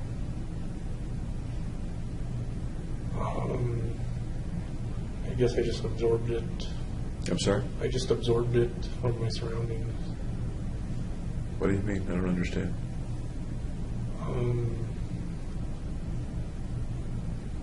I just thought that was the way things would work. You don't recall it being something that Mom said or Dad said? No, I think I came up with it. Did you ever have any thoughts about an afterlife for the dogs or for the grandmothers? No, I don't believe in afterlife. How about when you were a little kid? Well, I knew about heaven and hell, and stuff, but I didn't think it would apply. Apply to? That it wasn't the way things worked. And how about now? I still believe in the dreamless sleep. Do you think much about it? No, not really.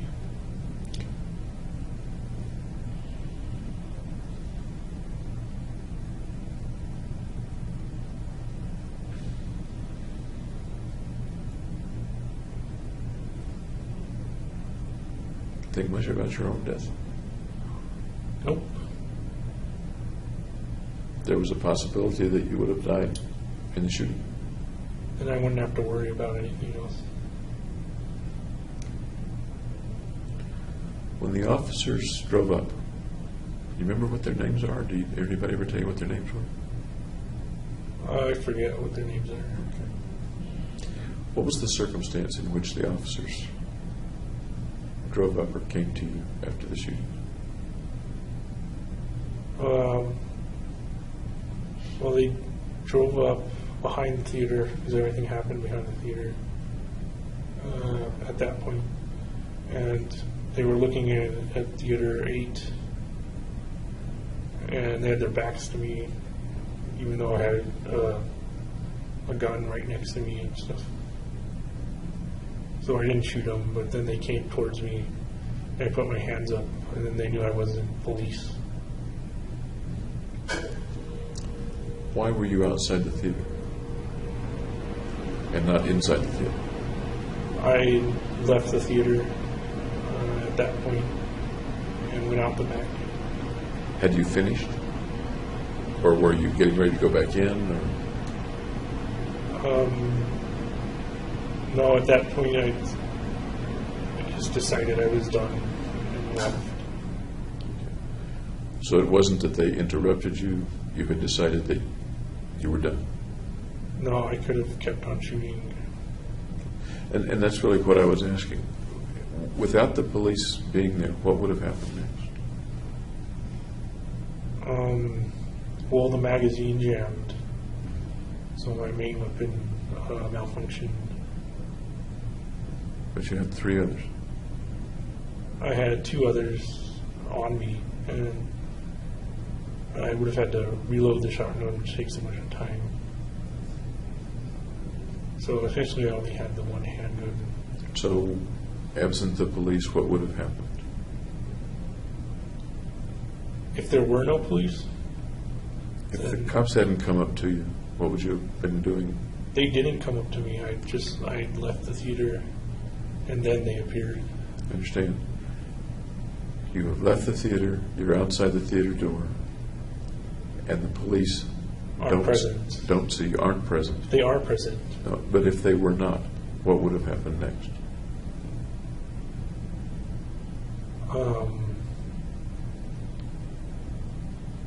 I would have driven away. Okay, I don't know where I would have driven, though. okay, so you were, I didn't have a plan exactly. either way, you were finished with the inside of the theater. You weren't Going to go back. going to in. go back in. Okay, okay. You would have somehow driven them away. You didn't have a plan. After shooting in the theater, I didn't have a plan of whether to die or not, or to drive away, or where I would go. I kind of left that all up to the spur of the moment. What do you make of that? And here's what I mean. The planning for what went on in the theater was very, Meticulous. I'm sorry? Meticulous. Meticulous, good word. The planning for what would happen afterward, Was absent, completely absent.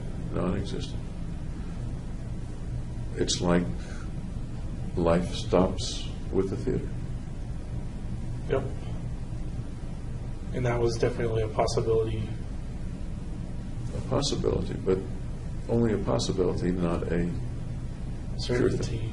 So what I'm asking is, looking back, what do you think about the fact that all planning ended with the shooting at the theater?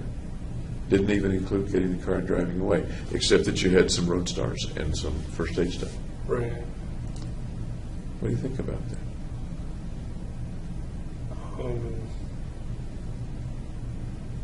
I think I didn't think it through very well then.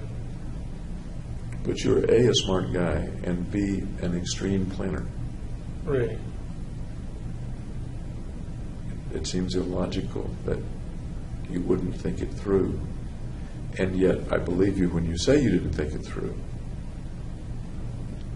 So, what is it that causes a smart guy, an extreme planner, not to think it through beyond the shootings? Because I kind of figured my life would end at the shootings.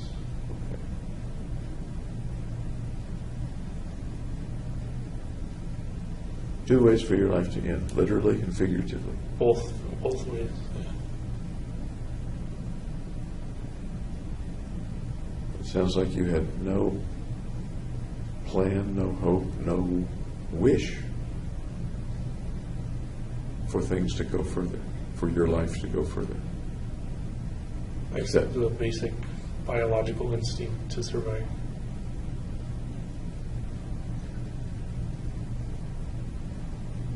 But in your planning,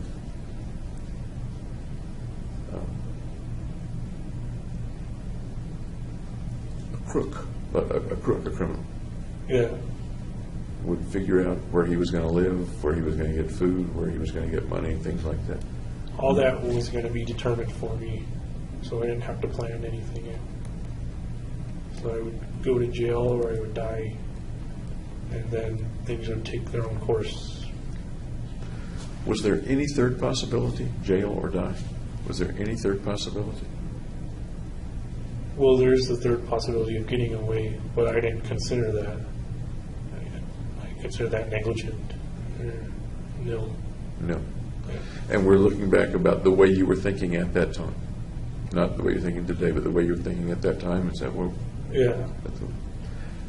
At what point in your planning and your contemplation of the mission, what you're calling the mission,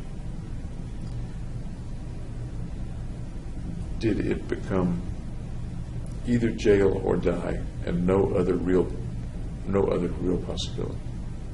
At what point do you think you realized that, or do you think that was a fact in your planning?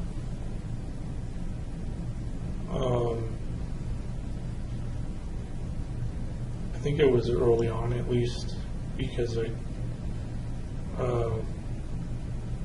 I did a status posting on my Match.com and AdultFriendFinder.com. Will you visit me in prison? So I kind of knew at that point I would either go to prison or die, or go to prison and die.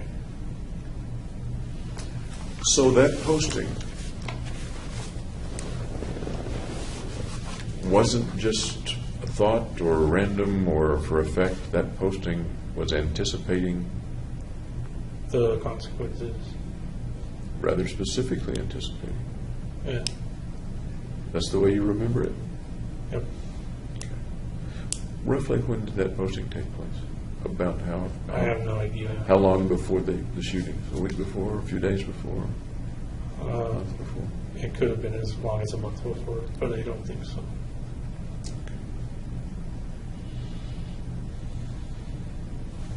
How are we doing on time? We're doing fine.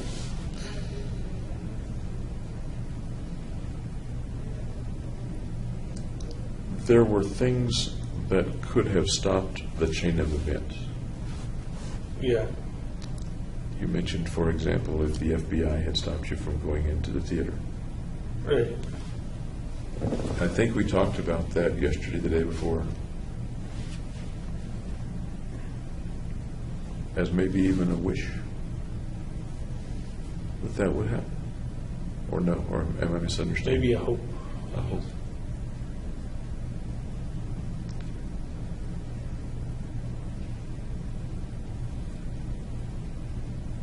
Can you describe for me, help me understand, that you hoped the FBI might stop you, or a part of you did, Right. but the person who was perfectly capable physically of stopping, namely you, Yep. didn't stop? Well, I had a purpose to fulfill.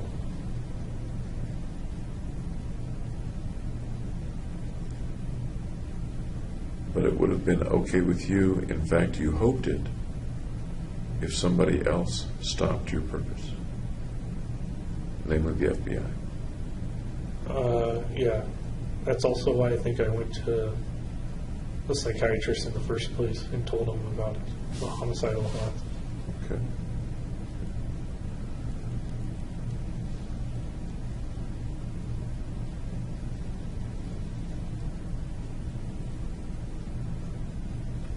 That sort of sounds like there were two parts of you going on. One part that wanted to proceed and the other part that didn't. Does that make sense? Yes, there's like internal conflict. Okay. Those are big words, psychobabble crap. Okay. But it sounds like there were two parts of you, one that wanted to proceed and one that didn't. Yeah. Or am I if I'm misexplaining it, then please correct me. Well, one I wanted to be fixed to have be normal, and the other was to carry out the machine.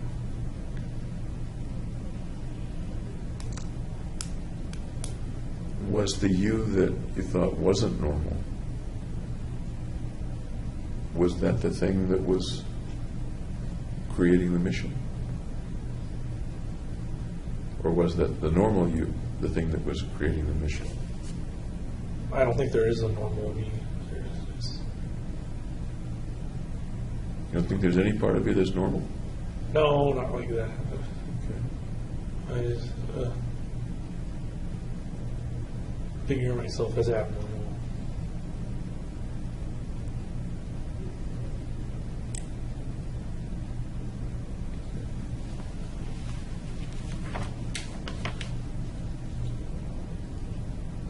The going to see Roth and then Finn seeking help or seeking something, did that have to do you think now, with stopping you one way or another? Or with fixing you, or with something else? Yeah, with treating me. Okay. What was, if you can remember, what was the thought? What was the hope in your mind? I'd get the drugs and then I'd be better. Okay. And what ended up happening? I got the drugs and it abolished my anxiety, my kind of fear of other people, and kind of maybe even facilitated it. So when you got the drugs, Yeah. your anxiety around other people decreased? Yeah, that was one of the main reasons. I'd also told her why I came to see her was to reduce the anxiety. Okay. But coming down to what happened, when you got the drugs, and I'm just saying what you said, I want to be sure that it was accurate and complete in my mind. The anxiety with people decreased. It was easier to be around people. Is that accurate? Yeah. Okay. Did it change the way you felt about the people, that it was now easier to be around? I just didn't fear them. I'm sorry? I didn't fear them. Okay. The last couple of days we've talked about you hating them. Your phrase was, like you hate broccoli. Yeah. Not a, I want to hurt you hate, but a, I want to get away. I want to avoid you. Yeah. Is that, that's what I heard. That's anyway. right. Okay.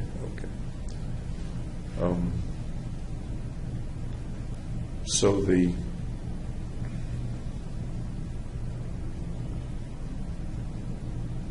like I said, makes me ask, what did the shootings have to do, if anything, with hating people?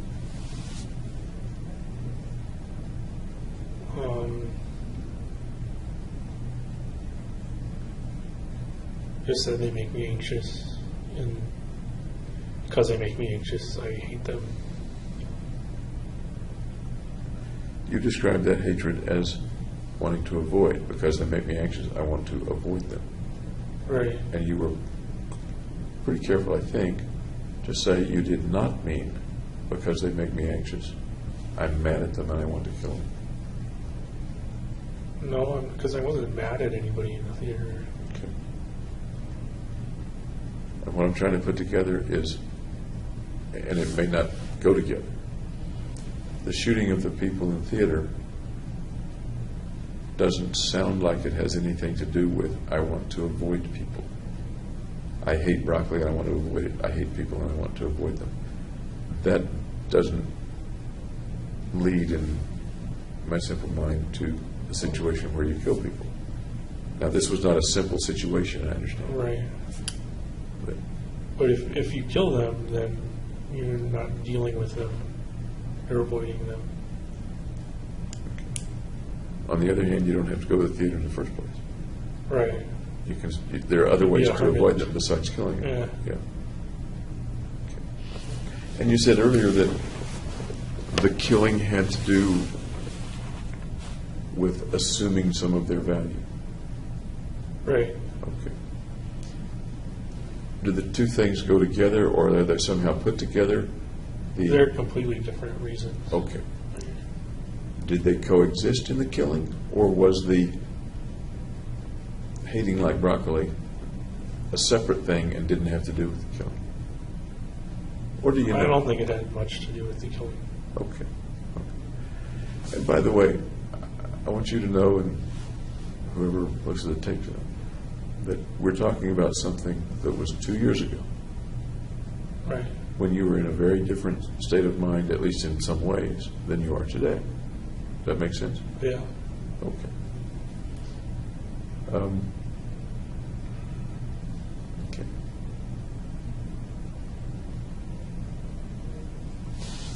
The things that might have helped,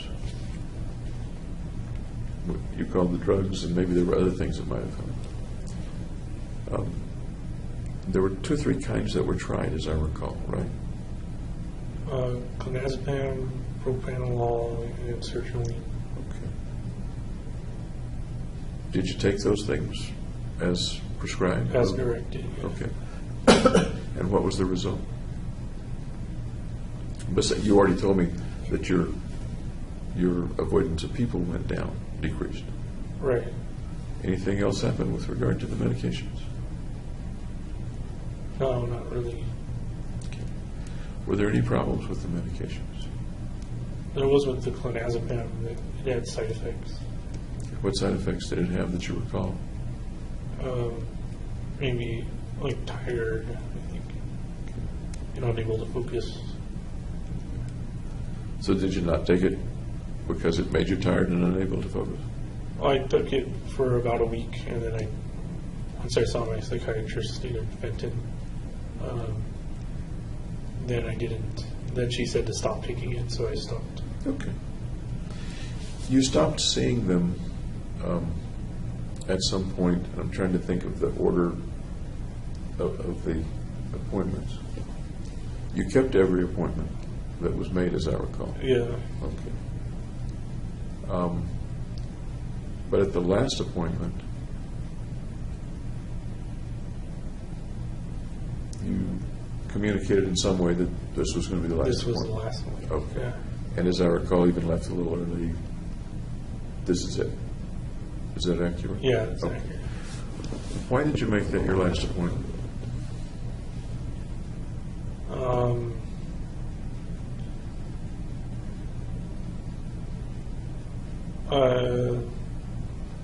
I don't know why.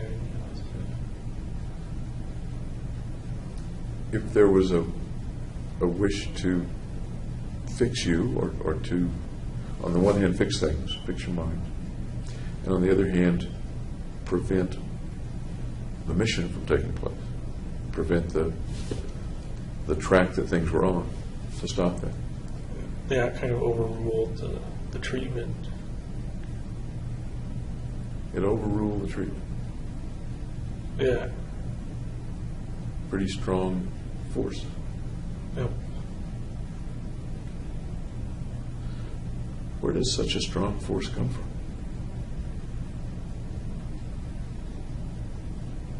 I don't know. It just took hold of my mind.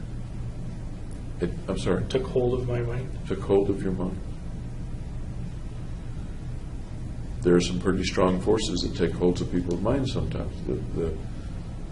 The impulse to drink for alcoholics, to shoot up for heroin addicts, to do other things. Yep. Any thoughts about why this took such irrevocable hold of your mind, such unbeatable hold of your mind? I don't know why it dominated, but it did. But it did, such a thing. Yeah. Did you think of any other ways to stop it? Well, at that point, I was more concerned with going through with it than stopping it. But going through with it,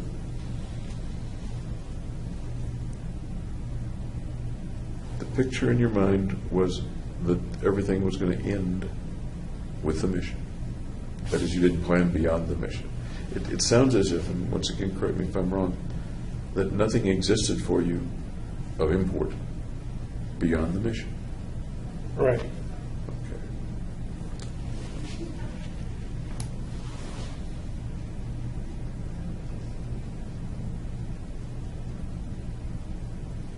Did you see anything about the mission that said it was a wrong thing to do? Not sure.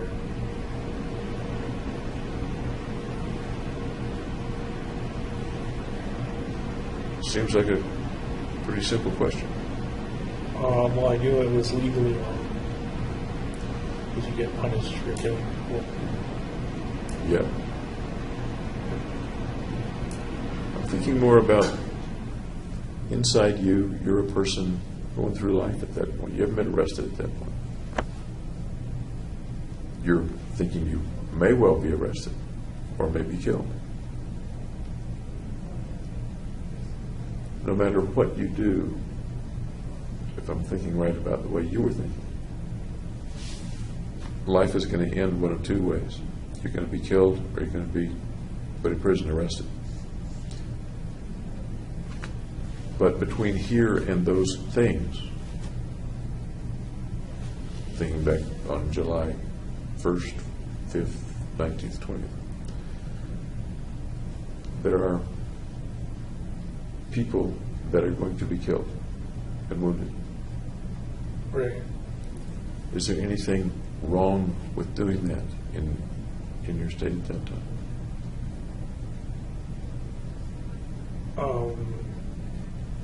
I just consider the numbers really, not people.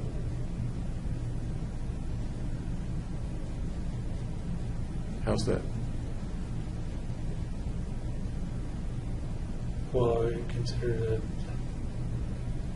it was going to be a number of people that died, kind of in conglomerate mass or something.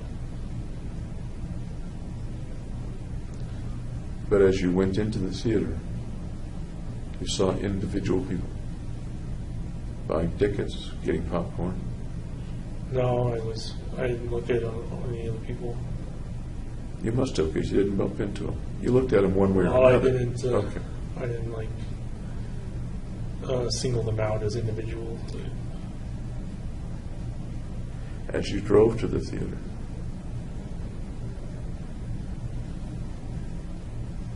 you didn't go out of your way to hit pedestrians or run over dogs.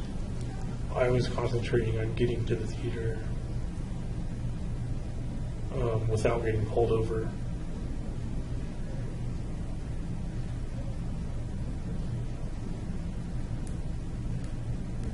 Let me come back to the concept of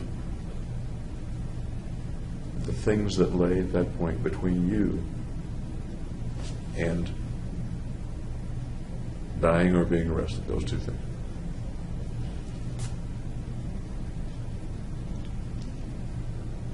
Did it ever cross your mind that you were going to hurt people? Not real people, kind of. It was just kind of amorphous people. People are going to get hurt, not John Doe or whatever.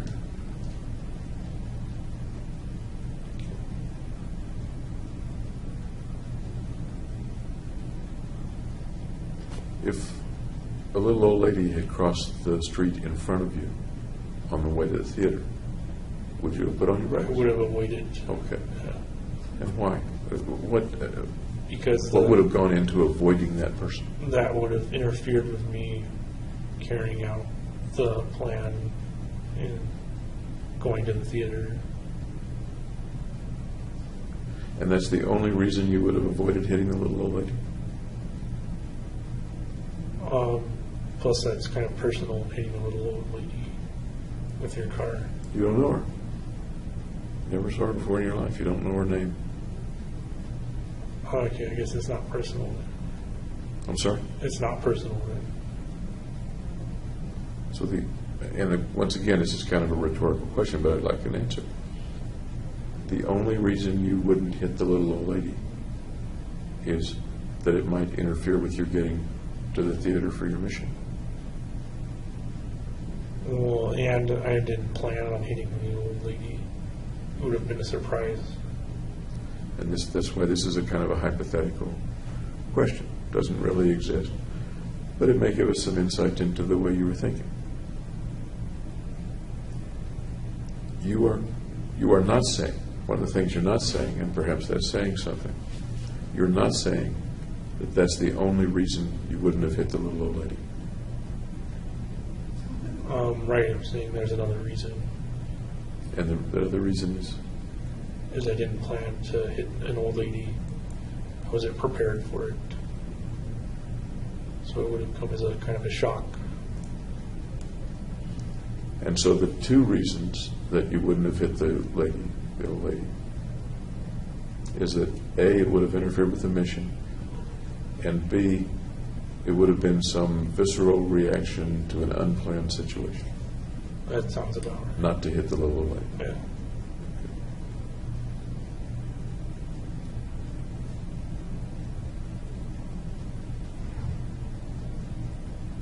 The people who were in the theater, how do you feel about them now? I don't know. Okay. They're going to make me know though. At the trial, you mean? Yeah. I expect so. Let me go back to just after the shootings happened, in the day or two after the shootings happened. Okay. Wait, did you say okay? Oh, I said okay. Okay. Did you have any thoughts about the victims, the people that were shot, etc.? No, I just heard the numbers. It was like over 50 wounded and 12 died. What came to mind as you heard the numbers? It was new information. I didn't know that while I was in the theater. Any feelings come to mind? Any pictures or feelings come to mind as you got that information? Just that I was worth 12 more people than I was before. Okay. Do the wounded count in your worth in that way of thinking about things, or no? I only count fatalities. Okay.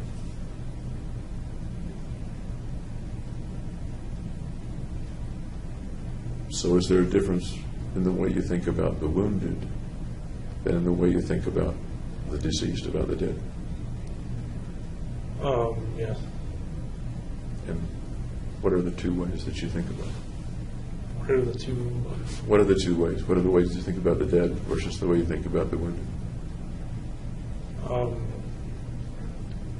Well, the dead can't be repaired or come back to life or be normal again. So it's kind of irreversible. And what I heard you say was that that accrues to something positive for you. Right. Okay. What about the wounded? They're like collateral damage, I guess. Any thoughts about them after the event?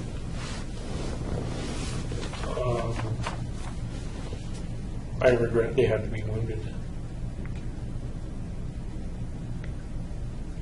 In what sense do you regret that? Excuse me. In what sense? I guess what do you mean by I regret that they had to be wounded? rather than like the bullets just missing them or something. Do you think there was any chance at all that the bullets would just miss people unless they were destined to die? I think it was statistical. You shoot enough bullets into a crowd, you're going to hit somebody.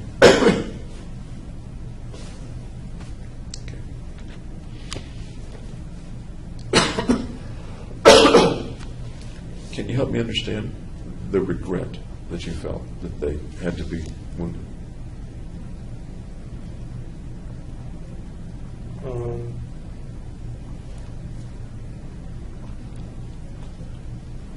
Well, they get debilitated, and like, some get paralyzed or lose limbs, and like it's too bad that couldn't have been avoided. Is your view that it couldn't be avoided? It couldn't be avoided because I'm basically shooting blind into this crowd of people. So, But that's the way you set it up. right. So it couldn't be avoided. But that's the way you set it up. So if I had set it up differently and like aimed specifically for the people, I guess it could have been different. You set it up so that people would be wounded, not killed. Does that make sense? Not intentionally. I set it up so that people would die. How is it not intentional that you set up a situation, you planned it meticulously, use your word, that you wouldn't be able to see well or aim well? Right. So Which is the way that people keep get it wounded. impersonal. Which is the way that people get wounded instead of killed, instead of all killed. So I didn't know a way to make it impersonal and still be able to kill them. But once again, you're a smart guy, and you plan meticulously. I think of situations, and it's a hypothetical thought, of course, of snipers. We get very, very good at what they do, and tend to kill rather than wound. Right. Well, as I said, my aim wasn't that great, so I couldn't really do a sniper. Okay, we can pick a different way to do it. My point is that intellectually, your argument seems to be failing to me. That people got wounded because of the way you set it up. Right. That's true. People got Okay. wounded.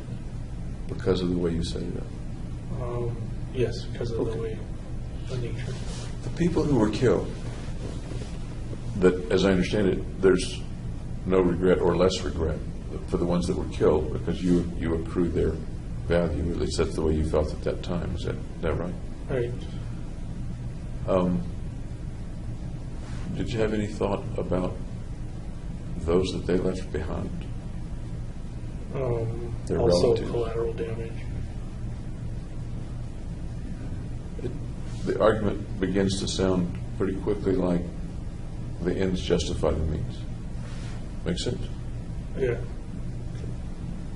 If that's not a reasonable way to think about it, I really would like to hear what your view of it was at that time. Not necessarily looking back at it, but what your view was at that time and before the shootings. That there was an awareness, at least intellectual awareness, it seems to me, of lots of collateral damage. Right. But the end justified the means. Is that a reasonable way of thinking about it or not?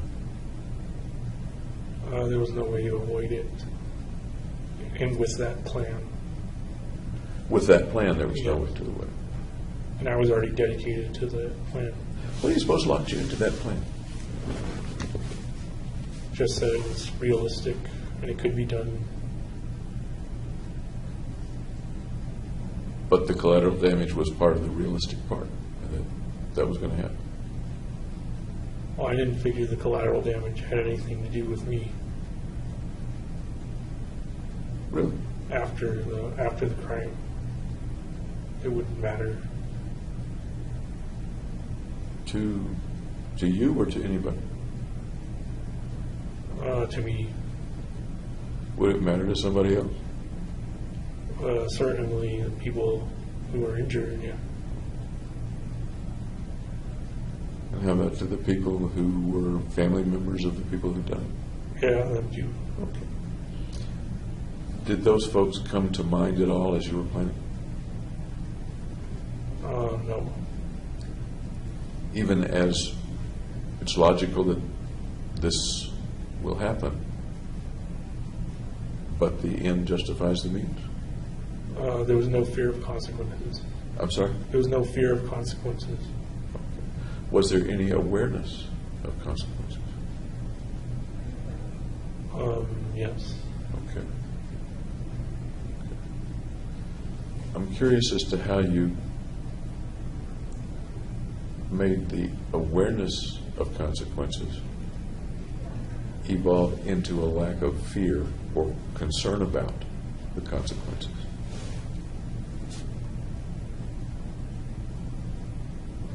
I don't understand the question. I don't think you're a cruel guy. Okay, I don't either. Okay. I don't think you're a cruel guy. You don't go out and, I mean, in the lab you may sacrifice rats, okay. Right. But you don't go out and hit little old ladies and you cry when your dog dies. You don't go and torture animals or anything like that. I don't think you're a cruel guy. Okay. But somehow, once again, correct me if I'm wrong, the awareness that other people would be badly hurt was not enough to stop the mission. And it sounds as if you're telling me that the awareness that they would be hurt somehow became a lack of concern about the consequences to them or anybody else. Right. Okay. Can you help me with how that, Why that is the way it is. and why is sort of an odd question. Sometimes why is not the right question. Okay. But it may be in this case. I'm wondering about the process. How does it go from there are going to be many people hurt in lots of different ways? How does it move from, okay, that's going to happen, but I'm going to do it anyway, and I have no concern for the consequences? Because I think in general,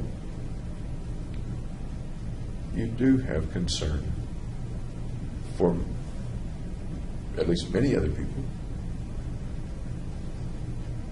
Right, so that's all kind of appearing now that it's after the fact that it's happened. But before it happened, I wasn't counting on dealing with any of it because I could have died. And you're bringing another part into it that may be real important. You said not dealing with it. I'm not remembering your exact words, but not dealing with the consequences. Right. So now I have to deal with the consequences. Before the shootings, I didn't think ahead, so I wouldn't have to deal with the consequences. right after the shooting, were you concerned with the wounded or whether anybody was going to get hurt at the apartment? I inquired if a child was hurt because I saw a sign that said like child division homicide or something. As you came into the Aurora? Yeah, I hired You over did? an investigator. And did anybody tell you one way or the other whether a child was hurt? No, they were evasive. What do you But I think? put it together What did you put together? that a child was killed the next day, I think. How did you react at that time when you put that together? That they tried to minimize child fatalities by choosing midnight and PG-13. Okay, so it would be grown-ups at that showing of that particular movie. Is that what you're saying? That was what was intended, yeah. So it would be like, Once you learned that a child was killed, that you had killed a child? Yeah, I was remorseful. Tell me more. Remorseful is 3 syllables. Tell me more in 1 syllable words or so of how you felt. That I was sad that a child had died. Did you think much about it? Yeah. Do you still think much about it? I don't know how it could have been avoided, though, other than changing the plan into something else.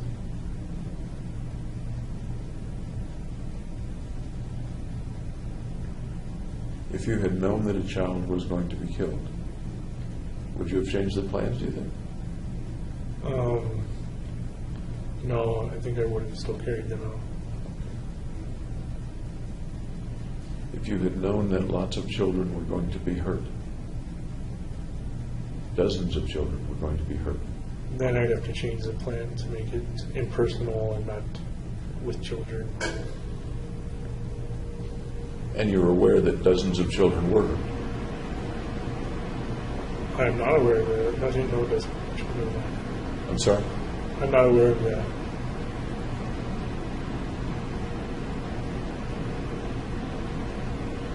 Once again, you're a smart guy. You think about the plan meticulously, Right, but not much about the consequences of the plan. right. What about the children of people who are killed? Are they hurt?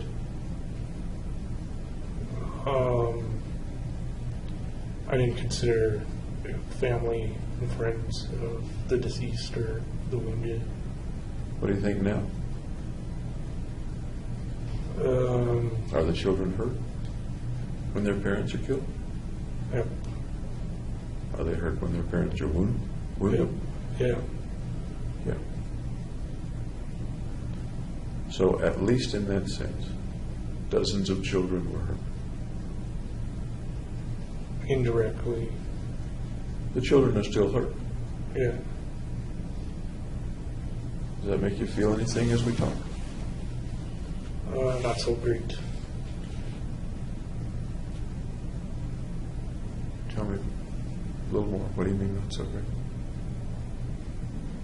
Well, it wasn't my intention to kill children or leave them parentless or like that stuff. Soon after the shootings, days, weeks, did you think that there were some children? Did it occur to you that there were some children who were parentless? Who were what? Who were parentless? Who had lost one or both parents? No, I never took that perspective. Did it ever cross your mind, other than taking the perspective, did it ever cross your mind that there were No. children who now had lost a parent? I'd only considered the children who'd been directly hurt.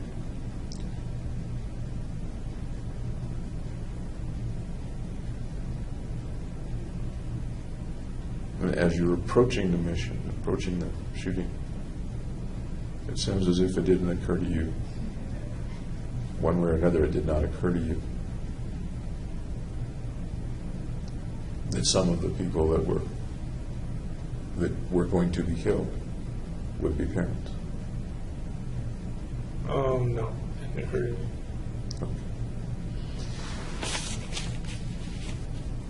You've talked about remorse or regret. You've used the word a couple of times. Almost, and I'm not sure of the feeling that goes into the words. Can you help me understand the feeling that goes into the words remorse and regret as you're using them the last couple of days with me? That's kind of hard because they are the descriptors of the feeling.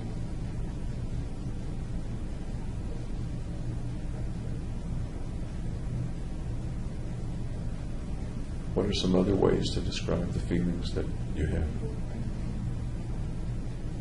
about remorse and regret? If you haven't, I'm not assuming that. I don't know. Do you have those feelings? Sometimes. When did they come to you? When did those feelings come? Just when I'm alone in my cell. That's a lot. You're alone a lot. Right. Any particular time of the day or night that those feelings come to you? Not really, no. Sometimes make it hard to sleep, for example. No. Okay.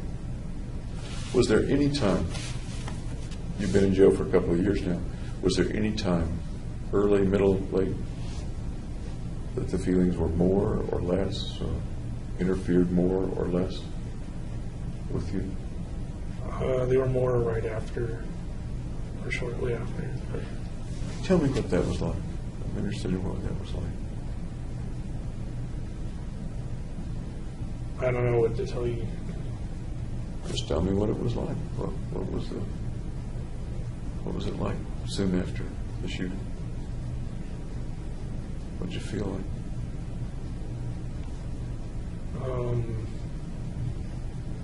Kind of a now what am I going to do situation.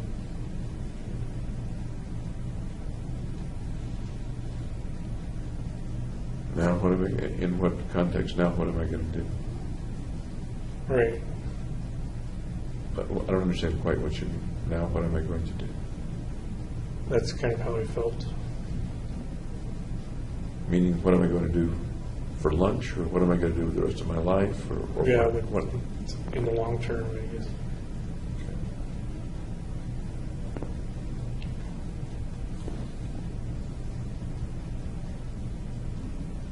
Anything else about the way you felt about remorse or regret after the shootings, right after the shootings?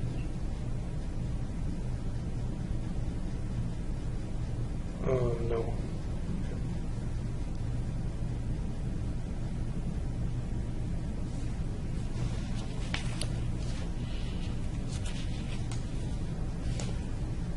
The folks that died, the value, or what are the best words to use? The value, the power that they had, that accrues to you.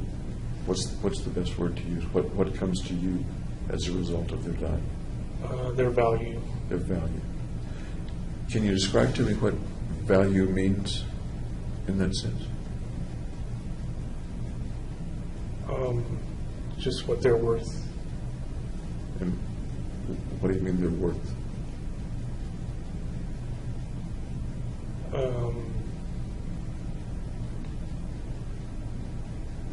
I don't know how else to explain it. Lots of kinds of worth. What kind of worth do you mean? Their worth in totality. Earning potential? Value of the chemicals that make up their bodies? What do you mean? Just their value as a human being. Okay. Their value as a human being. Does that bring up any thoughts or pictures of what one's value as a human being means, or what it is? I just designated arbitrary value of like 1 to each person. I want to ask one what? 1 value unit. I don't know. Is the value unit a big thing, really, really significant, or is a value unit a little thing and it takes lots of them to make up something significant? 1 is significant enough. 1 is significant enough. And you have 12. Right. Okay. Their value as a human being. Does that seem to jibe with your effort to not see them as human beings? Or does that not I see not see them as individuals, like personally individuals. And I don't mean to be playing games with you, but you did see them as human beings because that's their value. Right, is their being value human as a beings. human being. So, as a human being, they have this value, and I can take that value. Was it successful? Yes. In what way for you was it successful? I increased my self-worth and I didn't have to die. Okay. Can you talk to me about how your self-worth is increased, in what way you see that? Well, it's at a value of 13.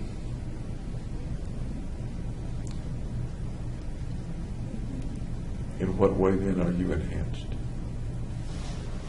I'm worth 13, whereas a normal person's worth 1. Or, yeah.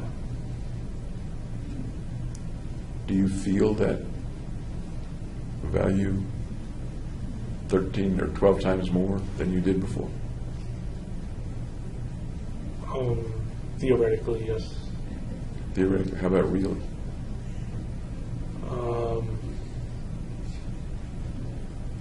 Well, it's only theoretical in nature. So. No, it's pretty real in nature. How about really? What do you feel in terms of the feeling of increase in you or your worth? Right, my worth is a lot more. Okay. And what do you feel is more? What does that feel like to be more?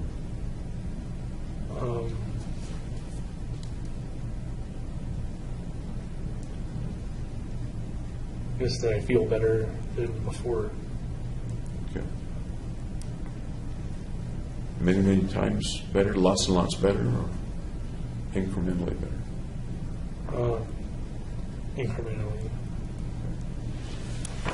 Can you put your finger on any of the things that trouble you less, for example, or that you do better now than you did before July 20th?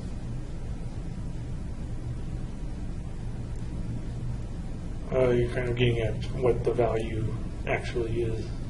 Sure. See, it's just in value. Otherwise, it's just keeping score. I'm asking you, what is it that is better about you, in your view, or that feels better about you? That I didn't have to suicide. Okay.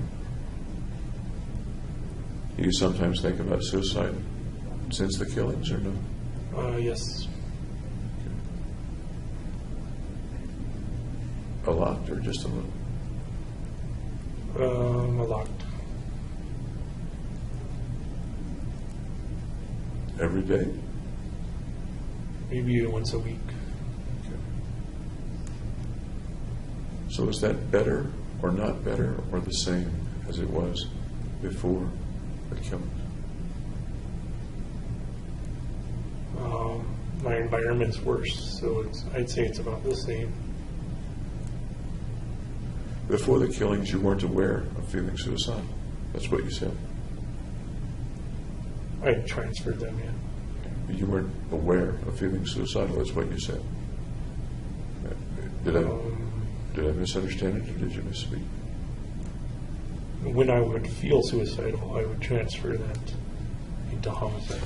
Actually, you were pretty specific that you never felt suicidal.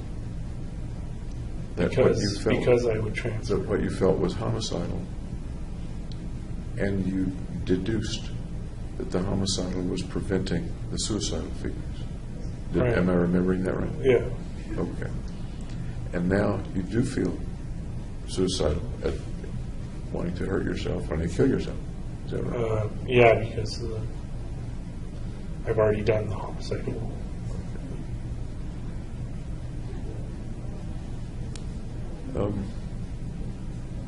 How strongly do the suicidal feelings get sometimes?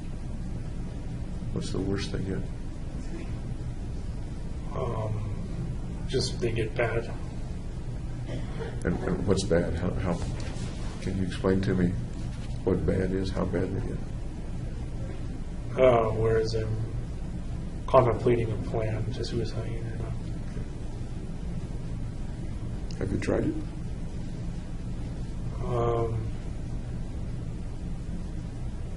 Yes and no, I guess. Tell me about the yes part. I was trying to bang my head open in the cell. They had to put me in the hole or suicide watch. They had to put me in suicide watch. And I was still banging my head on the cell, like doors and stuff. That was the day that you fell backwards off your bunk? Right. Okay. And did you also banged your head against the wall on that day? In the suicide watch, yeah. Okay. I've seen both those cells, as you know, when I was there a week or two ago. Okay. How many times did you fall backward or from the Only bunk? twice. They took me to suicide watch on the second time. Do you remember the thoughts you were having at that time when you were thinking about it or doing it?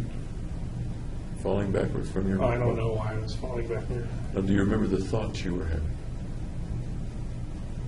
What you were thinking about? No, I don't remember. Do you remember climbing up on the bunk? Yeah, and falling backwards. Let's take it a little at a time. You climbed up on the bunk. You remember standing on the bunk? Yes. I remember seeing you in one of the cell videos standing on the bunk. Okay. And you're looking kind of straight ahead, I guess.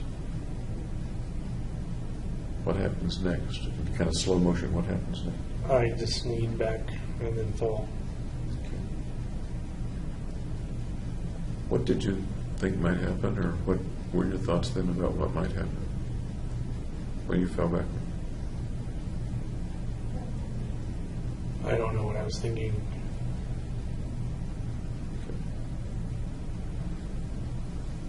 Then they put you in the hole.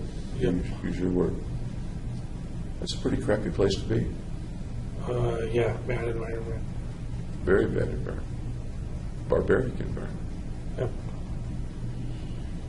Tell me about being there. Well, first off, I couldn't see because I didn't have my contacts, and people had like scratched a bunch of stuff into the walls, and I started interpreting them as messages. Do you remember what was scratching the walls, or what your interpretation was at that time? Well, someone scratched like Ethiopia or something. I thought that was kind of applicable. Applicable? Applicable. In what way? And that it was kind of an Ethiopian environment. Okay. And I didn't realize you didn't have your contacts at the time. That you couldn't see. Or you couldn't see very well. Couldn't see very far. Before that, in the days before this happened, had you been getting your contacts regularly and able to wear them? Yeah, but I'd had them out because I was going to go to sleep. But then I did the head. What time of day was it that It was at night. Okay, it was at night, so that's why you had them out. Yep. Did you ask for your contacts? No, Or glasses or something? I figured there wasn't much to see anyway. That must have made it even worse, I guess. not being able to see. And at some point they came in and strapped you to a chair and started an IV. An IV and took me to Denver Health. I'd like to hear more about that. I think we're going to have to stop for tonight. Okay. Sounds like a very, once again, crappy experience. Yep. Once again, anything that you want me to leave with? Any thoughts you want me to leave with? Nope. Okay. Thanks for talking with me again. And I'll see you tomorrow about 9 o'clock. Okay. All right. Okay.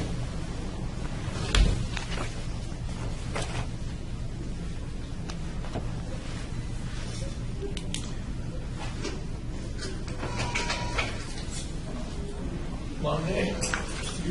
Yeah. Thank you, folks. Okay.